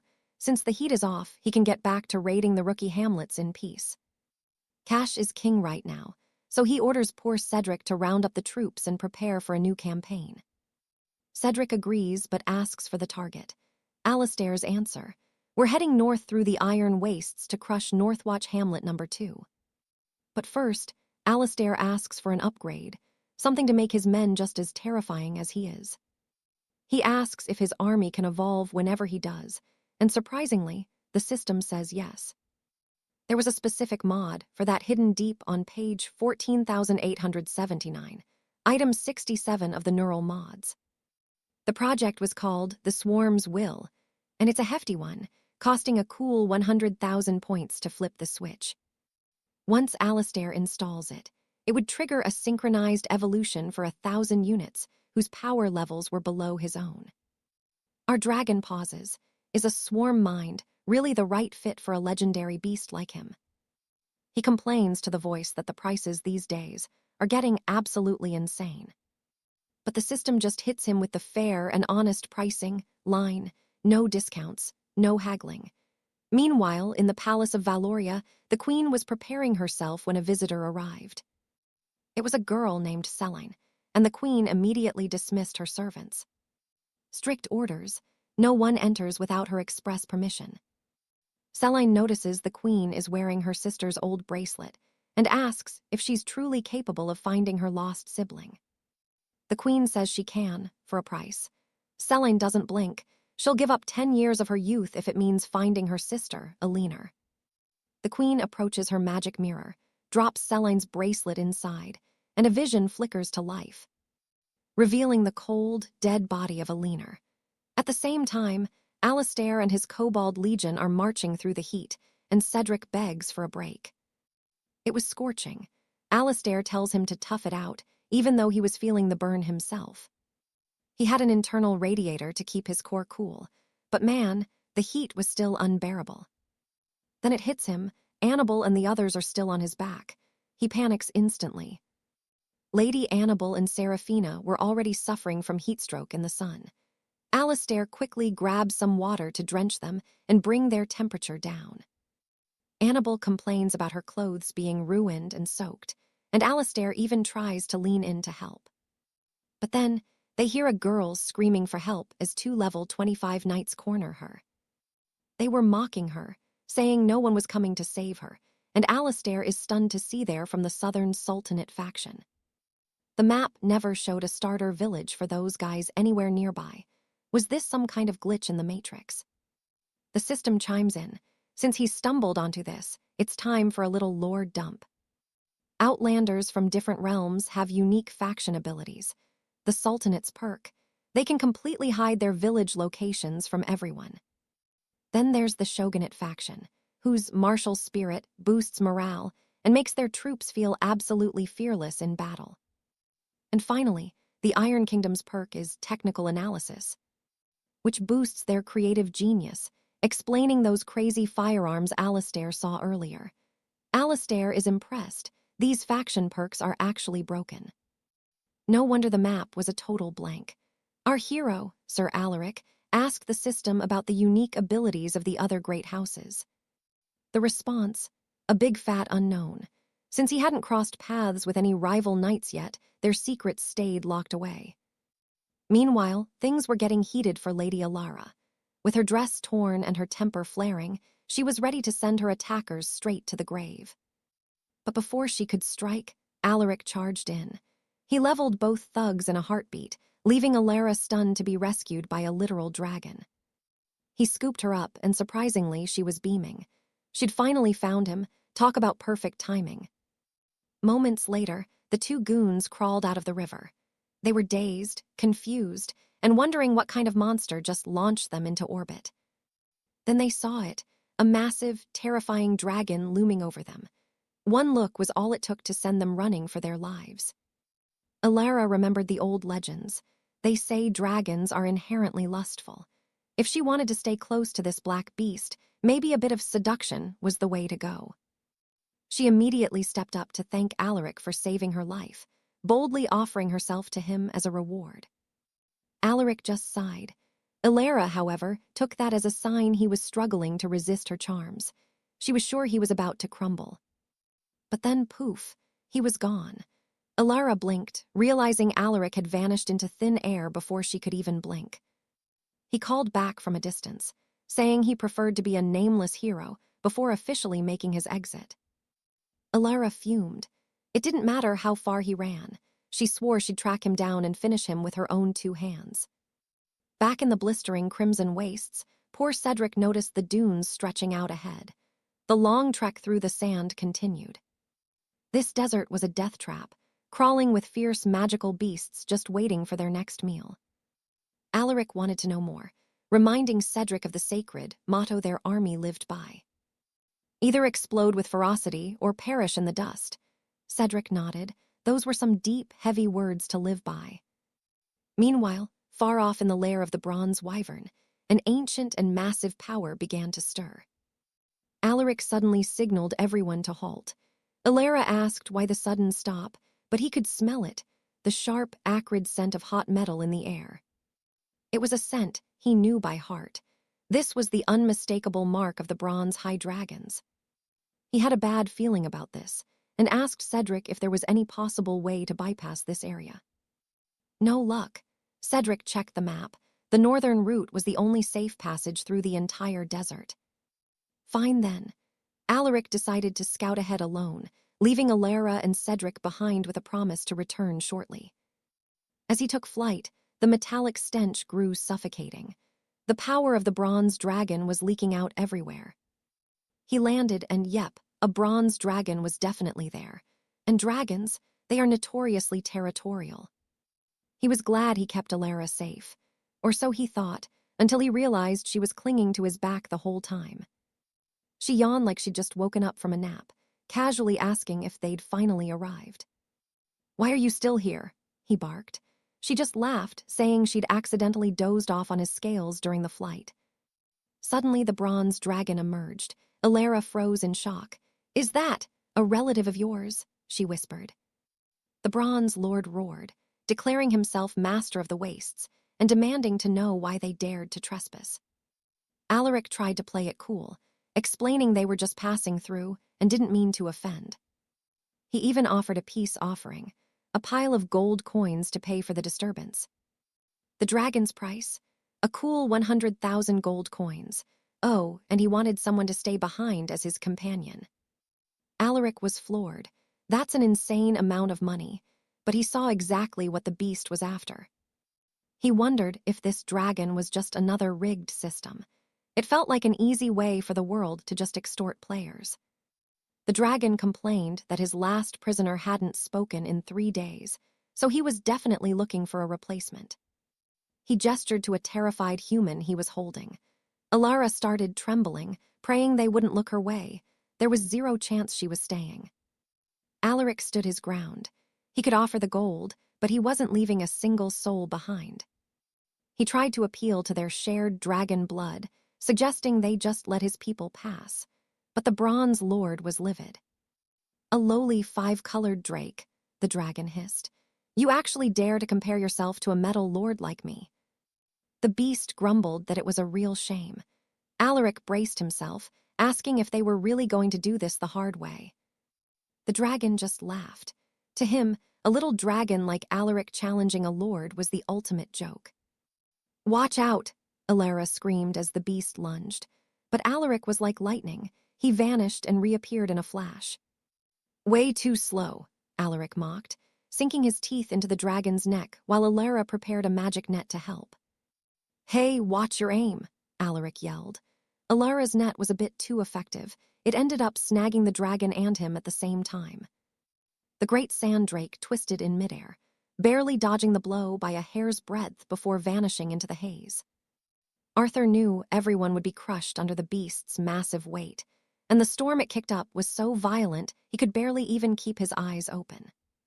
He lunged forward just in time, shielding Lady Seraphina from a jagged rock flying through the air. This sand was a nightmare. Visibility was 0, and they were fighting a ghost. That monster was using some kind of ancient bronze relic that defied every law of magic Arthur knew. Desperate, he called out to the oracle, asking if there was any way to pierce through this blinding yellow curtain. The oracle replied that he could trade for the Eye of Truth, a sight that could see through anything, but it would cost him 70,000 soul fragments. Arthur looked at his empty pockets. He was broke. "Isn't there any other way?" he hissed, gritting his teeth. "Fine," the voice echoed. He could manifest the power for exactly 3 minutes at a tenth of the cost. Arthur didn't hesitate. "Do it, now." A surge of arcane energy flooded his vision. The modification was complete. 3 minutes. That was all the time he had to end this. The drake sensed a shift in the air, realizing something was wrong. Arthur stayed silent, focusing. The beast laughed, convinced no mortal could ever escape the undisputed lord of the desert. Suddenly, crack, a direct hit from a volley of stones sent the beast reeling. It roared in pure shock. How were they tracking him? Arthur smirked, his voice dripping with sarcasm. "What's the matter, big guy? Hungry? Because I've got plenty more where that came from." He didn't even bother trying to remember the drake's name. Way too many syllables for a lizard about to die. The beast was absolutely livid. Furious, the drake prepared to strike, but he realized far too late that the ground beneath them had vanished. They were standing right on top of a quicksand vortex. There was nothing to grab onto, nowhere to run. Seraphina gasped as the earth began to swallow them whole. "Arthur, we're sinking." When Seraphina finally opened her eyes, she was trapped in a dark, damp cave. She shrieked as a bleached skeleton suddenly loomed over her in the gloom. Nearby, Arthur woke up coughing, his lungs full of grit and his body aching. It was pitch black, a tomb beneath the dunes. Seraphina couldn't see a thing. Trembling, she wondered if that beast was still alive nearby. "Arthur, can you hear me?" Another bony hand grabbed her from behind. She screamed again, swinging her staff with everything she had to shatter the undead creature. Why were there so many bodies? She kept stumbling through the dark until the floor vanished, sending her tumbling down a hidden shaft. Arthur thought he heard a shout, but then his stomach growled. "Just hungry," he muttered, though he couldn't stop worrying about how Seraphina was faring. The oracle hadn't signaled her death yet. She was still alive, for now. "That's not how you use me," the voice scolded. Arthur looked up, thinking he could punch his way back to the surface, but the oracle shut that idea down immediately. This was a sea of shifting sand. The entire structure was a house of cards. One wrong blow and he'd be buried alive forever. "Fine, forward it is." There had to be an exit somewhere in this God's forsaken place. That's when the oracle pinged. A presence was lurking ahead. "Is it dangerous?" Arthur asked. "Unknown," came the cold reply. Not exactly a comforting answer. Arthur shook his head. Was it just him, or was the oracle getting a bit talkative lately? He rounded a corner and stopped dead. A massive serpent skull was encased in a giant crystal, and inside that crystal sat a girl. Ancient runes were etched into the base. "Is this the unknown thing you were talking about?" he whispered. Silence. The oracle went dead. "Great, bad reception now."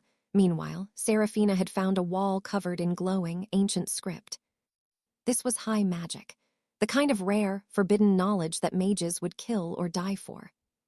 She was mesmerized. As a scholar of the high law, she poured every ounce of her experience into deciphering the cryptic words. Then the horror set in. All these corpses, they weren't killed by monsters. They were the price of this magic. The runes were stained with old, dried blood. It wasn't a spell. It was a warning from the grave.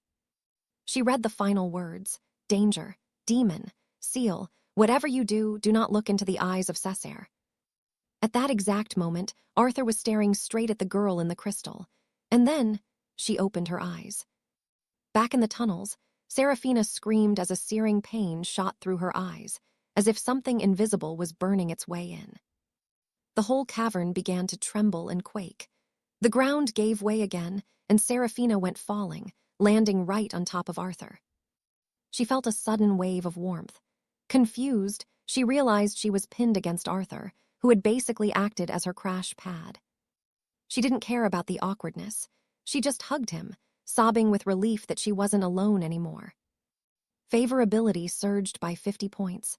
Arthur helped her up, and she explained how she'd been dragged through the quicksand into the upper vaults.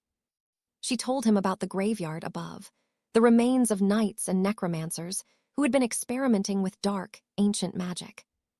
Arthur looked around the chamber. "Is there a way out?" She shook her head, terrified. "The mage who died there wrote a warning." "He said a demon was sealed in this tomb," she whispered. Arthur slowly pointed to the girl in the crystal. "You mean, like her?" Little wonder, they entombed her in those frozen crystals. Now Seraphina could see that the ancient legends were actually true. That mountain of wizard corpses above. Yeah, she definitely did that. Seraphina sighed. As long as Alistair doesn't lock eyes with her, they might just survive this. But then our guy froze and actually asked what would happen if he looked. She was floored. Had he really just broken the one forbidden rule? Suddenly, her crystal prison shattered, and both of them nearly jumped out of their skins. Pure, raw power exploded from the girl, instantly shredding through Alistair's dragon-scale defenses. She's free and looking for blood. As Alistair and Seraphina duck for cover, the oracle chimes in with the craziest advice ever: go date her. Alistair was losing it. The oracle was still glitching out and suggesting the literal impossible. The oracle basically said, "Believe in yourself," before vanishing into the background for now. It didn't take long for the monster to spot them. Alistair screamed for her to move. They bolted. Meanwhile, the Copper Duke sat on his throne, hearing whispers that the Black Dragon's remnants were still active in his lands. What a joke. The old Dragon Lord was dead, and his low-tier grunts probably hadn't even realized it yet. Then, boom, an earthquake rocked the desert as a massive skeletal beast rose right where Anna saw the boy go. Her heart sank. She just hoped Alistair hadn't walked straight into a death trap. Out in the dunes, Alistair confirmed the nightmare. She was a sovereign rank entity. She asked why they were running, claimed she wasn't hungry yet, but even at half strength, her aura was suffocating. She escaped the sand trap like it was nothing, and decided to use Alistair as a chair, commenting on how comfy his scales felt. Talk about awkward. He wondered if she was hitting on him, but there was no way he was giving in that easily. She blamed everything on those annoying mages who stole her snake and decided Alistair would make a perfect replacement pet. Her new name for him, Tiny. He realized with a shudder that those bones in the cave belonged to her previous pet. For a split second, Alistair actually thought about obeying. Then he snapped, "I'm a dragon, damn it." He bucked her off into the sand. Bad move, disobedience costs points, and her favorability just tanked by 10. Alistair was stunned. He didn't even know you could lose relationship points that fast. The oracle dropped a truth bomb. This girl is a walking catastrophe. Her mood was a roller coaster. Alistair barely dodged a lethal strike, and even the Copper Duke watched in horror as his lair went up in flames. The Duke pointed a shaking finger at the girl, absolutely livid. He couldn't believe she was still alive, let alone helping destroy his home. Alistair was confused. Helping. The girl wasn't helping anyone but herself. But if the Duke wanted a piece of them, he'd have to go through the crazy lady first. Alistair warned him he couldn't win, but the Duke was too busy trying to shift the blame onto her. The Duke wanted to prove who the real Dragon Lord was. Alistair's advice, "Don't do it, man." Too late. He just sighed. Young hotheads never listen to reason, do they? She asked if he wanted to be a pet too, but the Duke just launched a full-scale attack. Big mistake. She ripped the Duke's arm clean off, making Alistair and Seraphina cheer, until the girl went full berserk. She demanded total obedience. Uglies who don't submit, they get erased immediately. The Duke was paralyzed with fear. Alistair desperately asked the oracle for a way to chill her out. The fix, a blood bond, but it required Alistair to sacrifice a piece of himself as a vessel. He asked for the price in arcane embers. The oracle said it was a bargain. Just 1,000 embers, but once it's set, the target has to stay inside the circle. If she steps out, the spell breaks and those embers are gone for good. No refunds. The girl was absolutely wrecking the Copper Duke. Seraphina whispered, "Hey, can we run now?" She turned around, and Alistair was already a mile away. Pure shock. He'd bylaid so fast he didn't even say goodbye. Sensing a sudden surge of heat, the demoness spun around with a wicked grin. Honestly, she really thought he'd tucked tail and run after their last encounter. She mockingly asked if he'd finally decided to become her loyal little pet. His response, "Escape," simply wasn't a word in his vocabulary. Talk about a badass. Alina couldn't help but point out the obvious, though. If he was trying to flee, he'd gone the wrong way, especially since he was currently pinned down by the woman. Valerius grunted, telling the Bronze Knight to get lost now that he was free. He told him to find his own strength and handle the rest himself. Lady Seraphina found his defiance curious, yet fascinating. This was exactly the kind of noble spirit she looked for in a pet. With a flick of her hand, she sent the Bronze Knight tumbling away. Valerius checked if he was still in one piece, and the knight thanked him for the save. "No need for thanks," Valerius replied coolly. Then he handed over a piece of parchment, a polite reminder to pay his ransom in full. Business is business, right? The knight looked at the bill and nearly choked. Billions in gold coins. It was so much the poor dragon fainted on the spot, while Valerius just shrugged it off like it was pocket change. But there was no time to celebrate. He turned back just as Seraphina was winding up her next strike. "Don't get distracted," she hissed, lunging forward. Valerius banked hard to dodge, but Alina screamed a warning. Seraphina was already closing in from behind fast.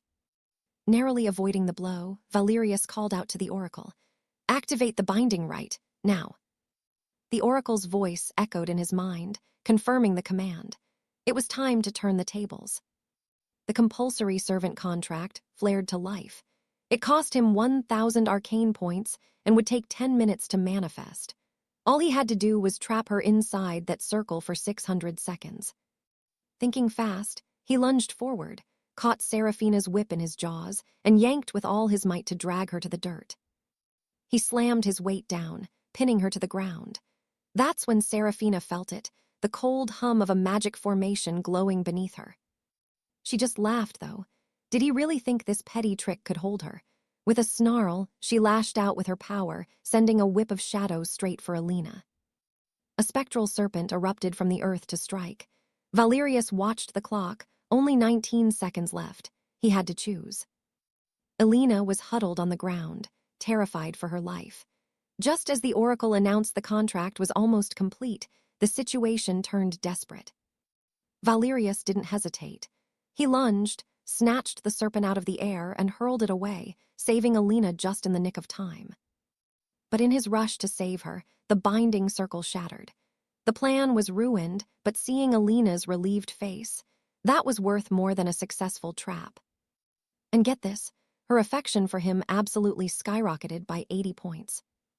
She hit the 3rd stage of devotion, unlocking a new sonic burst ability and netting Valerius another 5,000 arcane points. Not a bad trade-off. Valerius took to the skies, telling Alina to find a safe spot and stop her crying. He'd handle the demoness once and for all. Alina watched him go, completely starstruck. Honestly, she started thinking maybe a human and a dragon being together wasn't such a crazy idea after all. She nodded and hurried away, wondering why her heart was racing. She wouldn't admit it, but she was definitely catching feelings for our dragon hero. But as she scrambled through the ruins, she tripped over the dusty bones of an ancient wizard. There, on a skeletal finger, sat a gleaming gold ring, right next to a bloody warning carved in stone. Back at the fight, Seraphina was genuinely impressed. She didn't expect a dragon to understand the complexities of human binding rites. But she mocked him, noting that even simple spells take power he just didn't have. She lunged again, determined to make him her most obedient slave. "Since you won't listen, I'll just strip those scales off," she sneered. "My serpent needs a new skin anyway." Valerius backed off, trying to buy some time to talk. But Seraphina was done talking. She reached out to tear the very life from his body. Suddenly, she froze. A crushing weight of ancient magic slammed into her. It was the confinement of the dead mage, a technique she knew all too well. Seraphina's eyes widened in pure shock. How could this be? She'd personally slaughtered every last one of those sorcerers 1,000 years ago. Valerius looked back, stunned. It was Alina. She was channeling the power of the necromancer's ring. "I can't hold her for long," she shouted. Valerius didn't waste a heartbeat. "Oracle, reactivate the rite." The oracle obeyed. Another 1,000 points gone, another 10 minutes on the clock. This was their last shot. Seraphina screamed in fury. She felt herself being dragged back into the abyss of the formation. The thought of being imprisoned for another eternity was her worst nightmare. The oracle chimed in, "Capture successful." The formation was holding, but there was a catch. It needed a sacrifice to seal the deal. Valerius paused. A sacrifice? He desperately asked if he could just use a small piece of his own body as the anchor. He offered one of his sharp claws, but the oracle shut him down. A claw is just dead keratin. It wasn't enough of a price. To make it stick, he'd have to give up his left arm and his dragon horns as the vessel. Without a second thought, he made the trade. The contract was signed in blood. And just like that, the terrifying Lady Seraphina became his personal servant. Alina cheered, rushing to his side. They'd actually done it. She pulled the ring off her finger, realizing there was one thing she hadn't fully explained. Valerius looked at her, confused. What now? She stared at the jewelry. This ring. It didn't just belong to any mage. It belonged to the great necromancer himself. Faint traces of Alaric's energy still pulsed within the silver band, and by tapping into that lingering spark, the lady was able to weave a high-level binding spell from the dark arts. When she handed the ring back, Alaric watched her closely, genuinely curious why she didn't just claim such a powerful artifact for herself.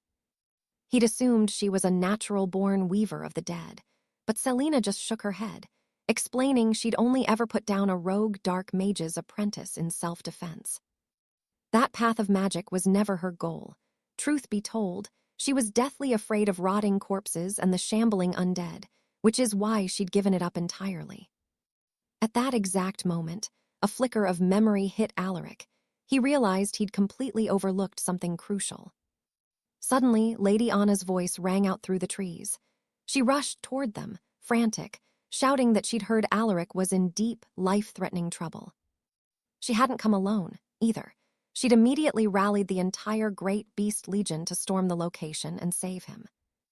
When Alaric asked who'd been spreading such wild rumors, Anna leaned in and whispered that she'd crossed paths with another high dragon on her journey. Alaric finally remembered the loose end.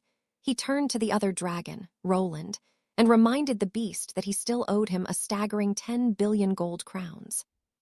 Roland balked at the number, calling it pure tyranny, but Alaric didn't blink. It was just business. According to ancient draconic law, there were only two paths now. Roland could become his loyal subordinate, follow him into battle, and work off every single coin of that debt. Or he could become raw materials. Alaric was more than happy to strip his scales for armor and take his heart as a trophy for his mantle. Roland was absolutely horrified. He couldn't believe this human was actually prepared to butcher a noble dragon without a second thought. He desperately warned Alaric that he was a member of the sacred Dragon Alliance. If he died, every dragon in the world would hunt Alaric to the ends of the earth. This was news to Alaric. He paused, asking what this Dragon Alliance was, as he'd never heard of such a group in all his travels. Roland explained that while dragons were once many, they were now a dying breed. In these twilight years, their birth rates had plummeted to almost nothing. Back when the fabled Isle of Drakes was first discovered by the early explorers, there weren't even 100 of his kin left breathing. He asked Alaric if he truly understood the weight of that tragedy. At this rate, dragons were staring down the barrel of total extinction. 1,000 years ago, 10,000 dragons called that island home. Roland revealed that their kind had incredibly long growth cycles, often spending centuries in a deep, vulnerable slumber. To the outside world, they looked like sleeping beasts, but their bodies were actually made of the rarest, most valuable materials in existence. When humanity discovered the island, they didn't see wonder, they saw gold. They launched a campaign of slaughter to get rich. Knights and mercenaries swarmed the shores, digging out dragon hearts and severing heads just to display them in their banquet halls as trophies. Because every inch of a dragon is made of first-rate material, the humans made sure that not a single drop of blood or scrap of scale went to waste. Roland had watched his own parents butchered by those greedy slayers. As more hunters appeared, the dragon's world grew smaller and bloodier every day. One by one, his siblings were cut down until he was the only one left. Both his mother and father eventually perished defending him from the dragon slayers. They'd bought him enough time to flee with his remaining kin toward the kingdom of Amlas, but the hunters were relentless, tracking them through the mountains. They picked off his brothers and sisters until he was the sole survivor, forced to flee into the arms of the Dragon Protection League. The League was founded by an ancient crimson worm and a silver matriarch with one goal: to protect the very last dragons of the world from human greed. It didn't matter what their lineage was, whether they were metallic or colored. As long as they followed the high laws, they were welcomed under the League's blessing. Despite the protection offered, the wild five-colored dragons were often too arrogant to join, showing nothing but disdain for the alliance. Because of that pride, the order was eventually given to hunt down the foolish dragon slayers who had shattered their peace and destroyed their homeland. They lived in a cycle of war and sleep, constant, brutal conflict. That was the warning Roland was trying to hammer into Alaric's head. If Alaric laid a finger on him, the Alliance would catch him and make him suffer a fate worse than death, like being forced to eat slugs every single day for his crimes. Alaric didn't look intimidated. If anything, he felt that was a pretty weak threat. He told Roland to stop whining and get to the point. The choice was still the same. Either serve as a subordinate and follow him, or perish right here and now. If the dragon didn't shut his mouth, Alaric threatened to seal it shut forever and make that slug-eating punishment a reality himself. Terrified, Roland immediately bowed to become his servant. The oath had to be made to the five-colored queen and the god Bahamut, ensuring Alaric wouldn't actually make him eat slugs. Alaric swore the oath nonetheless, binding the deal in the eyes of all. He promised that if Roland stayed loyal, he wouldn't seal his mouth or mess with his diet. Simple as that. Roland declared his agreement to the terms, and just like that, the dragon became Alaric's newest vassal. Later, as Alaric flew through the sky carrying Lady Anna, he noticed a strange mark glowing on his hand, the signature of the contract he'd made earlier with the sorceress. Suddenly, the system chimed in. For some unknown reason, his notoriety had dropped again, which caught him completely by surprise. When Anna finally woke up, she looked at him with concern and asked if something was wrong. Alaric just looked ahead and replied, "No, everything's fine."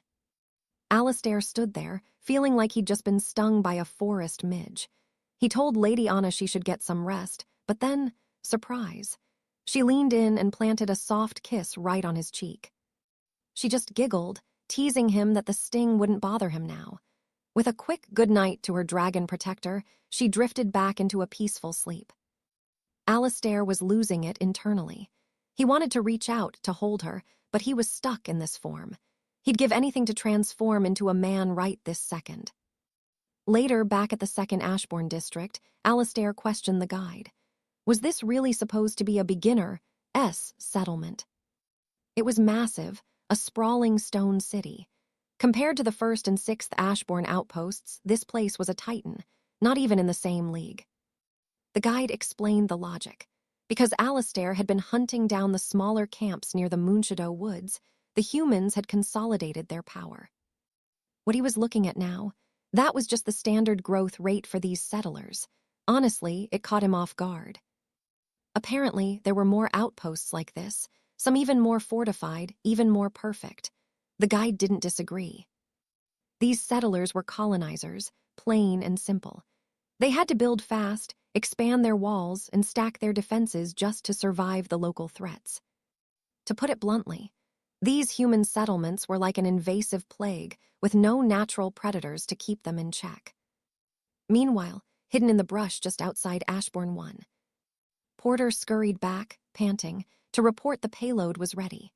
Alastair and the others immediately recoiled, clutching their noses at the absolute stench coming from the jars. It was the new, spiced rot bomb. Pure filth. 10 times more potent than any standard poison gas used in the border wars. Alastair nodded. Progress is progress, right? But he made a mental note to tell them to fix the smell next time. This was bordering on biowarfare. Then the command came. Alastair took to the skies, roaring for the assault to begin. The beast horde unleashed the rot bombs, raining them down on the village below. Total chaos. The monsters breached the gates, and the townspeople went into a blind panic. No one expected a full-scale invasion on a Tuesday. The town guards were coughing and gagging, completely baffled. Was it a plague? A poison gas attack? They couldn't even breathe, let alone fight. With the defenses crumbling, the surviving guards scrambled to find the High Lord to report the disaster. Alastair signaled Royce to follow him, ordering him to bathe the town square in dragon fire. But Royce hesitated, looking down at the flames. "These people haven't even drawn a sword against us," Royce muttered. He couldn't wrap his head around why they had to wipe them all out. He argued that if they only targeted the ones who started the fight, he'd understand the bloodlust. But this felt different. Alastair snapped at him, calling him a naive fool. Do you even know why our kind is vanishing from this world, Royce? Royce looked lost, just staring back blankly. Alistair's voice dropped to a low growl. It's them, the humans, it's always been them. They stole the dragon's hunting grounds. They leveled the ancient forests. They turned the natural world into a graveyard. And it didn't stop there. They slaughtered their brothers for trophies, stealing dragon hearts and soaking manticore bones in wine for their feasts, all just to forge fancier armor. If you let these innocents go, Alistair warned, they'll just crawl back with a band of dragon slayers to find our nest. He painted the picture, a sack of gold tossed over Royce's corpse while they cheered for the hero who killed the beast. They'd call it justice. The memory of his own home's destruction flashed through Royce's mind. The grief turned to ice-cold fury. You're right, he hissed. They deserve nothing but ash. Alistair didn't waste another second. Then let's finish this. The two dragons dove, and the massacre of the settlement began in earnest. People were screaming, running for their lives as two shadows blotted out the sun, raining down a literal wall of fire from the sky. Mages to the front, someone yelled. They were desperate to set up a barrier, trying to find some way to strike back at the titans above. One veteran soldier screamed for the mages to shield the frontline knights first, before unleashing their most destructive spells. Two wizards scrambled forward, chanting spells designed to bind and slow the dragon's flight. They had to get closer to make it stick. But the female mages turned to the High Lord, their faces pale. It's no use, they're scales. They're practically immune to elemental magic. The slowing spells barely tickled them. The High Lord gritted his teeth, wondering why in the hell two dragons would launch a surprise raid out of nowhere. That's when a scout rushed up. Apparently, a few days ago, a commander named Sir Walter had taken a group to hunt a black dragon. The realization hit them like a ton of bricks. This wasn't a random raid. This was a revenge mission. The black dragon had come for blood. Sir Walter's son stood there, his world shattering. His father had failed. It explained why his parents hadn't sent word from the hunt. But he wasn't going to break. He vowed right then and there that he'd do whatever it took to make sure his father was avenged. He turned to the remaining knights, his voice echoing over the roar of the fire. It's all on us now. Kill those beasts or we all die. Archers, knights aim for the sky, he roared. Spears at a 45-degree angle. Give it everything you've got. They counted down 3, 2, 1 and launched a forest of steel. But Alistair didn't even flinch. With one sweeping movement, he used a pulse of power to disarm every single one of them. The spears clattered uselessly to the ground. The defenders were paralyzed with fear. Impossible, the High Lord whispered, before frantically ordering a shield wall. But it was too late. He watched his men break rank, weeping and begging for mercy as the sky fell on them in a hail of fire. There was no time for a counterattack. It was a slaughterhouse. Royce looked down at the chaos and scoffed. Fools. Aloan points out a chilling discovery she's made about the invaders. These humans, they seem physically incapable of dying, even after taking lethal blows. She'd seen it with her own eyes. A man she'd crushed into the dirt just moments ago walked out of a small stone chamber shortly after his death, perfectly fine. It was time to drop the truth. This world wasn't the only one in existence, and these immortal humans were the proof. There were countless realms beyond the horizon, and as someone carrying the noble dragon's legacy, Royce needed to wrap his head around that, fast. Royce was absolutely floored. The idea of humans being interdimensional travelers from another world was pure madness to him. Meanwhile, chaos erupted as mages desperately tried to extinguish the flames from the attack. One mage shouted to the young lord that those two giant dragons were just too powerful to handle. They couldn't win this. Their only hope was to abandon the outpost and flee toward another frontier village before they returned to ash. The boy asked if there was another sanctuary nearby, and the mage confirmed a stronghold belonging to the Iron faction wasn't far from their position. It wasn't marked on any standard maps, a hidden refuge, and the boy didn't hesitate. They had to move. Now. His companion asked about the other villagers left behind, but he didn't give a damn about their fate. His logic was cold. They wouldn't stay dead anyway. As long as the leaders stayed alive, they could just rebuild the frontier once the dragons got bored and left. The mage didn't argue. They bolted, leaving the second village behind as it crumbled into a heap of burning ruins. Looking back, the boy's blood boiled with rage. He swore he'd return for vengeance, but the mage just urged him to hurry up. Their invisibility potion was failing. They only had 10 minutes left before they were completely exposed. Later, Aloan stood over the ruins of the village stone. She told Royce that, as he could see, these humans were outworlders who had come solely to invade. If this invasion succeeded, their entire world would be sidelined into a death trap or completely wiped off the map. That's why they had to strike first. Every human held a class, and their way of gaining power was terrifyingly simple. They just had to kill the creatures of this world to grow stronger. Royce finally realized that every living thing was in grave danger. Aloan told him to get a grip. Honestly, for a dragon, he was acting pretty useless and cowardly, which was starting to get on her nerves. She didn't know how other territories were holding out, but she knew her mission: gather every monster in the region under one banner. They would destroy every human settlement from the other world and build a massive monster citadel to defend themselves. It wasn't just a plan, it was survival. Royce asked about the glowing jewels she was holding. Aloan explained they were special relics salvaged from the human ruins, essential for building their new fortress. She called for them to unite. They would build a city for their kind and drive the invaders out before any more of their land was stolen. Royce was sold. He knelt, swearing by the dragon god Bahamut that he would follow Aloan to the very gates of death. He promised that wherever his dragon breath passed, only scorched earth would remain. His admiration for her just skyrocketed by 300 points. Aloan just smirked. She was definitely looking forward to seeing that fire in action. But before the grand plan could start, everyone needed to work twice as hard to level up. Suddenly, the system rang out. Total destruction of the frontier hamlet confirmed. Her infamy was growing. Aloan breathed a sigh of relief. Luckily, a new world boss had appeared elsewhere, so the players would be too distracted to come after her for now. Just then, Anna came running toward her, out of breath. She reported that 2 humans had secretly escaped, and they needed to send a pursuit party immediately. Aloan told her to wait. She didn't want them dead yet. Instead, she'd have them followed secretly to see exactly where they were hiding. Meanwhile, over at Outpost 34. The players were fuming.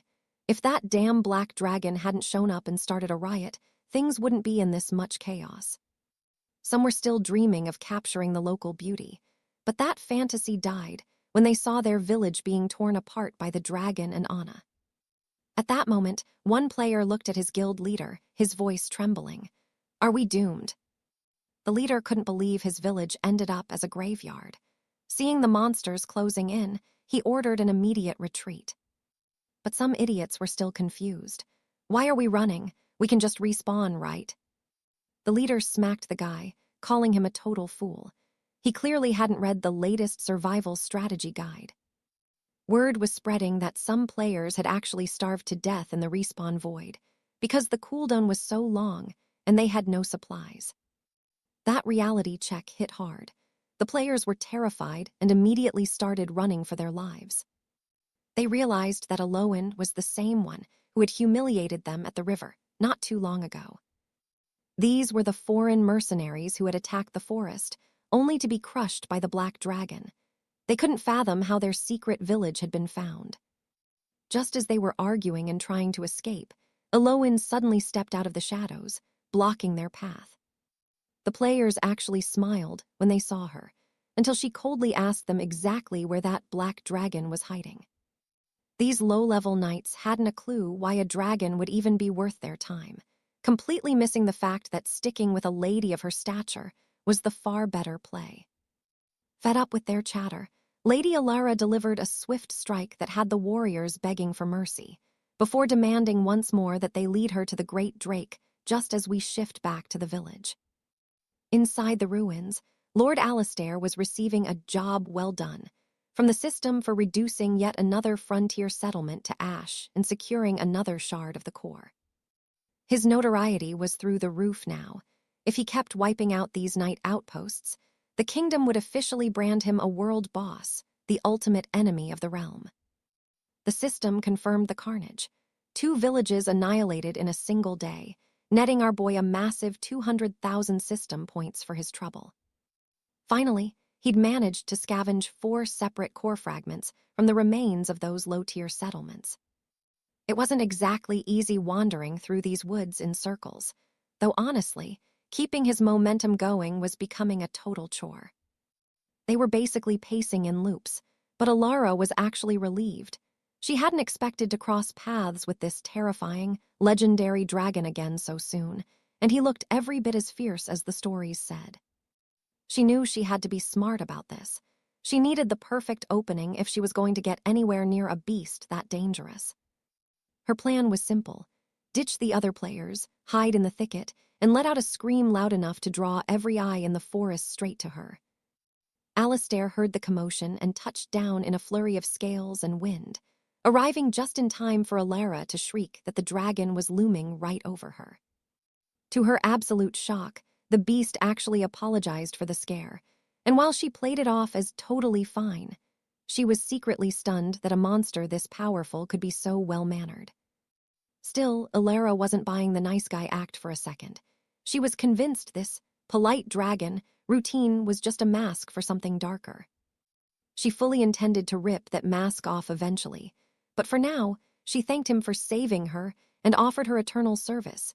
Meanwhile, Alistair was sweating because every single one of her stats showed up as unknown. Alara was thrilled with his reaction, thinking that using her charms to get close to a legendary drake was the ultimate high IQ play. Step 1, gain his trust. Step 2, end his life. It was the perfect plan, even if she was striking some truly bizarre poses that left poor Alistair completely baffled and wondering what was wrong with her. Honestly, he just wanted to get as far away from this unknown creature as humanly possible before things got even weirder. But just as he turned to leave, he spotted the warriors from the other village, the same group of thugs who had been harassing the girl earlier. Those cowards immediately folded, begging for their lives and actually suggesting he feast on the girl instead, claiming she'd be a much tastier meal than them. Alistair was absolutely livid, calling them nothing more than pathetic, lowly insects for such a spineless move. They didn't even try to bargain. Instead, they dared to suggest he pollute his sophisticated palate with their filthy, disgusting bodies, as if they were even remotely worth eating. It was an insult he couldn't ignore, but the warriors began to wail, pleading with him to wait and promising they had legendary treasures to offer in exchange for their heads. Not just gold, either. They claimed to have secrets and information that a dragon of his stature would definitely find useful. Alistair gave them one chance. Tell him about these treasures or be burned to a crisp, and one guy desperately blurted out that a great lord must surely appreciate refined, gourmet flavors. He started rambling about his family's secret recipes that went through 1,000 stages of fermentation just to reach culinary perfection. Alistair wasn't in the mood for a cooking lesson and incinerated the guy's meal without a second thought, giving the rest of them exactly 3 seconds to spill everything they knew. Unless they wanted to end up extra crispy, they needed to talk, so the leader bowed low and started babbling about the great Serpent King. It was a titan of a beast that had recently emerged from the depths of the Western Sea, causing chaos wherever it went. This monster had already leveled 4 villages near the border of the Sterling Empire, and word was spreading that the Serpent King was ravaging the coasts, leaving the human settlements in total ruin. Our protagonist just sighed. As far as he was concerned, this information was completely useless. All he cared about was where the gold and the treasure hoards were hidden. If they didn't have a map, he was going to turn them into human charcoal right then and there. The man screamed for him to wait, claiming he actually had one final secret that the dragon would definitely want to hear. He explained that the Storm Serpent King was causing so much carnage that adventurers were flooding through teleportation circles from all over the world just to hunt it down. These weren't just random thugs, either. We're talking high-tier heroes with legendary gear and extraordinary skills coming to collect the bounty. But he quickly added that compared to Alistair, those heroes were nothing. He just had to wait for them to fight to the death and then swoop in to reap all the rewards for himself. Alistair actually paused to think about that. Now that was a plan he could get behind. The Storm Serpent must have been the entity marked in those 4 villages. If the system hadn't reminded him of the danger, he might have been completely annihilated by the scale of that conflict. It looked like this player was essentially marking the location of a true world boss for him.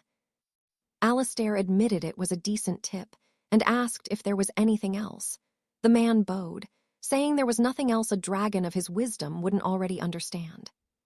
They had nothing more to offer him at the moment, which was a very dangerous position to be in. They promised to bring more intel if they survived, but suddenly the system blared an emergency alert. A player had finally reached level 30.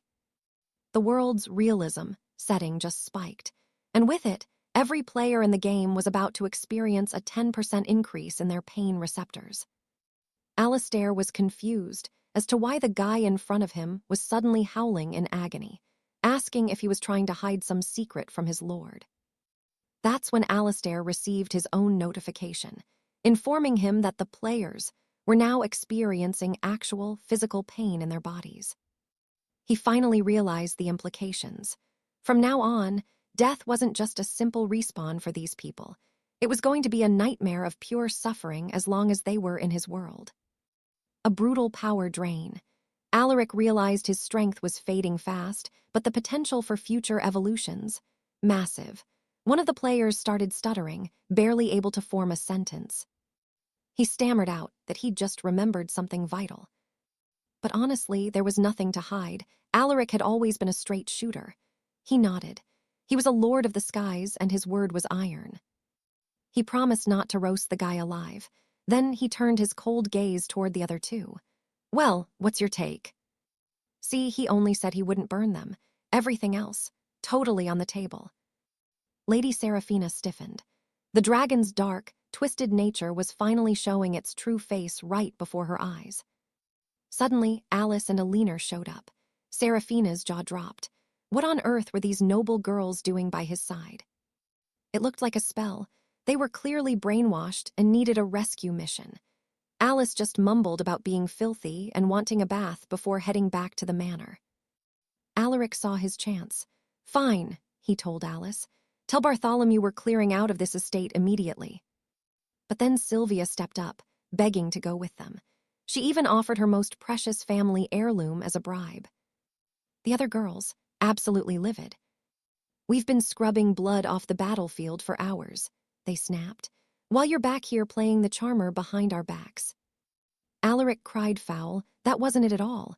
He frantically asked the oracle how to get rid of Seraphina.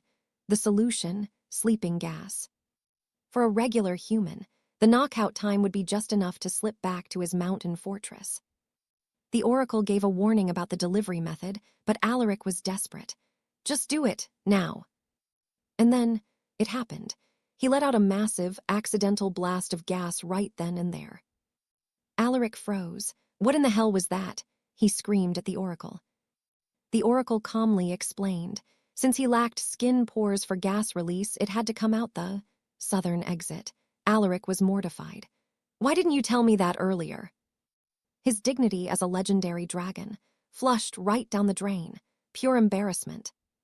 The oracle moved on, asking if he wanted to forge 4 fiefdom shards into a High Lord's decree. With that decree in hand, he'd finally have the authority to found his own monster settlement. Alaric pulled the trigger on the synthesis. Boom, success. He was now the proud owner of a Shadow Keep core. Now for the fun part, picking the layout. A few choices popped up. Option 1, a massive fortress. 2, an elite dragon's roost. Or 3, a primary dungeon. Alaric wasn't feeling the dungeon vibe at all. Climbing in and out of a hole every day sounded like a chore, and honestly, never seeing the sun, depressing. Everyone's health would tank. They'd be catching a cold every other week. But the oracle had a fix, a teleportation gate. He and his minions could zip in and out of the depths instantly. Effortless, he just had to cough up some spirit points. Plus, it wouldn't be pitch black down there. They could install solar mirrors to trap and mimic real sunlight. Problem solved. Fine, let's go with the dungeon, Alaric decided. As for the entrance, right in the heart of his lair. That way, if any hero tried to raid him, he could crush them personally the moment they stepped inside. Suddenly, the ground shook violently. Alice panicked. Is the mountain collapsing? Should we run for cover?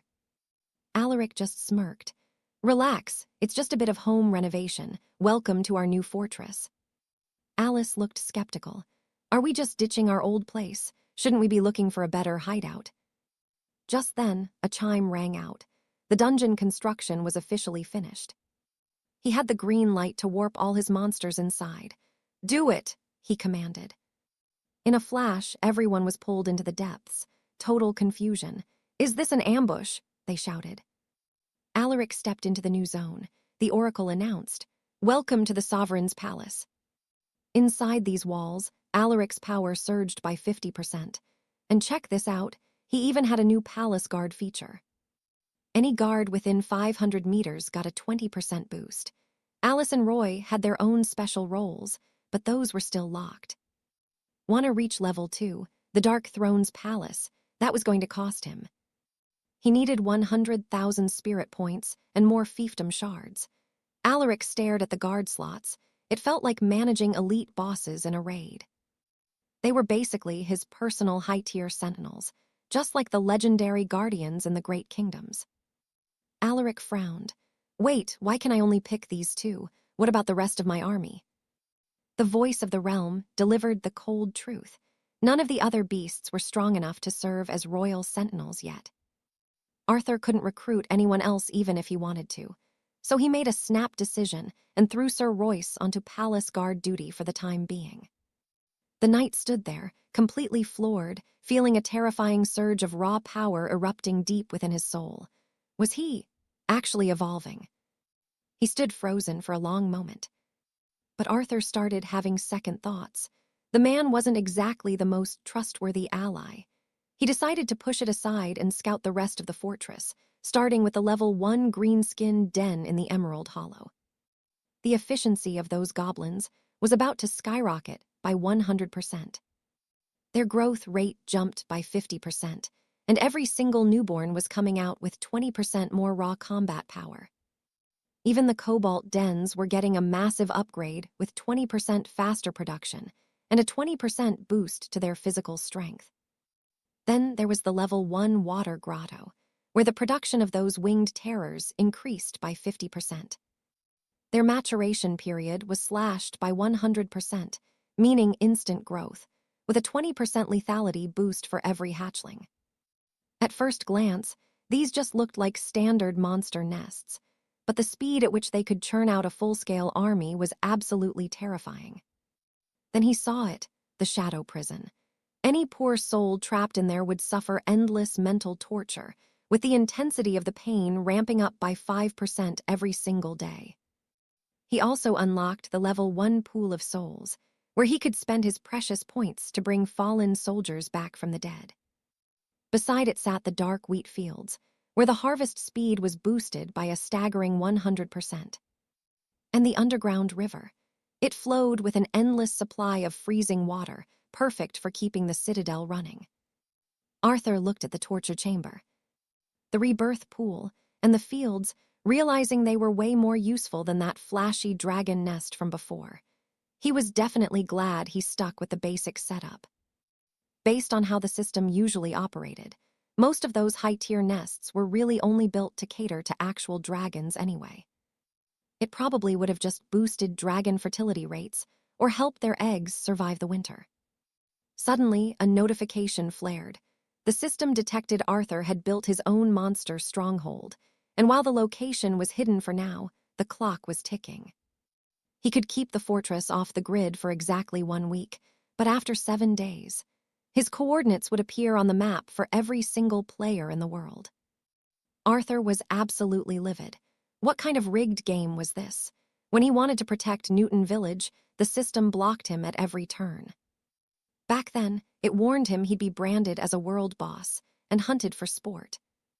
But now that he'd finally built his own home in the shadows, the system was literally trying to sell him out to the public.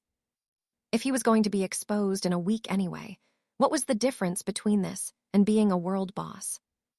The voice responded coldly. It was inevitable. The fragments of the village core were bound by the ancient rules of the realm. But there was a catch. Once the dungeon was revealed, Arthur wouldn't be marked as a boss, and no one could use a teleportation gate to jump straight to his front door. Plus, he'd get access to brand new resources. Arthur's eyes lit up at that. The anger vanished instantly. New resources? Now we're talking. But he couldn't help but wonder. Was a black dragon like him just destined to be farmed like a common mob by players and knights forever? He shook it off. He'd hide the fortress and deal with the fallout one day at a time. He wasn't in the mood to be harassed by every adventurer in the kingdom. The system acknowledged his command. The citadel would remain in the shadows. It also flagged 5 arrow towers sitting outside that hadn't been placed yet, and asked if they should be moved into the interior. Arthur thought it over, and then demanded to know about that teleportation matrix he was promised. The voice replied that it would cost 20,000 points, and at his current level, he could only build a one-way portal. It asked if he wanted to start construction immediately. And Arthur barked the order, build it now and take the gold. He was still fuming, but he needed that tactical advantage. Meanwhile, Anna and Selena were making their way through the dark tunnels together. Selena suddenly gasped and ducked behind a pillar, terrified that she'd seen a ghost, but Anna just shook her head. Relax, it's just a shadow. High above, the protagonist watched his screen. In this shadow labyrinth, every magical creature got a 10% combat boost just for being there. Even better, they became completely undetectable if they stood perfectly still. Arthur gave the command, Percival, get to the corner and don't move a muscle. Just like that, Percival vanished into thin air. Selena's jaw dropped. She couldn't believe her eyes. Anna frowned, looking at the empty space. That's strange. I know he's still there, but he just blinked out of existence. Deep in the heart of the maze, Arthur smirked. It was working perfectly. They'd never find him now. This was the true power of the Shadow Labyrinth. Any monster that stayed motionless for 5 seconds became a ghost, invisible and untraceable. Percival was visibly impressed by the new trick and grinned. He had a very wicked idea for what to do next. The plan was simple but deadly. Lace the obsidian vaults with lethal traps and station a few elite guardians to watch the shadows. With that set up, they could bottleneck an entire army using nothing but the darkness itself, leaving Sir Cedric absolutely floored by Lord Alaric's tactical brilliance. Alaric nodded, liked the sound of it, and told Cedric to take the lead on the fortifications. Next on the list was logistics. He ordered the royal tubers moved to the shadowed glens and commanded the conscripted infantry to start the harvest. As for the prisoners who couldn't follow a simple order, they were headed straight for the pit of despair. 10 days in total darkness to rethink their life choices, then he'd decide if they were worth keeping around, and poor Cedric just nodded along, not daring to argue. Turning his focus inward, Alaric told the voice in his head to grab the golden fruit and then set aside 5,000 soul shards to craft the most efficient power-up plan possible. The voice chimed in, confirming that based on his current state. It would tailor an evolution plan, perfectly synced to Alaric's physical limits and hidden potential. The recommendation: advanced muscle grafting for 10,000 shards. Beginner sovereign will for a staggering 100,000, and that golden fruit for another 100,000 on top of that. After tucking away his reserve, Alaric was looking at a remaining balance of 44,995 soul shards. Alaric announced he was ready to evolve right then and there, which caught Lady Alara off guard with how fast he was moving, but she promised to stand by him. Go to sleep, she told him softly. I'll keep watch so you can rest without any worries. He explained that sleep wasn't actually required for this, but warned her it was going to get intense and suggested she wait on the other side of the chamber. Honestly, He didn't want to terrify her with what was about to happen, but Alara wasn't budging. She was staying right there. Legend says draconic ascendance is incredibly volatile, and one wrong move can end in disaster. That's exactly why she refused to leave his side, so Alaric eventually gave in and thanked her for the support. But he gave her one last warning. Things might get ugly during the transformation, and he was terrified of accidentally hurting her if she stayed too close. Alara finally stepped back, and Alaric gave the command to start, but then the voice dropped a bombshell. This wasn't just a skin-deep change. We're talking a total internal overhaul, organ by organ, and the pain. It was going to be off the charts. To keep him from screaming the castle down or thrashing around, the voice decided to seal his throat and temporarily remove his limbs. The transformation started instantly, leaving Alaric completely frozen in horror at the mention of losing his arms and legs. Suddenly, he couldn't feel his feet, his body gave out, and he slammed into the dirt while Alara watched in total panic. The agony was blinding, and he begged the voice to just knock him out. It cost him another 1,000 shards for the anesthesia, but he didn't care. He just wanted it over. And then, lights out. A second later, he jerked awake, fuming that he'd just spent 1,000 shards on what felt like a single blink, but the voice told him to stay calm. An outside force had shocked him awake. It was Alara. She was desperately pouring healing magic into him, and though he wanted to tell her to stop, his voice was still completely gone. That's when the world shifted, and Alaric found himself in a strange void filled with shimmering white threads stretching into the distance.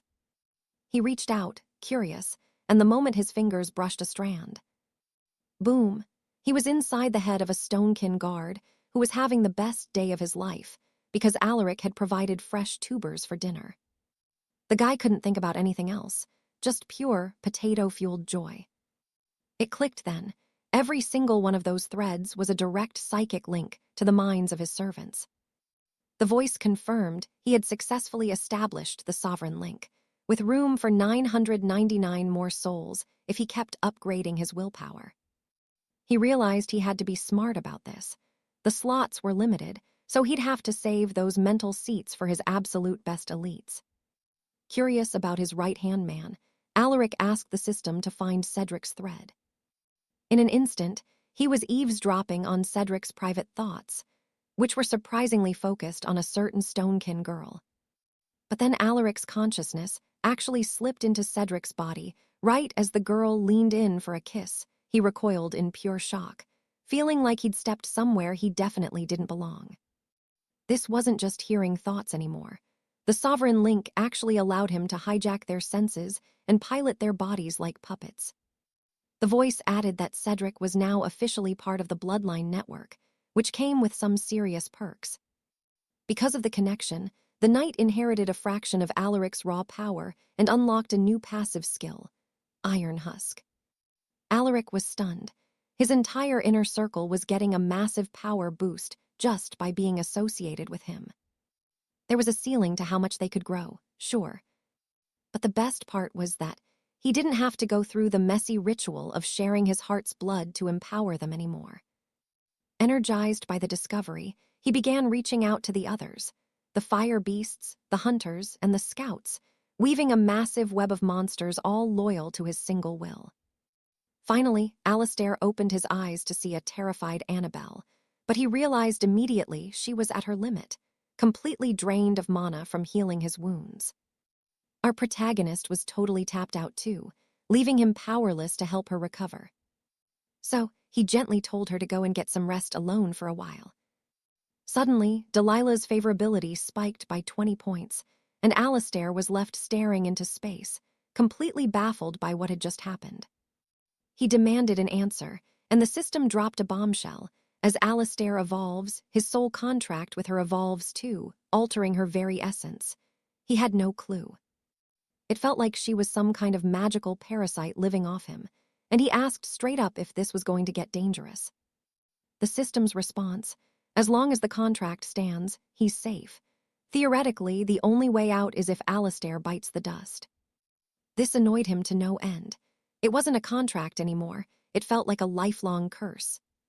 But whatever, time to hit the final stage. While Annabelle rested, Roland still hadn't claimed his draconic inheritance.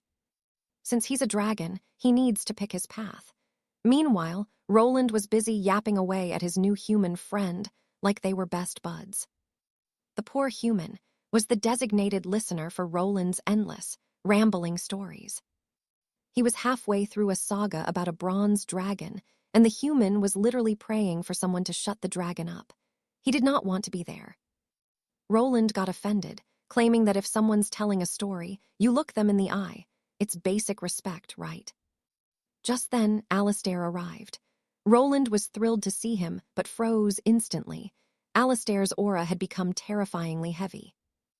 Our boy felt the power surge. After that transformation and the total massacre at the two border hamlets, he'd officially hit level 38. Only 3 more levels to go. Then, he'd finally enter the young dragon stage. He was one step closer to shape-shifting, and finally, he'd be able to stand by Annabelle's side properly. Shifting gears, Alistair cleared his throat and told Roland he was there to let him choose his power-up. He tapped into their connection thread, showing Roland a vision of brand-new abilities that the younger dragon couldn't even fathom. Alistair told him to pick his poison, but the system warned him to be careful. Roland is a pure-blood dragon. Even though Alistair could grant him gifts, the effects would be watered down, and his growth would be limited by his own bloodline. Roland shrugged it off, saying his iron scale armor was already top tier. Between his sleep breath and his concentrated fire breath, one for crowd control, one for killing, he felt his arsenal was already pretty solid. In the end, he chose to boost his raw physical strength. He wanted to be a powerhouse, not quite as monstrous as Alistair, but even a third of that power would be insane. Roland made his choice and felt the evolution take hold. He was ecstatic. His strength had practically doubled, and he boasted that if a storm giant showed up right now, he'd take it on in a fistfight.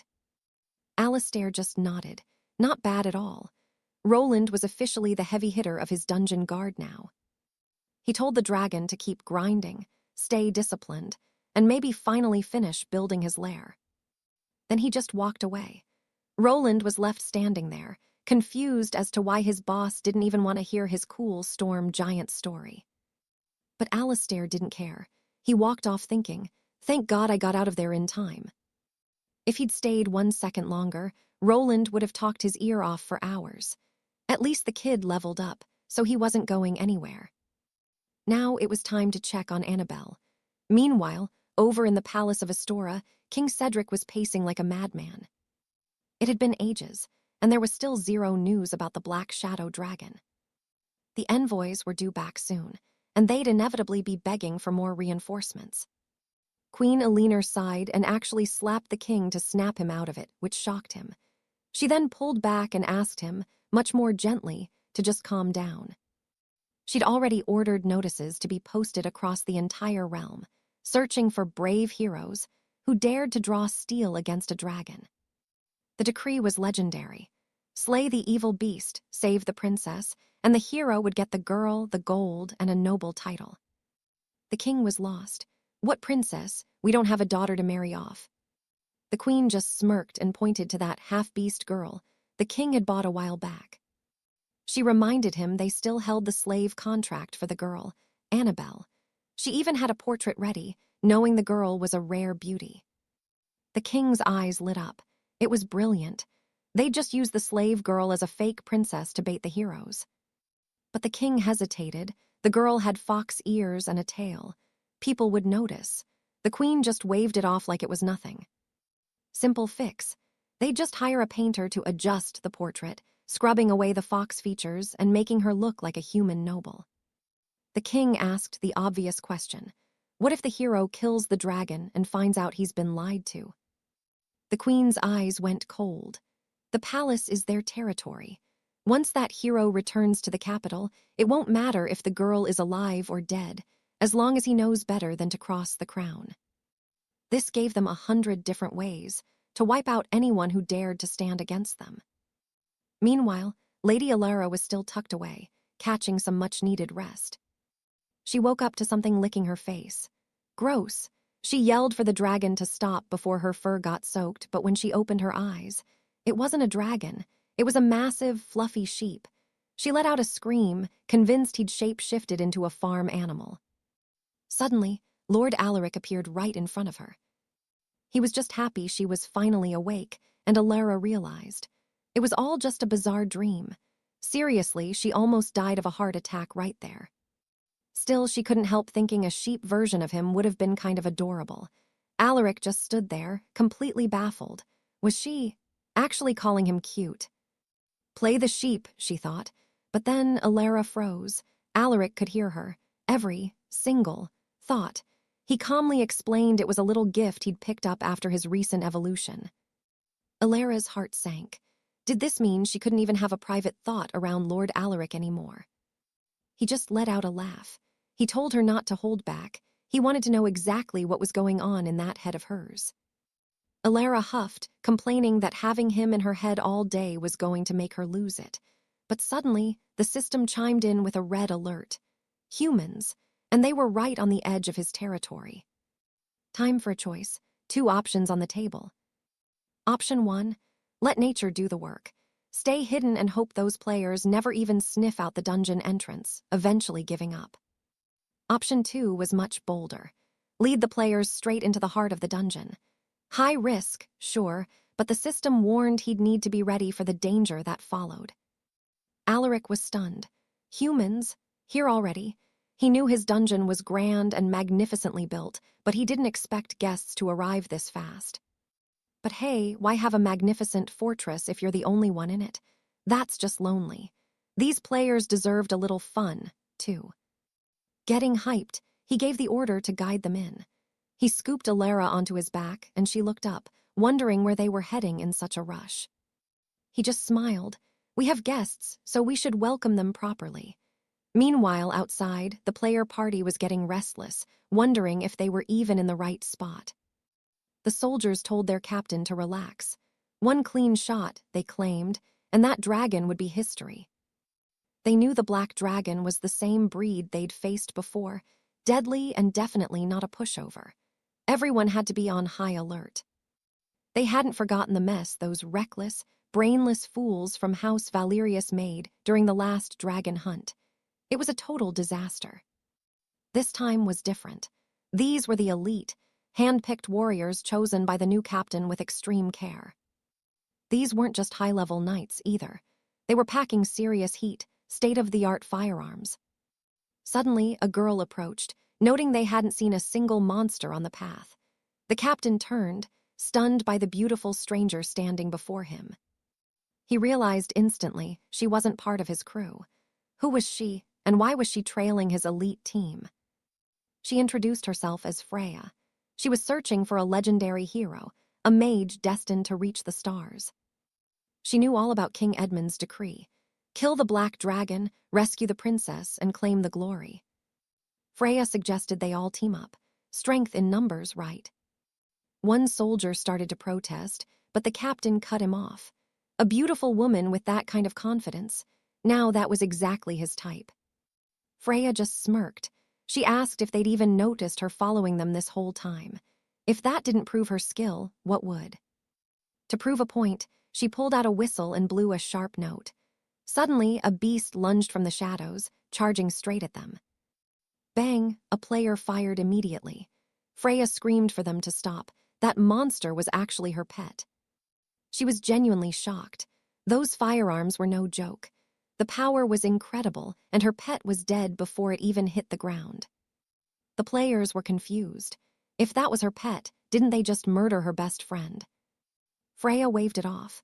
She was only worried about the pain. See, her pet had a special gift. It could heal the entire team. She splashed a potion on the corpse, and just like that, it sprang back to life. Impressed, the captain officially welcomed her to the squad. High above, Alaric watched the whole drama unfold with a grin. With a flick of his wrist, he teleported a mysterious scroll right into the captain's face. The system narration kicked in. Legends spoke of a massive dungeon hidden deep within the Silvermoon Forest. A dark, mysterious abyss where the most terrifying monsters hide. Only the most fearless warriors could survive to claim the infinite riches within.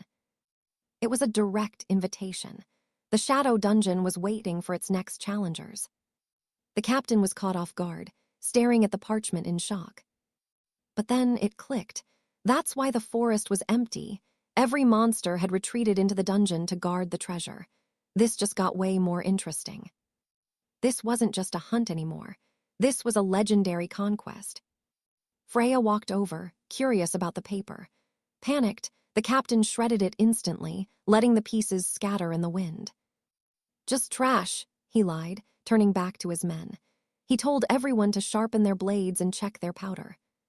The monsters had holed themselves up in the dungeon with all their loot. It was the perfect chance to strike hard and fast. Lady Alana stood there, completely frozen. She couldn't believe they were actually going ahead with the ambush. An entire army of men, who hadn't even drawn their swords yet, were about to be led straight into a slaughterhouse. "Hey, easy on the scales." Lord Alaric winced as she accidentally yanked on his hide. Alana just let out a nervous little laugh, whispering a quick apology for her clumsy grip. She huffed, a bit annoyed at herself, but gave her word to be much more careful with him from now on. Alaric wasn't about to stay behind. He called over the Herr Commander and the Jackal Knight, barked an order for them to grab their fire beasts and gear, and prepared to head deep into the sunken keep. He needed a rock-solid defense before the storm hit, so he sent word for the noble vanguard to assemble at the labyrinth entrance immediately. In a fight like this, numbers were his best friend. The more monstrous creatures he could pack into those narrow corridors, the better their odds of survival. Within the hour, the halls were crawling with beasts. Alaric walked right up to the alpha of the great wolves, looking him dead in the eye to see if the creature truly understood the meaning of primal ferocity. Honestly, these were some of the most hideous monstrosities he'd ever seen in his life. But the great wolves, they just stared back in chilling, eerie silence. These monsters had raw talent, though. Even if they weren't master duelists, their sheer, terrifying presence would be enough to make most players drop their weapons and run. So Alaric gathered them all around and gave them the secret to surviving the sunken keep. "Stay perfectly still," he commanded. If they didn't move a muscle, they'd slip into a state of total invisibility that no human scout could ever hope to detect. Their objective was simple and brutal. Wait for the players to enter the maze, then wipe them out before they even knew what hit them. For 8 days, they'd been turning these halls into a massive death trap. But he gave them one final out. If the fight turned sour, they weren't to be heroes, they were to run. Alaric wasn't interested in meaningless sacrifices, and with a grunt of respect, the entire wolf legion turned and vanished into the shadows of the keep. "Hold it right there," Alaric shouted suddenly. Alana, who had tried to sneak off disguised in wolf warrior furs, stopped dead in the middle of the marching line. She let out a cheeky laugh, genuinely surprised she'd been caught after trying so hard to be stealthy. Alaric just sighed. Did she really think he was blind to her antics? He told her to get back to the safety of the manor, but she started complaining instantly, insisting she was finally powerful enough to hold her own on a real battlefield. She claimed she was the only one who could truly watch over and protect the 2 young dragons during the chaos. Alana tried her best to wear him down, even giving him that classic pouty, innocent look that usually worked on everyone. But he shut her down again. It was just way too dangerous. Ever since their souls were bonded, Alana had become 10 times bolder and more spirited than the shy girl he first met. Alaric realized he had to be careful. It felt like her true, wild nature was finally starting to claw its way to the surface. That's when Alana pointed a finger right into the middle of the wolf ranks, asking if Lady Selena could go. Everyone turned, realizing Selena had also snuck into the army in a matching disguise. Alaric hauled her out of the line as well, ignoring her desperate begging to stay and fight alongside the rest of the troops. Both of them were clearly desperate to help in the coming war, and Alaric finally realized exactly who Alana had been learning all this rebellion from. The truth was, they both just wanted to protect their home, but now our hero had the impossible task of convincing them to stay behind. And that's where we're leaving things for today. If you want to see how this epic battle kicks off, Hit that notification bell and I'll see you in the next one. Right here on the channel. Catch you later.